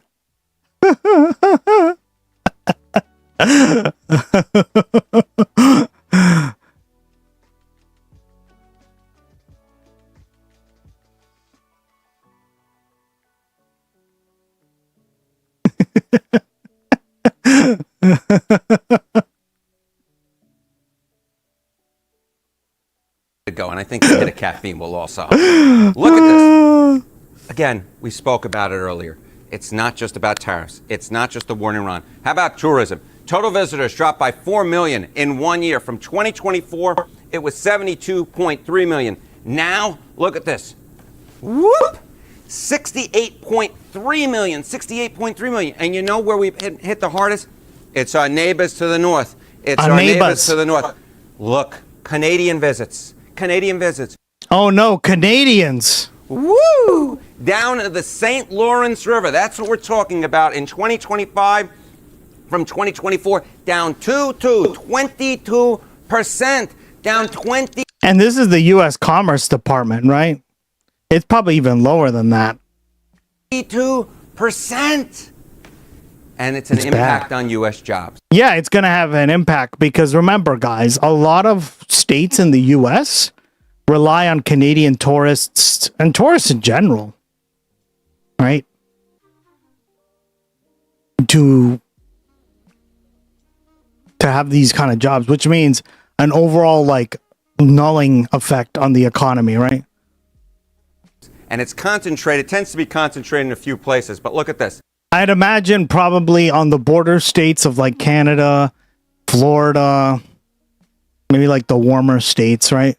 Because that's where most Canadians tend to go, right? the warmer states, aka Florida, like Georgia, right? Those like southern states, and probably like Vermont, maybe even Maine. Yeah, definitely Maine. Like, you know, those border states that people can easily come in and out of from Canada. Fewer Canadian visits means fewer U.S. jobs. We're talking about 14,000 to 42,000 fewer jobs. That's what we're talking about. We're talking about a real loss of jobs here. And you know, we're talking about tourist spending. Do, re, mi, fa, sol, la, ti, do. Look at this. We're talking about less of this stuff, less of this stuff, less. Wow, this guy's loaded, guys. Look at all these $5, $2 bills. Do, re, mi being spent. Less do, re, mi being spent. And by the way, I just love a $2 bill. I love a $2 bill. I don't know if this comes across on camera, but look at this. Yeah, he has a lot of those. Look at this. Why do you have so many, dog? Declaration of Independence sign. That's what it's all about here in our 250th anniversary. And you know what the tourist spending? Look at this. Loss in it. 8.4 billion dollars. And of course you have to add it all up. You have to add it all up. And you know what? All right. We're going to add it all up. We get, I got a nice little calculator. Here we go. Here we go. Yes. So we got 231 billion, 134 billion, and then 8.4 billion. And what does it come to? What does it come to? Well, let's take a look here. The total cost, 373 billion. Holy fuck. So about an average of $2,784 per household. Right? What's a household? Well, it depends. It can be 1, 2, 3, 4, right, people? But generally, 373 in just 4 months. In 4 freaking months, the Terry. Exactly. You nailed it, buddy. Good job. $73 billion. That's between the tariffs, the Iran war, and tourism. We are talking about, get this, $2,784 per household. Yeah, it's just you know, when people are really struggling, right? Struggling to pay rent, struggling to just afford anything. Right? Like you gotta, and this is just like being put on working class people. Fuck that. No. Yeah. That's what we're talking about, 373 billion. Now, of course, this is just an estimate, but I believe that this gets us into the ballpark of what we're talking about. Now, you know, yes, we're talking about green. We're talking about green. We're talking about money. But it's not just about the money that we have potentially that has been cost. It's not just about the bill that's coming due. What we're talking about here is places that we could be spending this money if you are not a fan of the tariffs, not a fan of the Iran war, not a fan. I would have bought so much more stuff if it wasn't for all the tariffs and shit, right? Because, like, I like to buy things from Japan. I can't do it anymore because there's a tariff. From Europe, can't do it anymore because there's a tariff, right? Like I learned my lesson the first time. I'm like, I'm not spending another $100 on something that's $200, right? What the fuck? Like, what the fuck is that? Huh? Of the loss in tourism. Here are some ideas where that money could be spent. Where could this money be spent? What it can buy, fund. Well, for $373 billion for the government, we could be talking about 2 or more years of education department funding. Oh which, my of course, God. the funding of the education department's been going down. Now, of course, there are plenty of Republicans who don't like the education department, so maybe they like that the funding is going down. But what about you, the average American? Well, $2,784 per household. We're talking about 3 to 4 months of food for the median household. My good. Oh my God. That. Someone fucking cinema this, because that is a crazy number. Think about that, guys. 2 to 3 months of food for the median household. Oh fuck, that's a lot of food. Goodness gracious. Not 1 week, not 2 weeks, 3 or 4 months. Now, folks, I've taken you through. This is the total. By the way, I'm about to have a crunch wrap after I get off stream because I made some crunch wraps. Damn right. Taco Bell style. Cost the total bill for the Iran war, for tourism, but they're homemade and they're better for you, right? Real beef, right? Good stuff. So I basically made a bunch of them and I'm like, I'm going to reheat them. They're going to come out great. Using like, I got this air fryer, guys, right? Oh my God. If you guys haven't tried stuff in an air fryer, it just makes like everything taste incredible. Incredible, guys. Highly recommend it. 10 out of 10.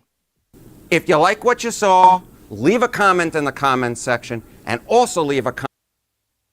Not just you guys have to pay for it now. Any imports, my partner sells CDs online and he had to stop selling US to the US. Trump got rid of the minimum tariffs exemption. Yeah, exactly. See? So this is having an economic impact around the globe, right? And then that's also gonna, yeah, it's really important to understand this stuff, guys, right? Because that's crazy. He sells CDs. He must do pretty well then. Well, CDs are, I don't know what like the CD market looks like, but I know like people really like physical media, right? I'm a big fan of physical media myself. So like if you guys look at my collection, one day maybe I'll show it to you. You'll be like, whoa, right? But I really like physical media, but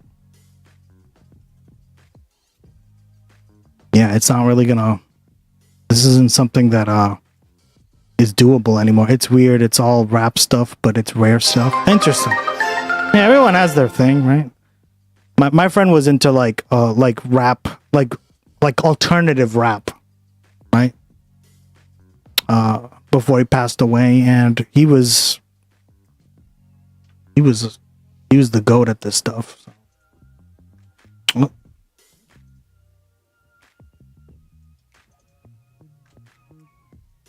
He would like tell me all the different like nuances of stuff, and yeah. To protect his benefactors. God, I miss him. In their rest in peace, buddy. Billions of billions.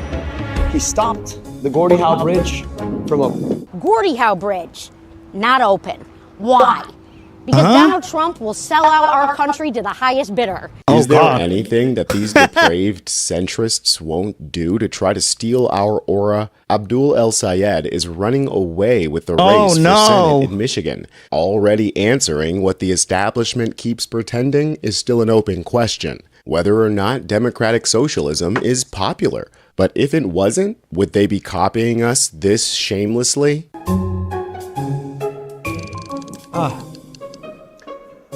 Gather round, children, for the tale of two bridges. A sordid tale of collusion, of corruption.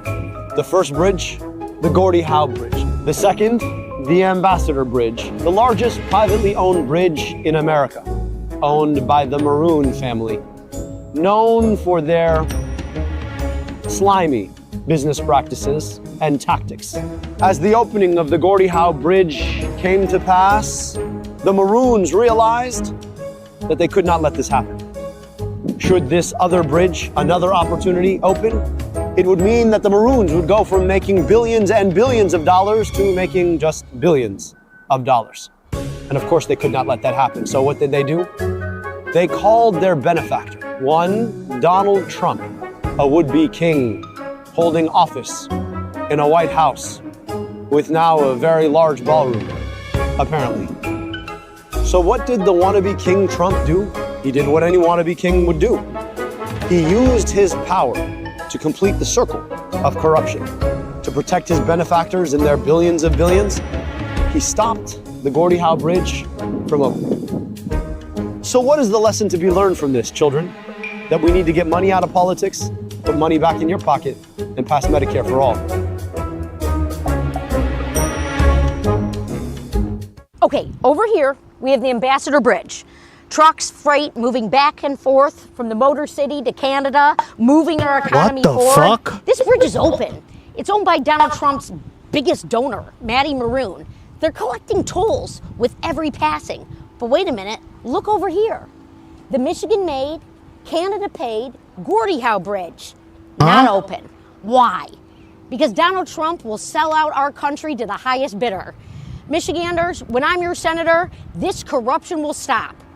And see, Abdul, it's more than 2 sentences. We really have to watch them back to back. Oh my God. Like that. This is fucking cringe.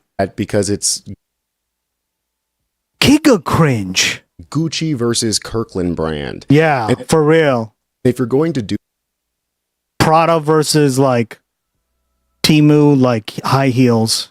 Do the most Israeli thing ever and steal, at least put some effort into the production quality or something. It's honestly a great sign how terrified the establishment is of El-Sayed, and he's an expert at flipping. Ugh, I didn't know. Jesus. Just play this over and over again.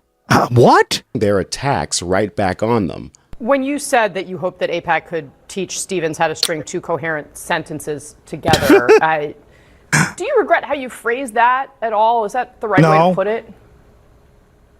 Obviously, Congresswoman Stevens is really smart, which is why it's so surprising that whenever you ask her why, for example, she took a trip to Portugal, paid for by Center Forward, one of the super PACs that is playing in this election, to Portugal with her mom, why she took that trip, why she's taking $30 million from AIPAC, where her money comes from, she struggles to explain what that is. And so I just think it's really important for us to get a clear explanation of where that money's coming from and what she's promised to these corporations and super PACs, including AIPAC, about what she plans to do for them when she's in office. They're trying so hard to make this new crop of progressive candidates sound radical. But it is seriously the most hilarious thing to watch the conservatives and mainstream media clutch their... I wanted to show my mom a clip of Hasan doing his Haley Stevens voice, but I couldn't find a clip. Please show it to me. I need to see that myself. Pearls. Welcome back, Ducky. How you been? For such dastardly crimes as universal health care, housing, and education for all. They have to do that because the Corpo Dems... It's been lazy Sunday today, huh, chat? ...work for I love it. corporations, not real people. So they can't just say what Abdul can. Are we willing to let them continue to rig a system so that the next 250 look like the past 250?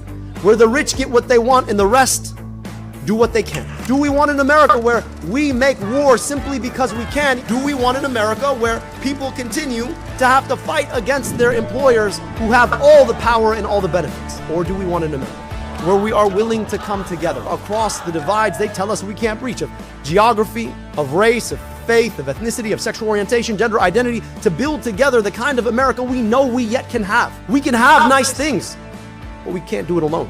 That's what this campaign is about. That's why he's poised to win this primary and might push the establishment hack Haley Stevens out of her AIPAC. Nice! Congrats, Beeger. Outer Signal, welcome back, buddy. Hot seat. But we have to be honest here. Abdul is not a democratic socialist in name. Likely because this is Michigan we're talking about after all. But there is another who takes on the mantle and would be the first actual democratic socialist governor. In yet another swing state, Francesca Hong might finally be shutting... Yeah, we covered her earlier, like a few,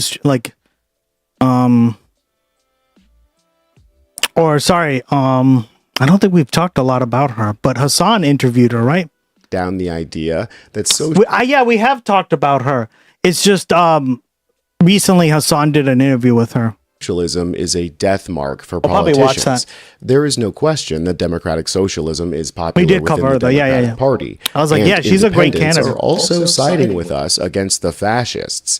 But surprisingly, even some Trumpers are coming around if they themselves are on the chopping block. Jeff Hanneman, 43, planted a no data center sign in his yard, and although he is a Republican who voted for President Trump, he decided to support a Democratic socialist who has called for a pause in data center construction and is running for governor. I really don't think or care about the label, said Mr. Hanneman, who planted a Francesca Hong for governor yard sign next to the other one.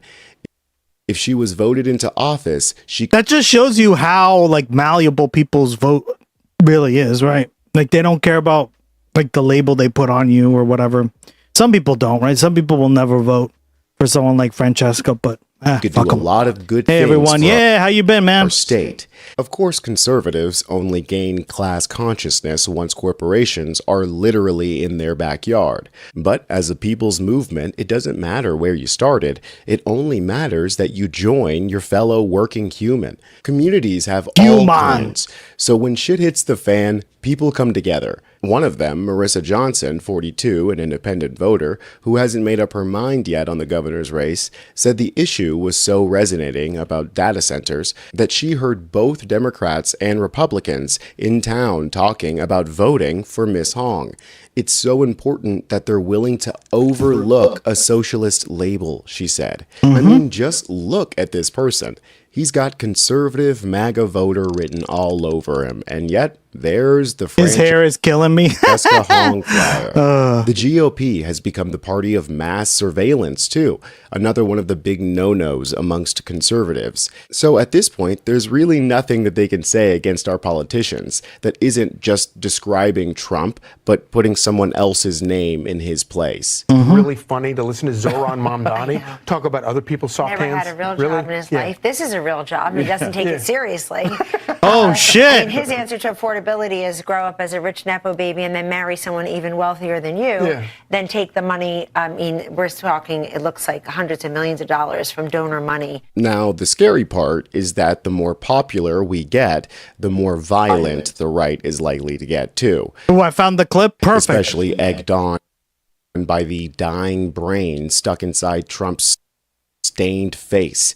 He's like a feral animal cornered in a last chance shelter. He knows his time is coming, so he's lashing out. We'll vanquish communism quickly and send them into exile. We will send them quickly. Exile. Away. Hear that, folks? I might be soon filling you from the jail cell, reporting live. You in on the news from the beautiful country of Mexico. But hey, at least they have universal health care. Subscribe to U.S. Democratic Socialists. I'm Tony.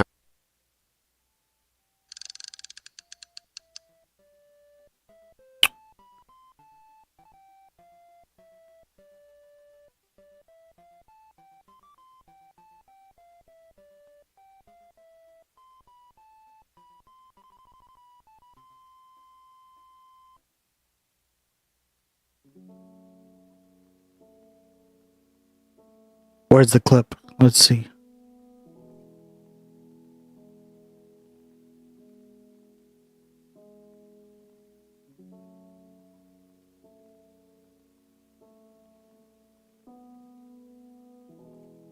Yeah, we had covered Francesca like about, I think it was 3 weeks ago.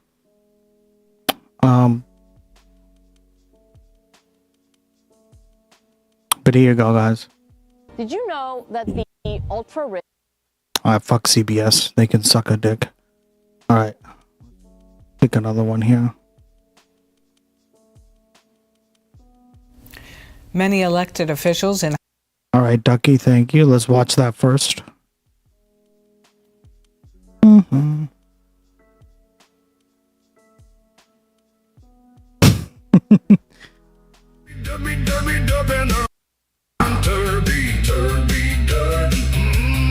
It starts at 31. Cool.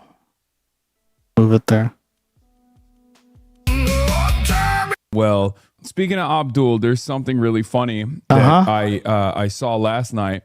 So if you recall, we watched this. Wait, we just watched this. Is this the clip? Haley Stevens video that I'm going to play again. They're only 38 seconds long. It's one of my favorite Haley Stevens videos of all time. It turns out, let's just watch this and then we'll get to it. Okay, over here, we have the Ambassador Bridge. Trucks, freight moving back and forth from the Motor City to Canada, moving our economy forward. This bridge is open. It's owned by Donald Trump's biggest donor, Matty Maroon. This bridge is open. It's owned by Donald Trump's Donald. It sounds like Gloggy when he does the cartoon. But I purposely made him to sound stupid as fuck. But you know when he does the cartoon voice? It's like the Mickey Mouse voice. You can't make this shit up, guys. Oh my god. Maroon. I love her. What gives? Yeah, see, even Hasan's doing it. Tolls with every passing. But wait a minute, look over here. The Michigan-made, Canada-paid Gordie Howe Bridge. Gordie Not Howe. open. Why? Boy, and let me see if I can do the voice because you guys know, right? You've definitely used Gloggy enough where you know he has the cartoon Mickey Mouse voice, right? You know exactly. He'll be like, "Oh boy, let's do this, guys." Right? He'll sound just like Donald that. Trump will sell out our country to the highest bidder. Bobby Hill with an exaggerated Michigan accent. Yeah. Well said. Michiganders, when I'm your senator, this corruption will stop. And see, Abdul, it's more than 2 sentences. She ends with C. What an own!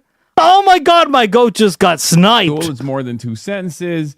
Well, it turns out this video that just got uploaded 22 hours ago is almost identical to Abdul's video from February. Literally copying his steez, right? February Oh my 23rd. god. Now, it turns out everyone has shown these 2 bridges, right? It's kind of crazy. Everyone that's running for office in Michigan, including the Republican Mike Rogers, has their own version of this video. And it's beautiful to watch. You can watch Mallory McMorrow's version, you can watch Abdul El-Sayed's version, and you can watch Mike Rogers' version to develop a better understanding of how they message around these issues or what their ideology is.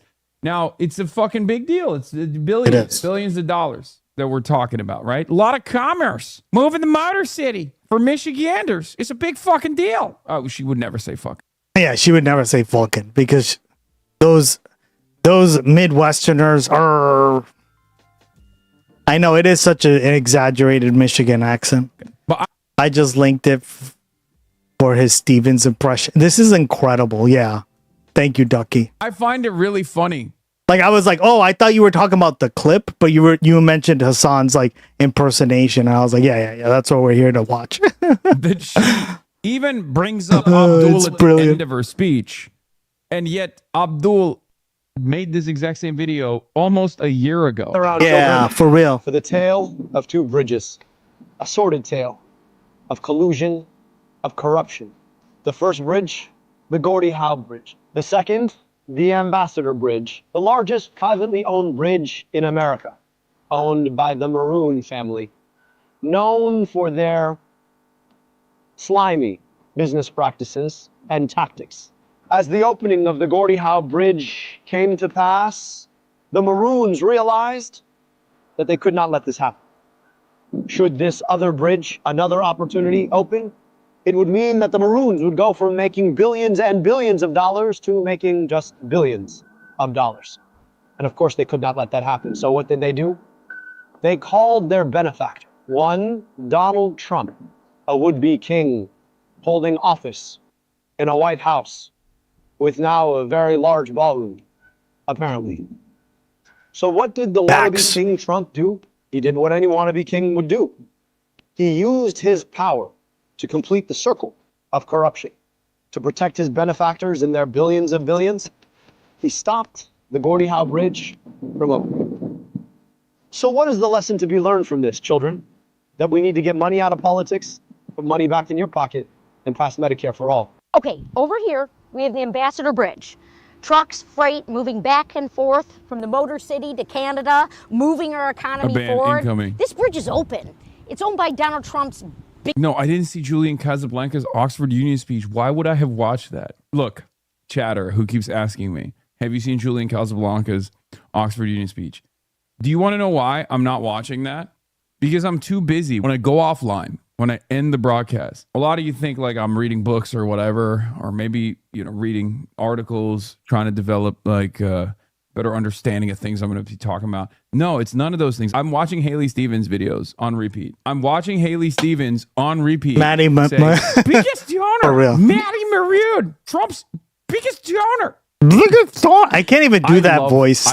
Not as well as Hasan. Love that. I love her. Yeah, it's pretty funny. I mean, she's such a freak about Israel. Wait, is Mickey Mouse secretly a Michigander? I know he did the tugboat thing, so there's the Great Lakes. Obviously, but it's becoming a new thing for me. Or is it like part of his lore? I don't know. Someone? Anyone? They're collecting tolls with every passing. But wait a minute, look over here. The Michigan-made, Canada-paid Gordie Howe Bridge. So yeah, I mean, she stole his flow. It'd be harmless conversion. Yeah, his steez, right? If she hadn't signed off the video acting like this was proof she's super smart and has original thoughts all the time. Yeah, exactly. If anything, it shows that you got to copy him and do a worse version of it. Yeah, it's really funny. What gives? That's my favorite. What gives? What gives? What? I'm confused. Do we like him or her? What?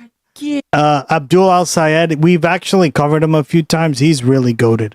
She's more of a liberal, like, centrist Democrat, right?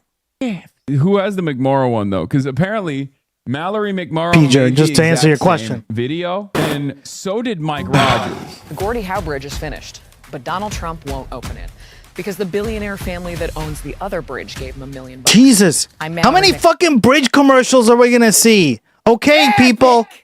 God damn it. I get it. You like these bridges.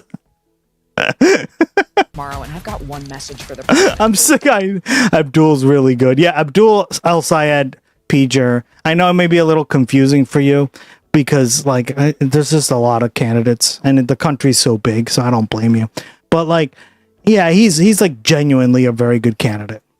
Open this damn bridge. You better believe I approve this message.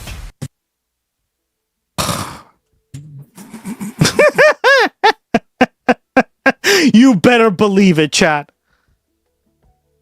It's like when you're arguing with your girlfriend and she's like, you better believe it.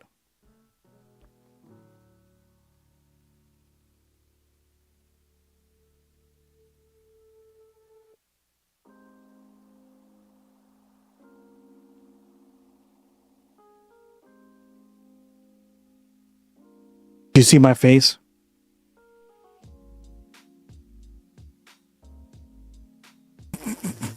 El-Sayed doing his best Zohran impression, McMorrow. I've got one message for you. Donald Trump. See, Abdul, I can string two sentences together. As far as believe you and look at him so I love you guys. You guys are the best. That fucking fish.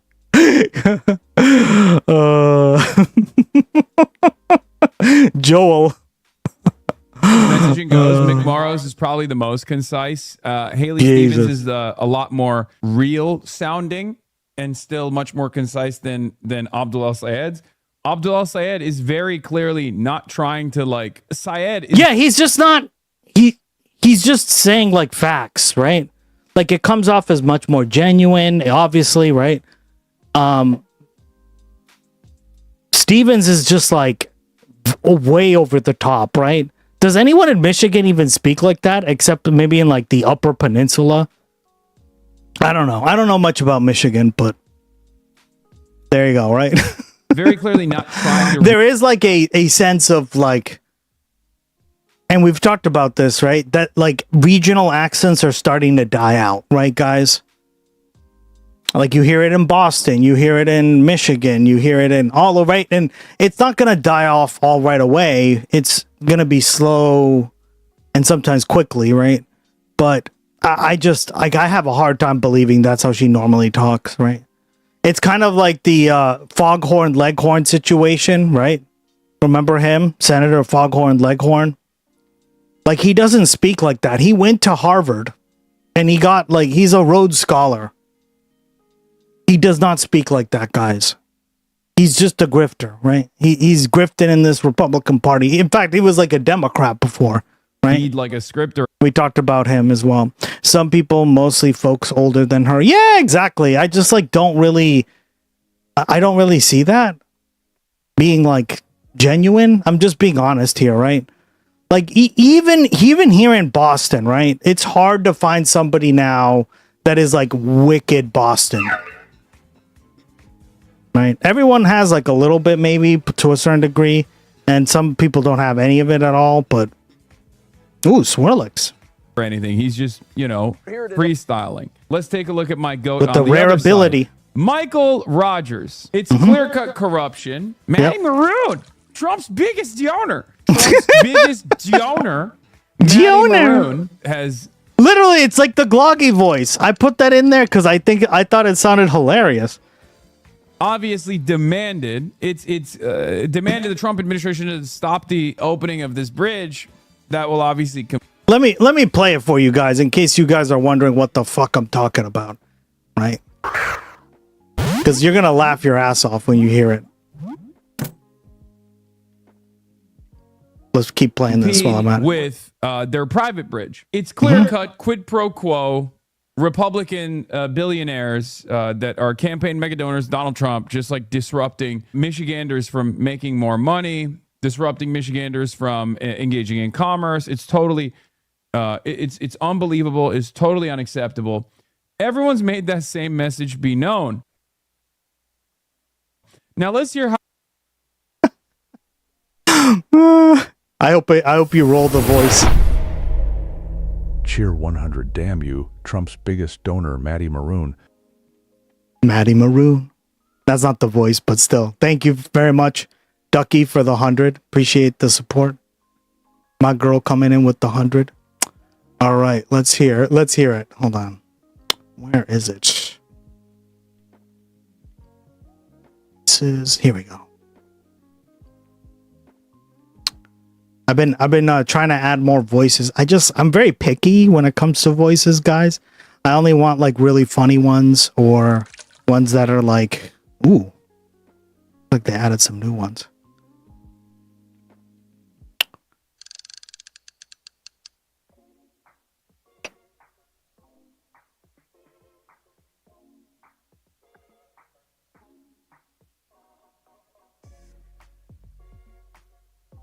Is it this one? Yeah. Yeah, I think it's this one. Okay.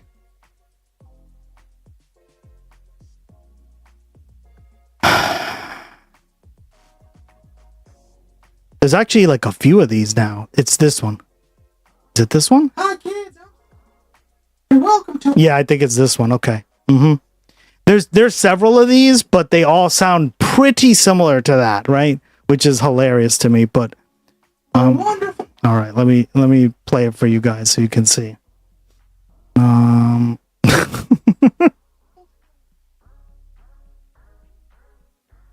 right, watch this. Oh man.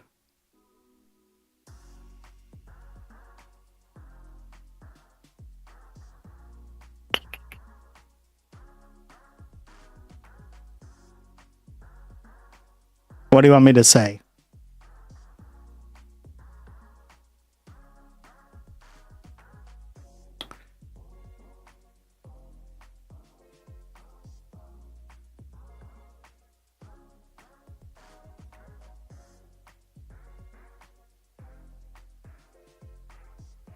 I'm just gonna type something stupid and random. All right, there you go. Hello, chat. I'm Stevens. Nope. Hello, chat. Nope, that's not it. Sorry, guys. Oh my god.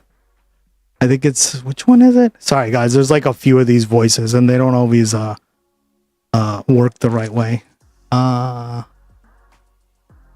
man, you guys always play it too. I always hear that voice, and I think exactly of that.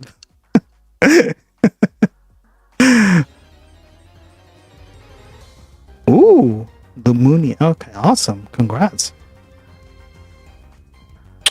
All right.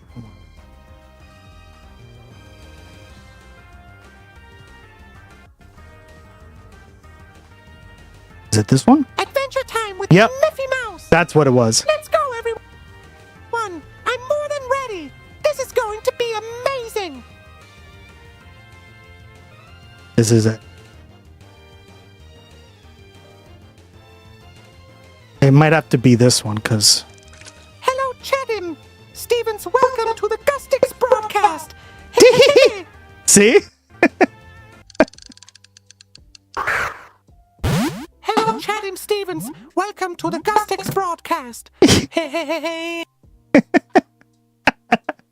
hey. How the Republican is covering it. Today at the Gordie Howe Bridge. Gordie was known as one of the toughest guys in God, I'm so sick about hearing this about this fucking bridge. hockey. And we need to be as tough at stopping Chinese cars coming over that bridge as Gordie Howe was on the ice.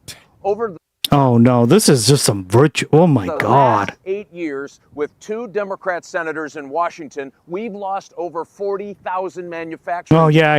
It's the Democrats. Okay. in Michigan. That has to stop. Send me to Washington. I'll get this bridge open. I'll protect our I mean, it is them, but Chinese cars, yeah. auto jobs. And If the bridge is blocked, how about a tunnel? guess what, Michigan? We're going to have a growing Michigan manufacturing. Let's get to work. Interesting. Funny He as doesn't hell. mention why the bridge is not open yet. That Yeah, shit for might work real. on voters. Sadly, yeah. He's like, I'm gonna Oh, of stop course. Chinese cars from coming over this bridge. Yeah, of course, right? It's gonna definitely work on some voters. Okay, strange, but fine. Okay, I mean that will, trade protectionism is certainly something that works, especially in Michigan. It's one of the few places Yeah, because of the auto business there, right? The auto manufacturing business. that has like a robust industrial base that remains in America, the automobile manufacturers. The problem for our boy Mike Rogers here is, of course, the UAW has endorsed ABDUL El-SAYED. Mhm. So good luck to him trying to make this argument, even amongst the rank and filers, especially when ABDUL El-SAYED also has the aesthetics down pat, which many rank and filers that could find themselves in the throes of reactionary sentiment would potentially vote for someone like Abdul on the aesthetic grounds. This person owes you $500. No, this person owes Matt Sheehan $500. The case where Tom Piker is a Democratic asset assumes he's interested in political power, is willing to help Democrats. Neither are true. He's made no effort to build a movement, fight for a cause, mobilize his base. Nothing. Politics Really? is to Hasan as That's $1 million bullshit. is to Mr. Beast. Content. Says the vice chair of a useless center-left think tank that literally... Really? You're gonna say that? You're gonna say that about Hasan, right? Huh? That's like... You can say that about a lot of Twitch streamers, but you cannot say that about Hasan. It's not just content, right? achieve nothing and Isn't there a Canadian-owned tunnel? There is, as far as I know. will never be as popular. Keep tweeting about Hasan. Abdul nailed Abdul's flow. Damn right. That's the only way you gain a following. I will bet $500 that we have knocked more doors than all efforts coordinated by Hasan. Oh my God, Interesting. bullshit.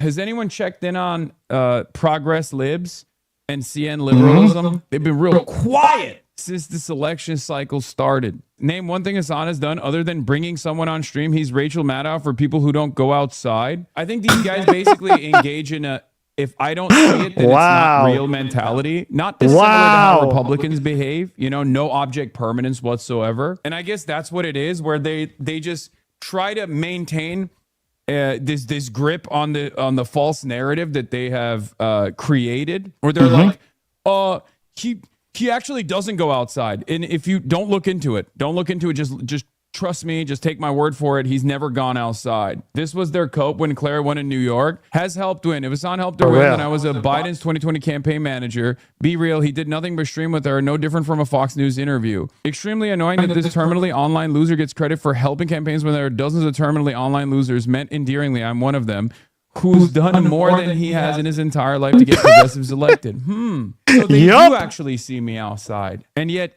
here she's saying, name one thing Hasan has other done than bring someone on stream. I mean, there's probably no better way to prove it, but for a lot of these guys, it's not about the truth at all. It's about maintaining a narrative. And for many of them, Some of them have an ideological predisposition. This person is supposed to be like a neoliberal. They're tasked with promoting neoliberalism, which is hilarious. I feel like that's a dead call.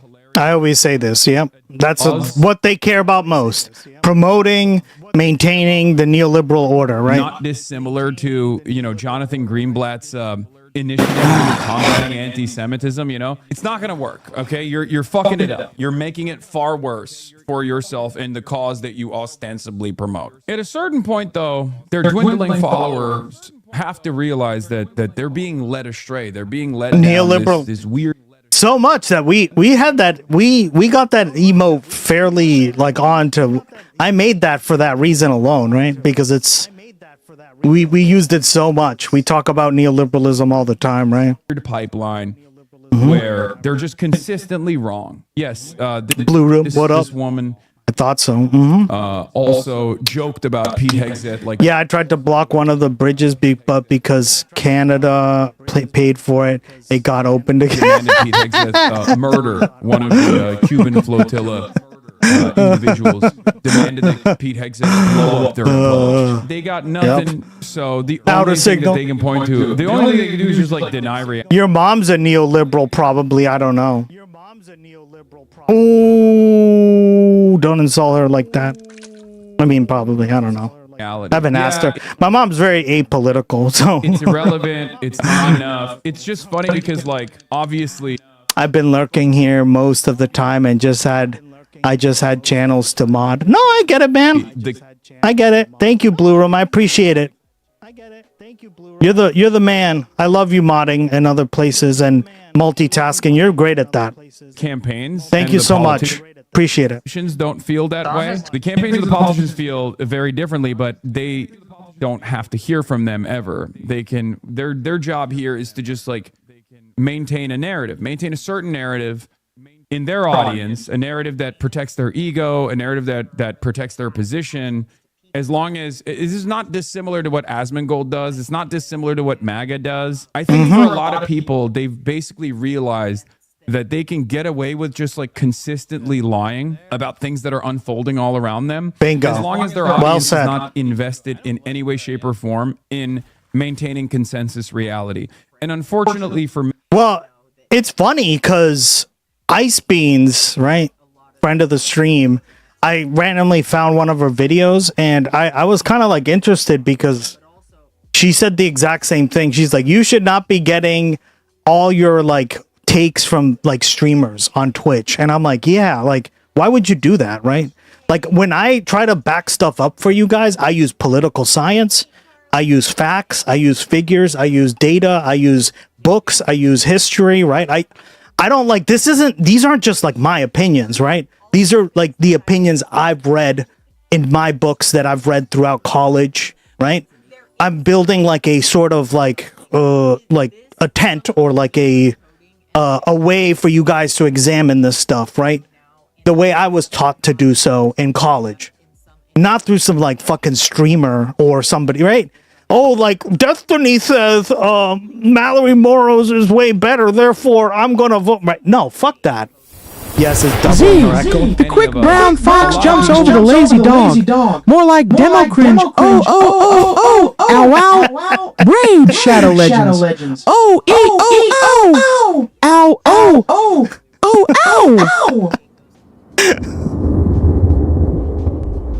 Wow. Rage Shadow Legends. Oh, ow. The voice. That's the voice. Wow! Wow! Rage! Shadow Legends! Oh! Hey! Fucking got him! Someone clip that! I'm gonna clip it because that was incredible.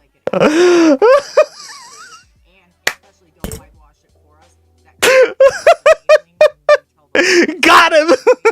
Yeah, Cloggy echoes most of the time, but Gus is rare to echo himself. I don't understand why he's echoing, huh? There you go, guys. I clipped it for you. don't have that investment. Most people do not want consensus reality. That was incredible, They want guys. Their biases I to be loved it. reaffirmed. Yeah, it's genuinely reflecting pool politics. Yeah, everything is turned into the reflective pool. If you're a Shadow Legend, thank you, Living Lily. You nailed it. Republican, you look at the poll and you say, you know what? That's actually American flag blue. Or if it's green and covered in algae, it must be because the Democrats, the Democrat Party did that. Yes, the Democrat Party did. I don't know why he's echoing. I'm sorry, guys. It might be just because he's so loud on certain things, but it's common. It commonly echoes when it's other audio, though. Yeah. terrorize Okay. the That's pool. interesting. I don't know why that's the case. Should all go to prison. There's no investment in consensus reality on that side. It's a cult, and we call it out. But there are many different cults taking shape all around the internet. This is one of them. There are a lot of people that do this exact same thing. They look at a situation and they try to find a way to maintain their posture, maintain their narrative, reassert the idea that this guy's actually silly. He's silly. He's ineffective. It doesn't matter. If any of these, God forbid, if any of these campaigns had lost, of course, they would immediately say, oh, they lost because they align with you. But when they win, you played no role in it. You haven't done anything. All you do is just go out there and interview people. It's kind of sad because I expect liberals to be a little bit better read than Republicans and to not behave in the same cult-like manner. But unfortunately, that's not the case. Yeah, you literally 4x canvasser turnout after you went to Colorado for Quiroz. Yeah, it's not even that. I mean, that's what the canvas leads were saying as well. I cannot get over the fact that they do this shit for a sex pest whose goal in life is to film himself consensually or not sucking and fucking anyone who will have him regardless of For age. real. I know. I mean, that's one element of it. And All right. No brain needed to be a lib. For real, dog. higher office come from the state legislature. State Representative Francesca Thank you, Ducky. Appreciate that one, girl. Hong of I will try and mention it next time. Yeah, if you could, because I need to know, where the sound is coming from, right? It's hard for me to isolate it because I have it wired up in a specific way, and it makes it very difficult to understand exactly where it's coming from. I need to be able to monitor it. And if you guys don't let me know, then I won't know, right? Because I can't hear the I don't have the stream on in the background, right? Because then it would literally echo regardless. Because it just can't. You can't do that, right? You have to mute it so I can't hear. Madison hopes she becomes one of them. But thank you, Ducky. Now we're gonna watch Francesca Hong on the governor's race in Wisconsin. She's a great candidate. We've Here covered she her is before. with Zach Schultz. Francesca Hong, thanks for joining us. Happy to be here. For voters who don't know you, give us an introduction of who you are and why you're running for governor. I'm a state representative for the 76th district here in Madison. I am a proud single mom to my son George, and I'm a service industry worker. And so I owned a restaurant for 7 years and worked as a chef, and I still work as a bartender and line cook. And I'm running for governor because we are in a moment of crisis and chaos, but we're also in a movement moment. And as an organizer and as a working class candidate, I think that it's the right thing to do to fight alongside working class people who are demanding change. Is there a single issue that drives you, or perhaps a lane within the Democratic Party that may define you? Fully funding public education, universal childcare, and expanding Badger Care for All. These are universal policies addressing universal issues for Wisconsinites all across the state. And I think this moment demands visionary, bold action and not incrementalism. Running for governor is very expensive. How much do you think you need to run to be competitive? And what's going to happen after the primary if you make it through that?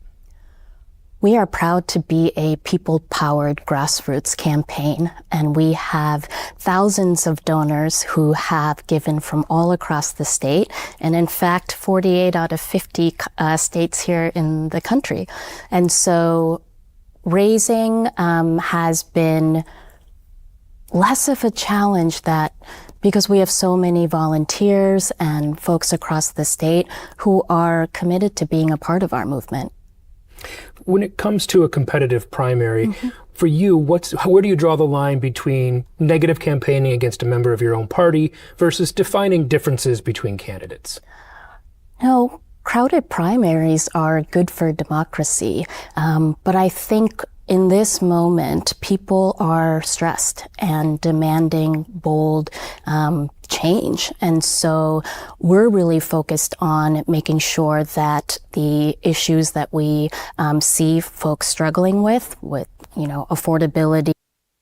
Oh, thanks, Living Lily. Appreciate it, girl. Yeah. Really just trying to hammer the stream home. She's speaking my language. Damn right. Wisconsinites, another new element discovered. Oh, shit. And, living in times of fascism, we want to make sure that we are naming the billionaires and the culprits of these issues, and then how the state is responsible for presenting and delivering solutions to help people live a life of dignity. When primary voters are looking at all the candidates, should they be focusing more on who's more aligned with an issue that they support or electability? Electability is subjective, and I think that we need leadership, and the people are demanding leadership where politicians aren't going to say one thing and do another. We want leadership with folks who are committed to moral courage and willing to do the hard thing and not the politically expedient or politically comfortable thing. Most of the Democrats running in this campaign are either aligned with Milwaukee or Madison. Milwaukee. What's your plan to get out, introduce yourself to the rest of the state, especially those rural areas who feel unheard? I've had the privilege of traveling thanks, Lucy. across the state. I'm glad you for got the to last 5 years. to see what it's like, right? It's hard to explain, but like now that you're seeing it, you see what I mean? Years since I was elected into the legislature, whether it's helping other candidates campaign for the state assembly, or being invited to speak at and meeting farmers and educators and people across the state. I'm going back to those communities and also meeting new ones. And I think that when we go to rural areas, suburban areas, urban areas, I've been so heartened by the diversity of people who are attending our events, Republicans, independents, Democrats. It's been, and it's multi-generational. I have learned so much from young people who are attending our events, and we're going to continue to meet those Justice for communities where they Dookie, are, the regardless Kookie. of what part of the state they're in. What do you think the impact of Donald Trump will be on this primary? He is destined for glory. The fascist I can't believe Gus is pulling such small numbers. Thank you. I appreciate it, Blue Room. I really appreciate it, guys. I'm a newer stream. Like, this is all due to like me just streaming like so much, right? I kind of took like a little bit of a because I was like, hey, maybe I got to work on like the stream and polish it up. And like, that's how I came up with the fishing game. I came up with the Glogimon game, all these things. We have an achievement system. No one's unlocked anything yet, but I think I just wired it wrong, and maybe I have to fix it, right? The streaker board, all these things. Like, I do that to have like more fun on stream, right? Because like politics can be kind of dry sometimes, right? So this stuff makes it like a little more bearable, more fun, and I just love doing it for you guys. So I'm glad you guys enjoy all the stuff that I do for you on the side, because like I'm more than happy to do more of it, right? Like, I'm working on another like 1,500 entries in the fishing game. So there's going to be like over 6,000. The children crave interaction. Yeah, true. Thank you, guys. I really appreciate the support. Because like, I'm new to Twitch, right?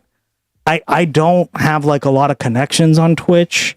I don't know a lot of people on Twitch. I've never watched Twitch like religiously, but like I've kind of gone around to different chats and like tried to talk to people, and like I try to make connections that way, right?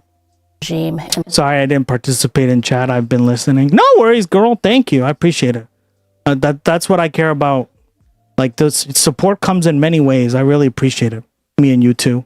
You're polished much more than the new streamer, and you've pretty decent takes. Thank you, buddy. Appreciate it. Federal government. Yeah. It's just like I try to end, like my takes will evolve, right? Like I try to take into account all the stuff we watch, all the stuff I've read in college, right? Like, this is an educated take, right? Like, it's not just me being like an edgelord online or whatever, right?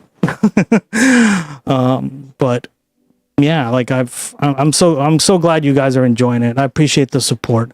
Government is just writing in my journal and dog sitting. Oh, look at that. In my head canon, you are Casual Revolt and Very Nice TV are already on the net. I know. Well, we're all friends now, right? We're all friends, and me and like we really should support each other, guys. It's awesome. I love it. We stream at different times, although Casual's on sometimes. Like he's on like, and then I'm generally on later. So yeah, good takes, very informative. I try, right? Like. I may not always get it right, but I try to like learn from my mistakes and stuff, and I try to be like humble about it, right? That's why I say if I don't know what I'm talking about, I'll be like, I don't know this, but this is my educated opinion, or I won't say anything, right? really creating a lot of chaos. It's so nice to come home and work and come home and stream, and I'm cooking, but I'm here making cucumber lemonade. Oh my God, girl, that's awesome. When are you going to do another cooking stream? And uncertainty. I love your cooking streams. For working class people. And so beyond, what is happening at the federal government. I love seeing you work. You get to see me work, girl. Focused on how we can. Being open to learning and willing is great trait, Gus. Yeah, I say that all the time, right? Like I don't know everything. And I'm sorry, guys. Anybody who claims to be like, yeah, let's just look it up, or like I always say this. We do not know everything. There's tons of stuff out there that is unknowable, right? And there's no person that is like, hey, I know everything, or I should know everything. I think that in itself is pretty arrogant. And that should never be like, you should be always willing to learn stuff, right? I try to make this stuff as like educational as possible. If there's a great documentary, right, we'll watch it. If there's something like that, right? But we do cover majority politics, right? But when they do a line and I feel like we need to know stuff, then I will happily watch it. So and deliver for working 100. class Thank you. people, meeting the urgency thank you, of Lucy. this moment with universal policies that are actually. I'm glad you got to see how Twitch is like, because like explaining it in person is not exactly like the same thing as experiencing it, right? Going to change the material conditions of people's lives at a pace and deliver, as urgently and as quickly as we can. All right. Francesca Hong, thanks for your time. Thank you so much. Loved it. Okay.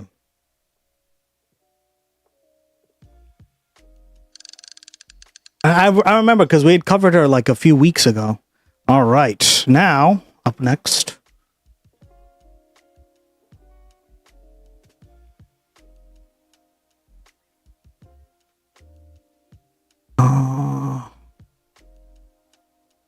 Oh yes, I did want to cover this because obviously we've been talking about a lot about like 4th of July and that disaster, but AOC is endorsing Abdul. This morning we woke more up badass, love it. to the news. Goose has the best chat, the best takes, and we love our Goose in all his glory. That Alexandria Thank you, girl. Appreciate it. Quartet. Goose has the best chat, the best takes, and we love our Goose in all his glory. I didn't even see it was like Gloggy redeemed. My bad. I read it out loud. But Gloggy does a better job than me. As has weighed into her first Senate race this cycle. Clip it. Aw, thanks, Living Lily. Has endorsed Abdul El-Sayed in Michigan instead of, Haley Stevens. She would, of course, not be endorsing Haley Stevens. But Haley Stevens is a member of the House, and she is as well a Democratic member of the House. And Mallory McMorrow tried to carve a middle ground in between those two candidates, and she has collapsed in polling at this like precipitous rate. That interview that went viral with her that I did with Matt Bernstein, I think maybe played a small role. But did you check her out? I've been telling her like which streamers to go to. Chat, because she's brand new, so I was like, yeah, go to October, because she likes makeup and stuff. So I was like, yeah, she does makeup and stuff.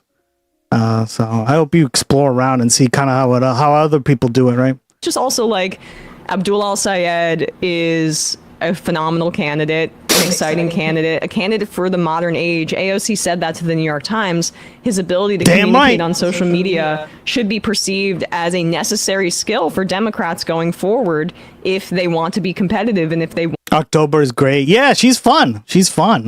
want to take back power. I rated her and she was, wow, great. And in chat, she's even funnier. She's just like an amazing chatter. So we had said this before. People were worried that she wasn't going to endorse.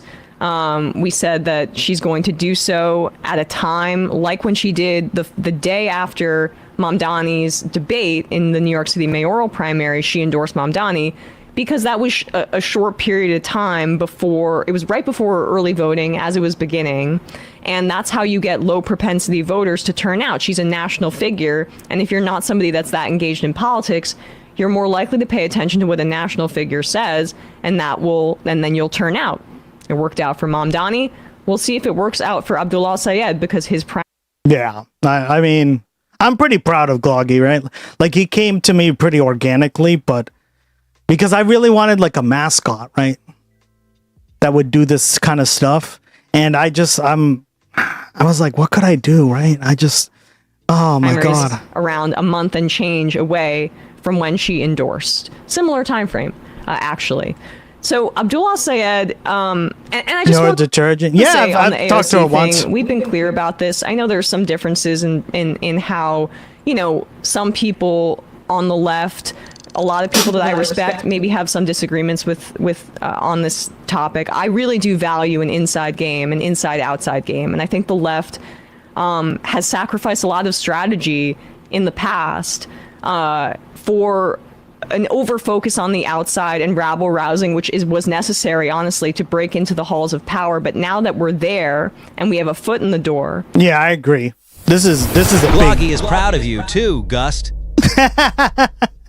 Thank you guys. Oh, I appreciate all the support, all the love in chat. I love you guys.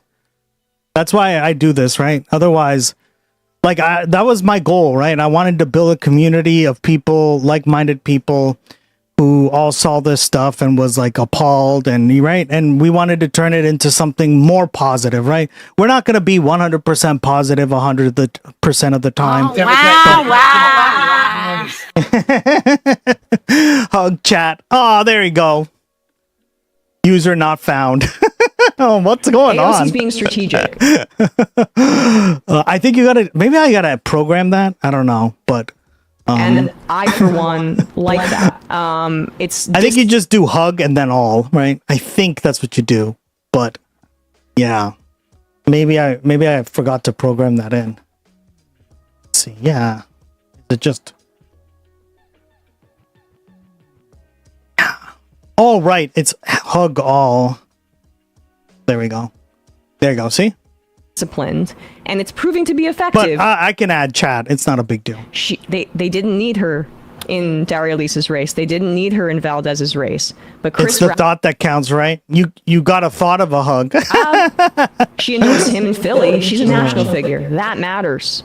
ABDUL El-SAYED, I think that matters here too, especially because Abdul did an interview with Dave Weigel, and he was pretty aggressive in the way that he described some of his primary opponents as well. And now he's being accused of sexism because he's running against two women, right?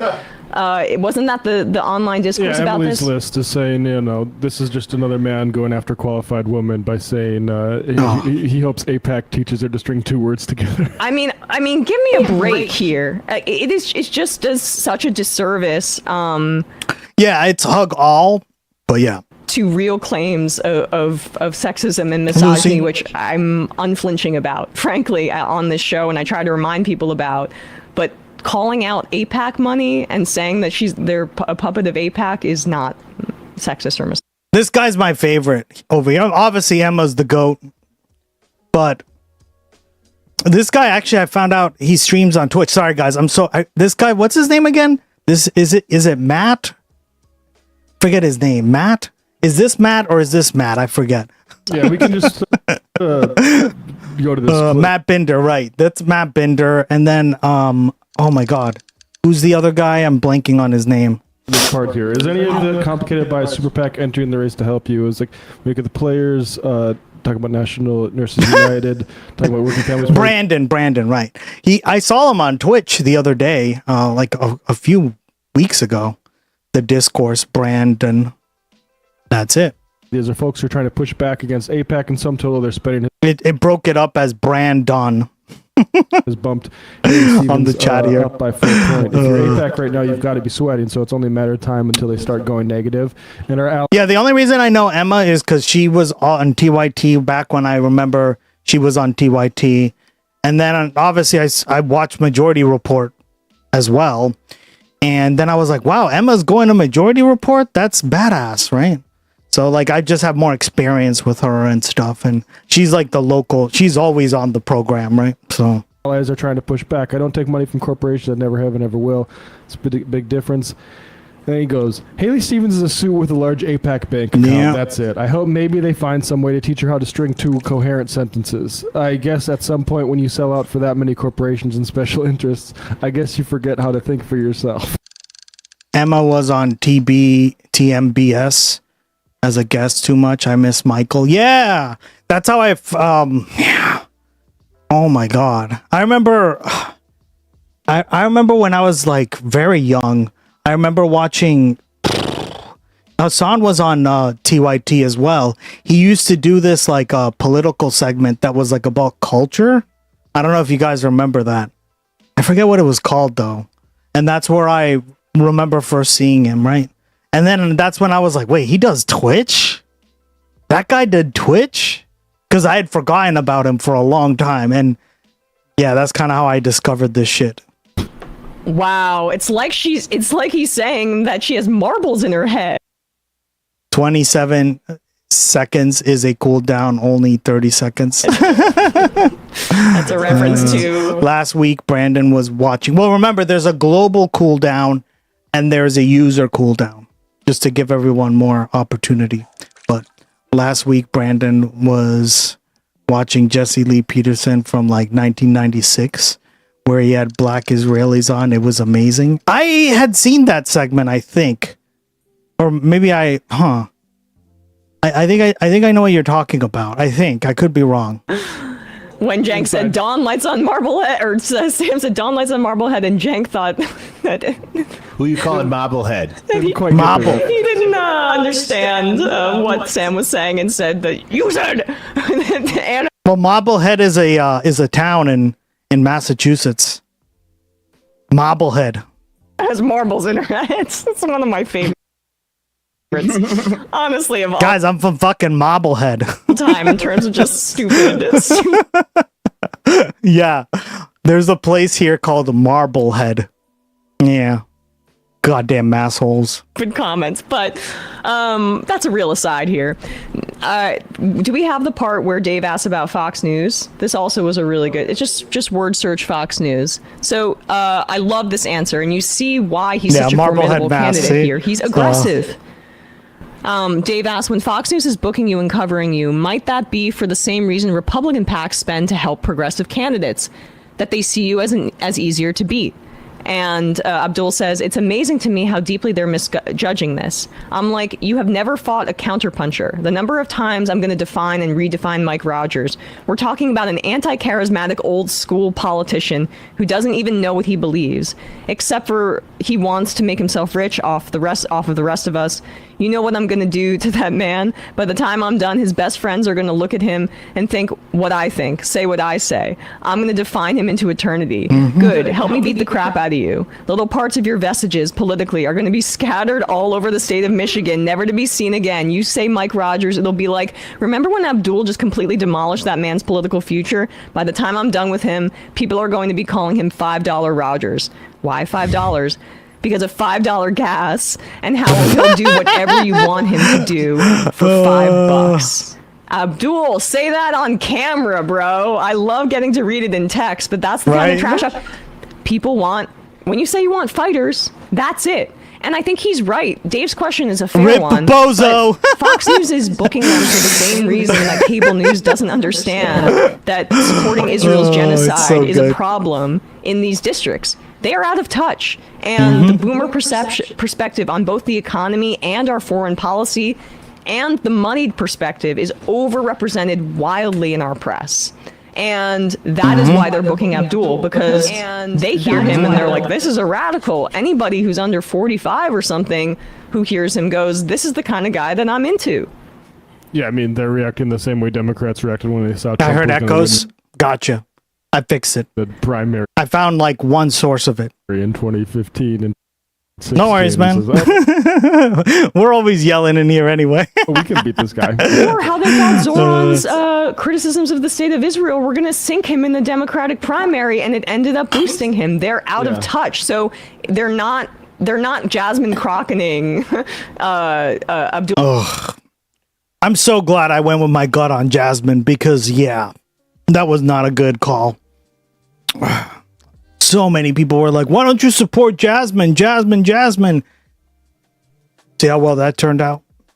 Abdul El-Sayed. That's not what's happening. I went with my gut on that one. I was just like, yeah, I just feel like she's just virtue signaling on a lot of these issues. Good God, yeah. We hope we figured things out. Yeah, exactly. I mean, it's a struggle. Is what we're talking about with the Emily's List president Jessica Mackler. When an accomplished woman runs for office, she's too ambitious, too loud, too quiet, or suddenly an empty suit. That's a quote in Abdul El-Sayed. This is the same tired playbook I always use against women leaders. I'm over men pretending sexist double standards are just politics. And Adam Johnson, the reminder, Emily's List is funded by AIPAC via Majority for Israel PAC, 500,000 last quarter, and on CNN, McMurrow casually tied Hasan Piker and El-Sayed to the Michigan synagogue attack. Has Jessica condemned this gross racism? I mean, the answer to that is no, she has not. Yeah, Emily's List is a kind of centrist. Go ahead, Brandon. They endorsed against Bernie. Yeah. No, I was just going to say that this is a great example of how like neoliberal institutions try to like really just cloak all of their politics in the veil of whatever marginal. I love Brandon. Like, this guy is so intelligent. You can tell he reads a ton. The way he speaks, he is studying this stuff like very much in the same vein I did, right? If not exactly. Right. Group they think is going to make them immune from. Yeah, he has amazing takes. It's very like political science-y. It's not like Twitch brained or anything. Nothing wrong with Twitch, right? Obviously, I'm on Twitch, but like what I'm saying is like it's very well educated. It comes from like a solid background on the topic, and I'm like, oh, so refreshing. Real criticism, and you know the shameless way in which they do it just delegitimizes like. I think he's an anthropologist. Interesting. Well, that would make sense, right? I kind of want to look up. Let's see, Brandon. What did you say his last name was? Sorry, guys, I'm so bad at remembering people's names. So bad.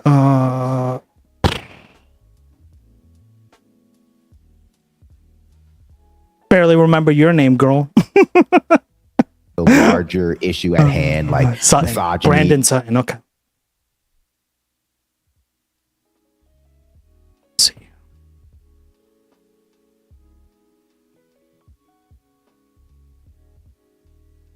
A brand. Whoops. It auto-corrected to that.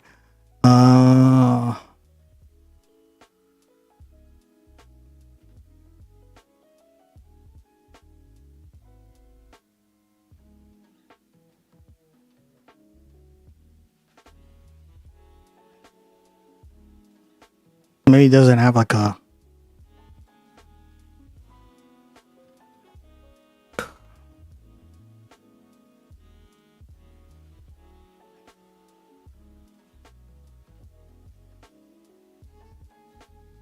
There we go.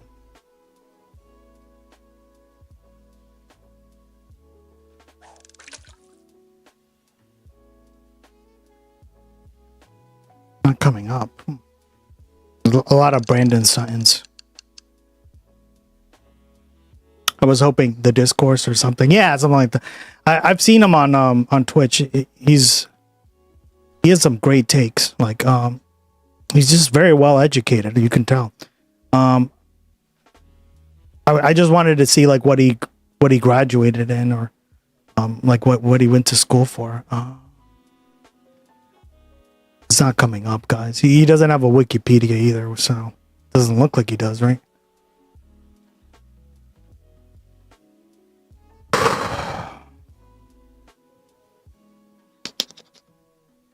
Do they say it on his bio?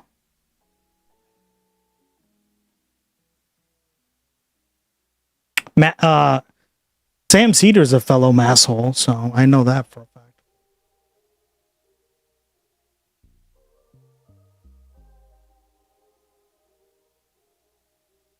In June 2021, Brandon was announced that he would be a co-host of the Majority Report. Right. That's why I don't know him, because he's like one of the newer ones, right? He's been there 5 years, but yeah. Matt's been there for a while, I remember, right?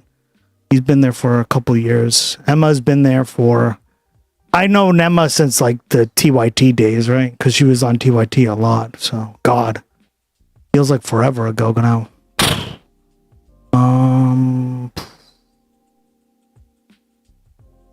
Or sexism, and it delegitimizes the entire left, right? And so like it has the dual, pronged effect of making leftism seem bad, and also making people like dismissive of real instances of sexism. Because for them, and I mean we see this with Israel too, right? Like the most important thing is that they have total political domination of their identities. Like there's no room for dissenting voices. Like there's a big tent, right? I'm sure they would say, it's a big tent, but not big enough for dissenting voices within that tent. And like it just has done nothing but sink these causes further in people's minds. 100%. When you see polling that say people think the Democratic Party is too far left, that is what they're talking about. It's not the fundamental issues. Mamdani is going out and supporting. Yeah, well said. I never buy this. I've never bought this, right? Trans people all the time. This like train of thought. I think this is a good way of explaining it to people. The problem is these Democrats, like in these Democrat NGO types, like Emily's List or whatever, they use this stuff as cynically as possible. It's in the absence. It's in the absence of class politics. Thank you. Right? They do this stuff because they don't want to talk about class politics. So then they do all these things to like virtue signal that they care about these groups, right? And then it's like, Nike with the gay flag, like branded stuff and all this stuff. And we quickly know how quick all this stuff goes away the minute they get challenged by the president, courts, members of Congress, right? That's my main problem with it, is that it's so like performative, right? It's very Obama level stuff. Like in the Obama era, that's what we got of. We got a lot of this stuff. Oh, the LGBTQ flag outside and tee hee hee hee, right? Like I've said this before on the stream. Like I'm not an ally. Like I'm an ally just because by speaking to me, you would know that. I don't need to put a bunch of stuff on like my background and all over this, right? To show you guys that I'm an ally. I just believe in equal rights. I believe in equity.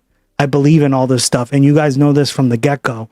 Meanwhile, Nike is like, you got to wear the rainbow t-shirt or whatever. And if you want to do that and also do what I said, then you have at it, Haas. But my problem with it is it's a lot of people just perform this crap, right? And it's never like genuine. Mm-hmm. Lack of exactly. Well, and it's well said. Like this is what they're talking about. Like this is why people go like, yeah, the Democrats they're too extreme. And it's like that's what they're talking about. The average voter doesn't have a lot of like ways to express what they really are pissed off about. But they look at stuff like that and they're like, yeah, I don't care about that performative crap. And like, it's not performative when somebody actually cares about this issue or wants to wear it.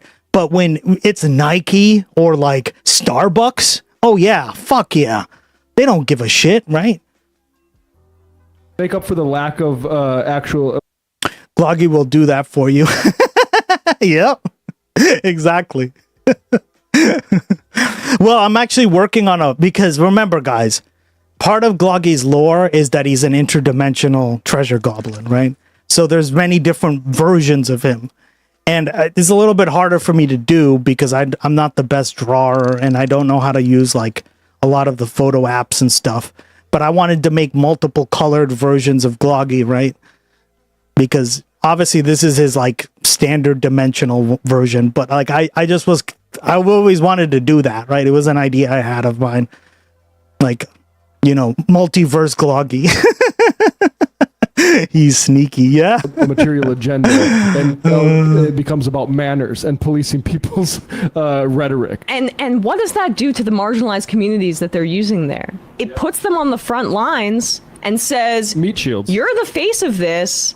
You're the face of this, like, empty kind of scolding that has no class consciousness or social programs or redistributive wealth elements that should be the hallmark of a democratic party. It's just going to be like, hey, about shame and beating people into submission because they're not offering anything better. And we've seen how that has led us down this road.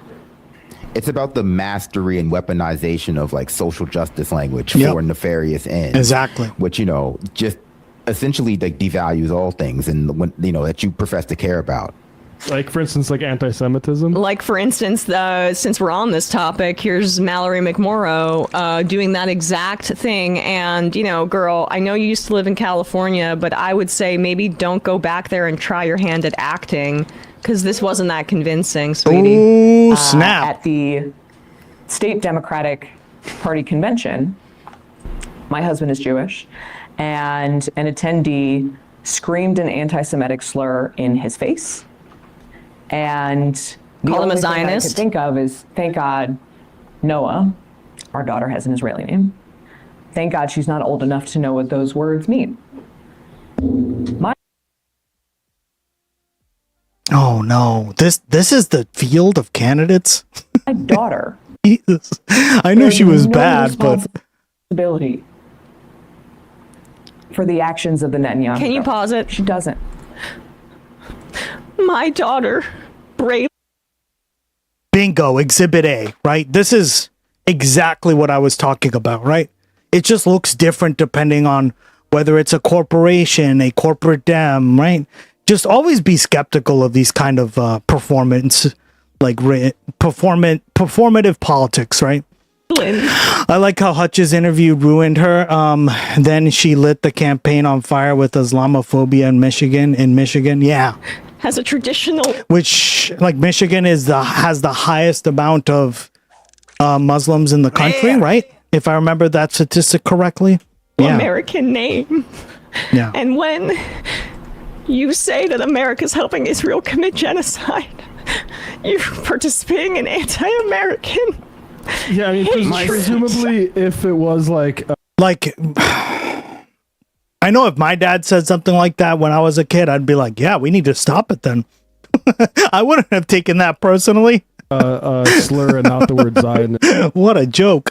Ooh, nice. Which obviously, like, there should be Baramundi. and remove those people from the premises if they commit a hate crime like that. I haven't heard about this, so I'm not sure what she's referring to. Noah is a Hebrew name. It's not an Israeli name. Potato, potato. I can't believe you are denying the identity of this newly formed country that's a complete colonial project. Yeah. My little baby son, Idmar Ben Gvir, who I named Ben Gvir, my favorite member of the Food Party, has nothing to do with this situation at all. All right. Thank God she's not old enough to know what those words mean. What words? What was the slur? Like, if they said Zionist, that's not a slur. If they said like the K word or whatever, like be Yes. clear about that. Like I don't know that, but I also say like that's not what the left is doing. So that would have been, I think, a crank. And if they said that out of nowhere because her husband was visibly Jewish, that he was a Zionist without having any evidence to that effect, that would also be anti-Semitic. We're not denying that fact. But she's not being specific because I'm not sure there is an instance that she can point to. There's just like were protests outside genocide of the DNC because Kamala Harris refused to have a Palestinian speaker at the frickin' convention because there was an active genocide going on, and she's victimizing herself as a state lawmaker and her husband and her family. There are children being slaughtered. She's not even Jewish herself. And liberal Zionists are, to put it not too lightly, lying about this sort of stuff. The whole Dan Goldman thing. He's denied coffee because he's Jewish in Brooklyn. Yeah, that was bullshit, right? We had talked about that. No, he was not denied. Like in Brooklyn, was it right? What? He was not denied it because he was Jewish. Like, what are we talking about? Really? They said it's because you're denying the genocide. Is that why? Or is that he's a public face defending Joe Biden's support for that fucking genocide that is real? Like, well said. I am so sick of the whitest women in America victimizing themselves and using anti-Semitism as a shield for them to be afraid of basically black and brown people. Brad isn't Jewish anymore, according to Fox News. It's erasure. Yes, exactly. Brad Lander is not Jewish. He's the minute you become a self-hating Jew, in the words of Fox News, you are no longer Jewish.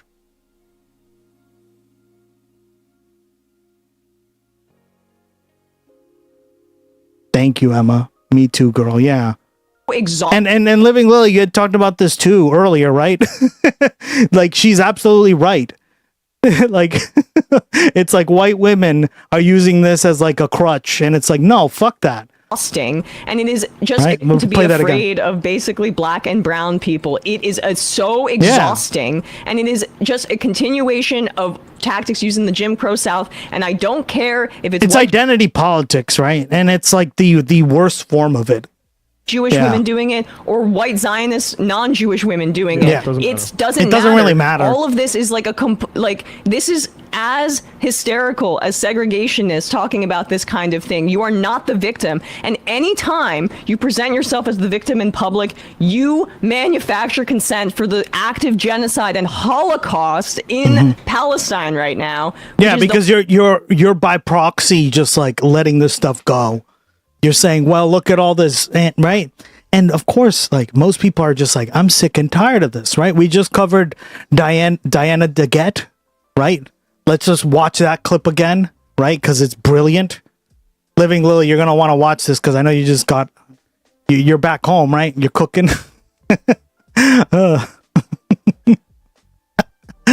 Oh my God. Look at how crazy this clip is. Right, I saw it and I was like, we have to watch it on stream because it's that crazy. Look. You are fundamentally not going to agree with me on this because you think that Palestinians deserve to live. Thank you very much. No, ma'am, that's not it.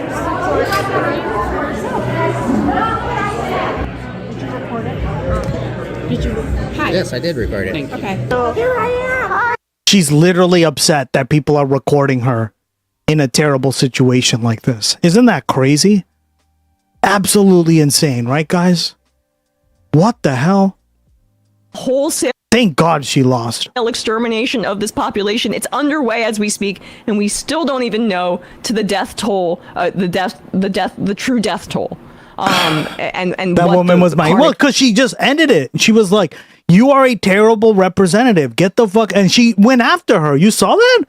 She was really upset. She went after her. Can you imagine a member of Congress doing that to you for literally standing up? What? Actually, meanwhile, she lets flock cameras be all over the U.S. Thank you. Right? And I'm sorry, Dmitry Bedev writes in, visibly Jewish. Emma, really? Taylor Swift would never say that. Okay, that's a joke. But like, there was some clip on CNN. The point being, like, if someone knew he was Jewish, he was wearing a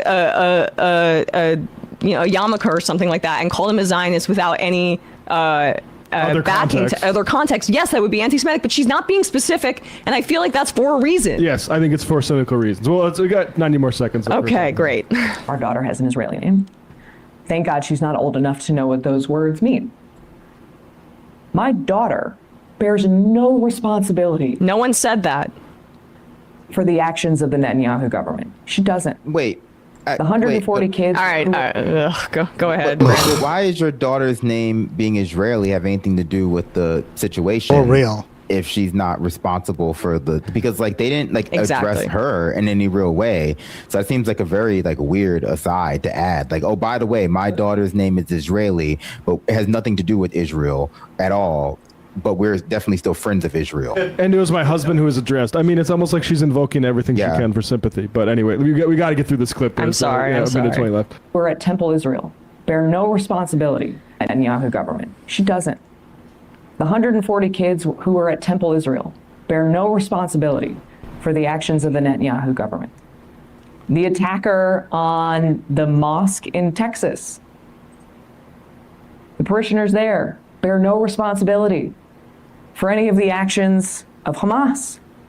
I mean, we have to be able to come together. I took to the Senate floor shortly after the 2023 attacks here in Michigan, and I said my greatest fear as I watched the war begin was that the actions in the Middle East will tear us apart at home. Oh, God. And Not that's this still crap. actions.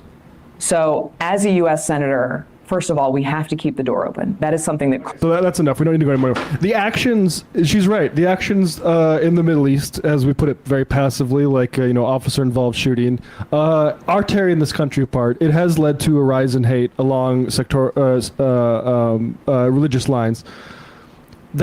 Those actions, to put a name on it, is our historic support for the Israeli conquest of Palestine that is supported from conservative Zionists to liberal Zionists like Mallory McMorrow. They are right that this stuff, and you see the same thing with Malak Kiros. People being like, how could you say October 7th was in any way sort of predicated by what happened before? Because we're adults.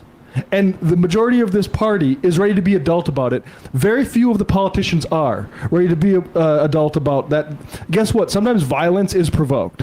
Sometimes you need to look beyond just like the day that 9/11 happened or October 7th happened, and you look at like actually maybe this military shit that we're putting so much of our tax money to every year for decade after decade after decade. I'm sick of maybe it. It's actually making us less safe. Maybe it's not making us safer. Maybe it's a big waste of money that makes us hated. I mean, in the context of everything she's saying, like it's important to, well, there's two things here. Number one, it's to me a big tell that you saw what happened in October of 2023, and your first thought was, oh, what's going to happen? What's going to be the results here at home? I mean, when I saw what happened, literally the moment October 7th happened, my first thought was, oh my God, a lot of innocent people are about to die. Exactly. They're going to unleash hell. Yes. And like your reaction to think about what's going to happen here, knowing it's not going to be, because we all knew it wasn't good. That wasn't the priority. What was priority is all those innocent people whose lives were about to be destroyed in Gaza. And then second of all, like in the context of what she's saying, it's important to note that like, she wasn't was she really worried about how it's going to tear us all apart? It doesn't sound like it. It really sounds like she assumed or thought that, oh, there's about to be terrorist attacks on me here, like on my family here. Like she's not like, but she's also lying, Binder, because she knows this race is over. That's the other thing that's so disgusting about this. She knows this race is over. She knows it's over because like there's two other candidates that are gonna. Yeah, it's just so dumb. At this point, I think we're how far away? A month away from the election. It's not getting any better for her. That's not a good sign. Single digits, and they have a month left to go. She's performing for her future patrons of AIPAC. That's what she's doing. The AIPAC law. And she's stoking Islamophobia in an open air prison camp, concentration camp. Meanwhile, she let flock cameras in the process, including by tying Hasan a few weeks ago. Last week we played that clip to the act of violence against that synagogue. Was that in Michigan? I didn't get that either. Like, well, what does he have to do with that? No evidence for that at all. Yeah, like, I mean, I didn't get that at all. We defended her back when she was facing all of that hate. I think that was when she was standing up for gay rights and LGBTQ rights. And she's turned out to be one of the most cynical politicians in democratic politics of this cycle. So, and I'm sorry, like there is no explaining any rise in anti-Semitism without blaming first and foremost the state of Israel and its continued atrocities in the name of Jewish people everywhere. Like it is not the left. It is not socialist ideology. It's not progressives. It's Israel's behavior. And people like Mallory McMorrow want to make it, it's just the actions that are going on over there. Because really what she's saying is Hamas should have never done anything and just accepted Israel erasing Palestine. Because that's what fundamentally they want. They want Palestine erased. But they want as minimal blowback politically for them as possible. They would love it if all of a sudden there's nobody existed in Palestine anymore. They would love it. yeah, we have a clip that maybe we'll play in a slower time next week. I watched this old debate between Mark Lamont Hill and Alan Dershowitz and Peter Beinart, which was pretty fascinating in 2014 when Israel was, also slaughtering people in Gaza when history was still ongoing. And you just hear how Alan Dershowitz describes how desperately he wants a two-state solution. And it's amazing how in hindsight you can see, and I guess, you knew this to a degree at the time, but how much that is used as a stalling tactic for like the ethnic cleansing in general. And it never has that been more apparent than in that debate. It's fascinating to look back on that. Mark Lamont Hill lost his job at CNN for standing up for Palestine a few years later at the United Nations. So. Hey folks, don't forget to hit the... All right. And lastly, I think I did want to cover this. FIFA is caving to Trump, chat. Well, we got some breaking news. Donald Trump has put his stamp on the FIFA World Cup. And no, what the hell? I'm not talking about the FIFA Peace Prize that he was given for no reason out of nowhere. I'm also not talking about the fact that Trump is apparently going to be handing out the World Cup to the winning team, which sounds incredibly weird and awkward. But no, I'm talking about the fact that the Team USA's top scorer has now been reinstated to play in the next match against Belgium after he had been suspended following a red card in the previous game. And this suspension being suspended is apparently the result of the White House putting pressure on FIFA, forever staining this Team USA team. For real, why so dank this? Especially if they end up winning the match against Belgium. And, oh my God. We'll see how corruption. far they go if that happens. But this has forever tainted this team and this tournament generally, because of how FIFA has caved to Donald Trump. So I'm going to get into the details here and just discuss how wild this is and some of the comparisons that people are trying to make as a defense to this decision. And I'm going to talk about the obvious differences there. But first, the New York Times broke this story. Their headline here: Trump asked FIFA to review U.S. players' suspension. Now he's eligible to play. So Valerian Balogun is the USA top goal scorer who had been suspended and has now been reinstated following a call that President Trump made to Gianni Infantino, the president of FIFA, in the hours after the USA men's soccer team played Wednesday, and asked him to review the suspension.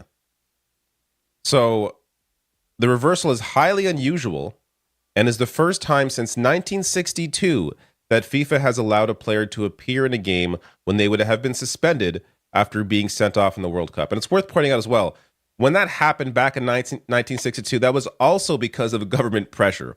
The Brazilian government had put pressure on on FIFA to reverse that, and they ended up reversing it. So now we are here, years later with Trump doing it. So, as I pointed out, this is the receiver of the FIFA Peace Prize.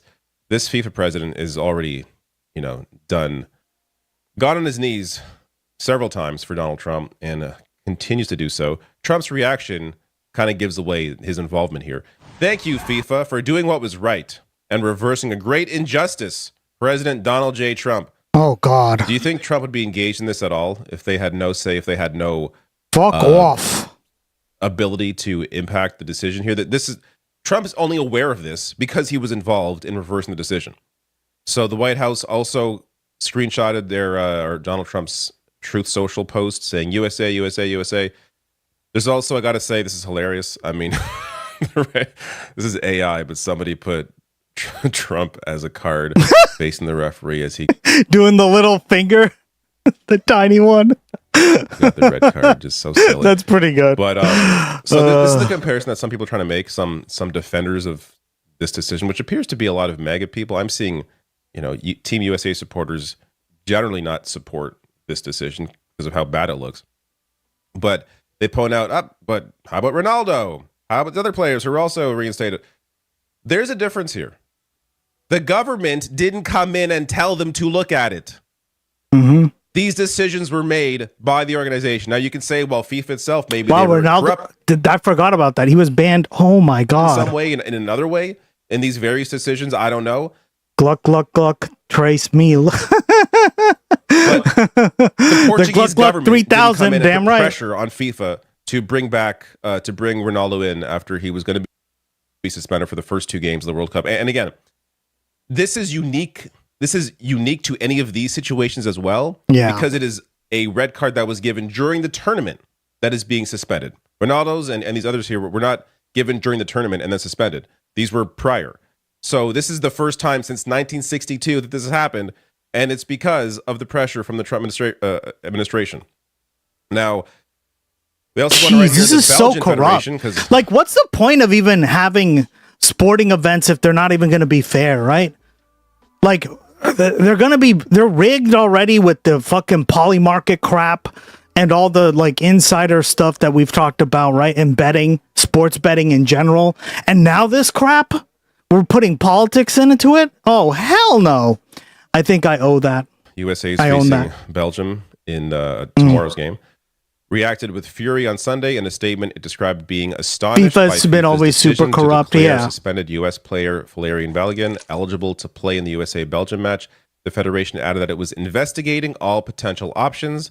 They're not going to reverse the reversal, so they can investigate all potential options as they should.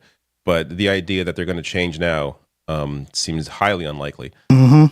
As New York Times goes on to write on Sunday, FIFA, this is in their statement, said, quote, in line with Article 27, I'll get to what that is, of the FIFA disciplinary code, the implementation of the match suspension is suspended for a probationary period of 1 year.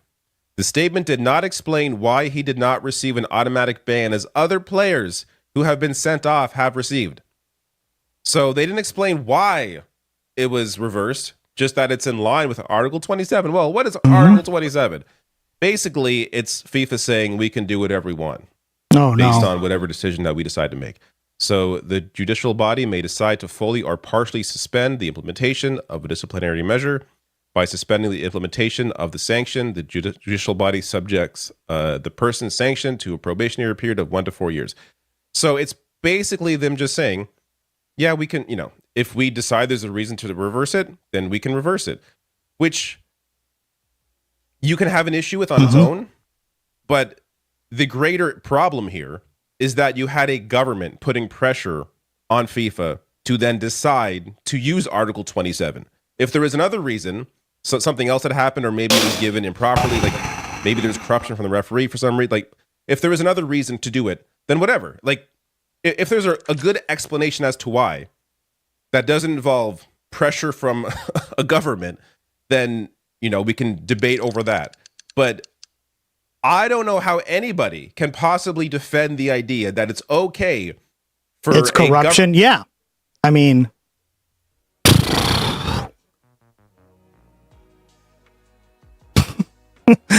like why? And there's big money in this stuff, right? People love the World Cup. People love going to it. And it's just so disappointing, right?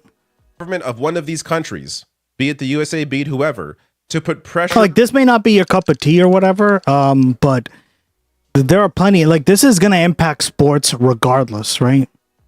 Corruption on FIFA to bring a player back for the next game when they should have been suspended for that game. And if they're willing to do corruption for these sporting events, imagine what they'll do for in politics. Oh wait, we already know. Now, in contrast, as the New York Times writes, Iranian players were required to stay in Mexico and were limited in the amount of time they could spend in the U.S. So while other teams, like Iran, were faced with greater disadvantages because of their inability to even stay in the same country they were playing in, because of how the U.S. has been treating Iran, you have this clear favoritism, this clear benefit given to Team USA that should not have been given. And I just want to end on here. Mehdi Hasan makes a good point. Possible corruption and cheating aside, hilarious the Trump administration were allegedly pushing hard to reinstate a player who is a literal birthright citizen.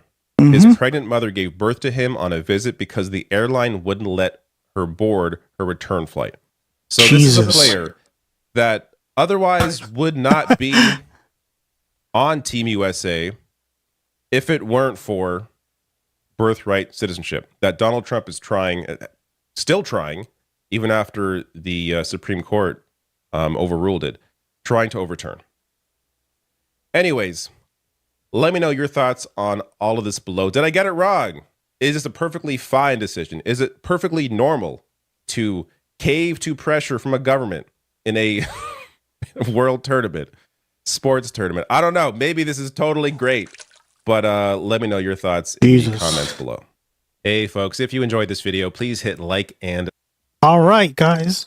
And with that, you know what time of the day it is.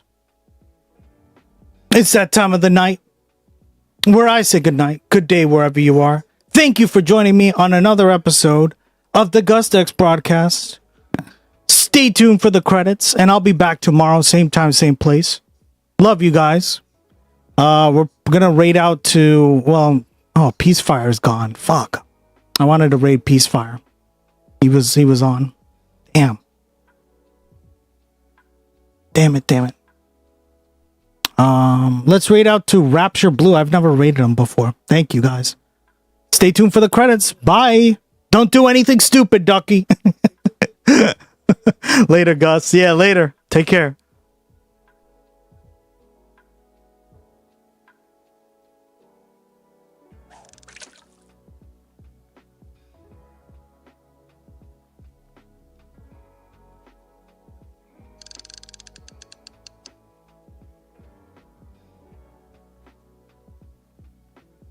See you guys tomorrow. Bye-bye.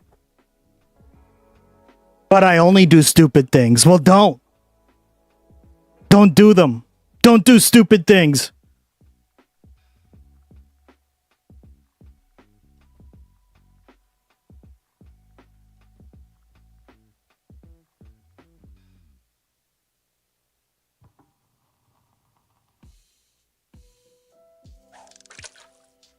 All right.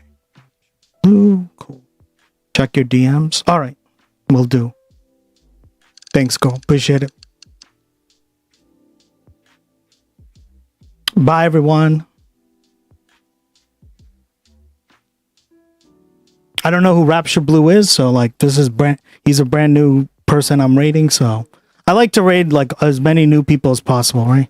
Make connections that way. Appreciate you guys.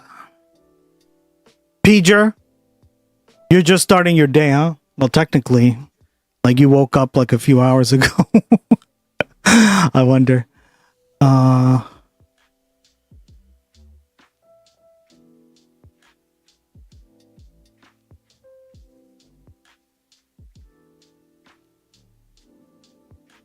Get out. Let's do it.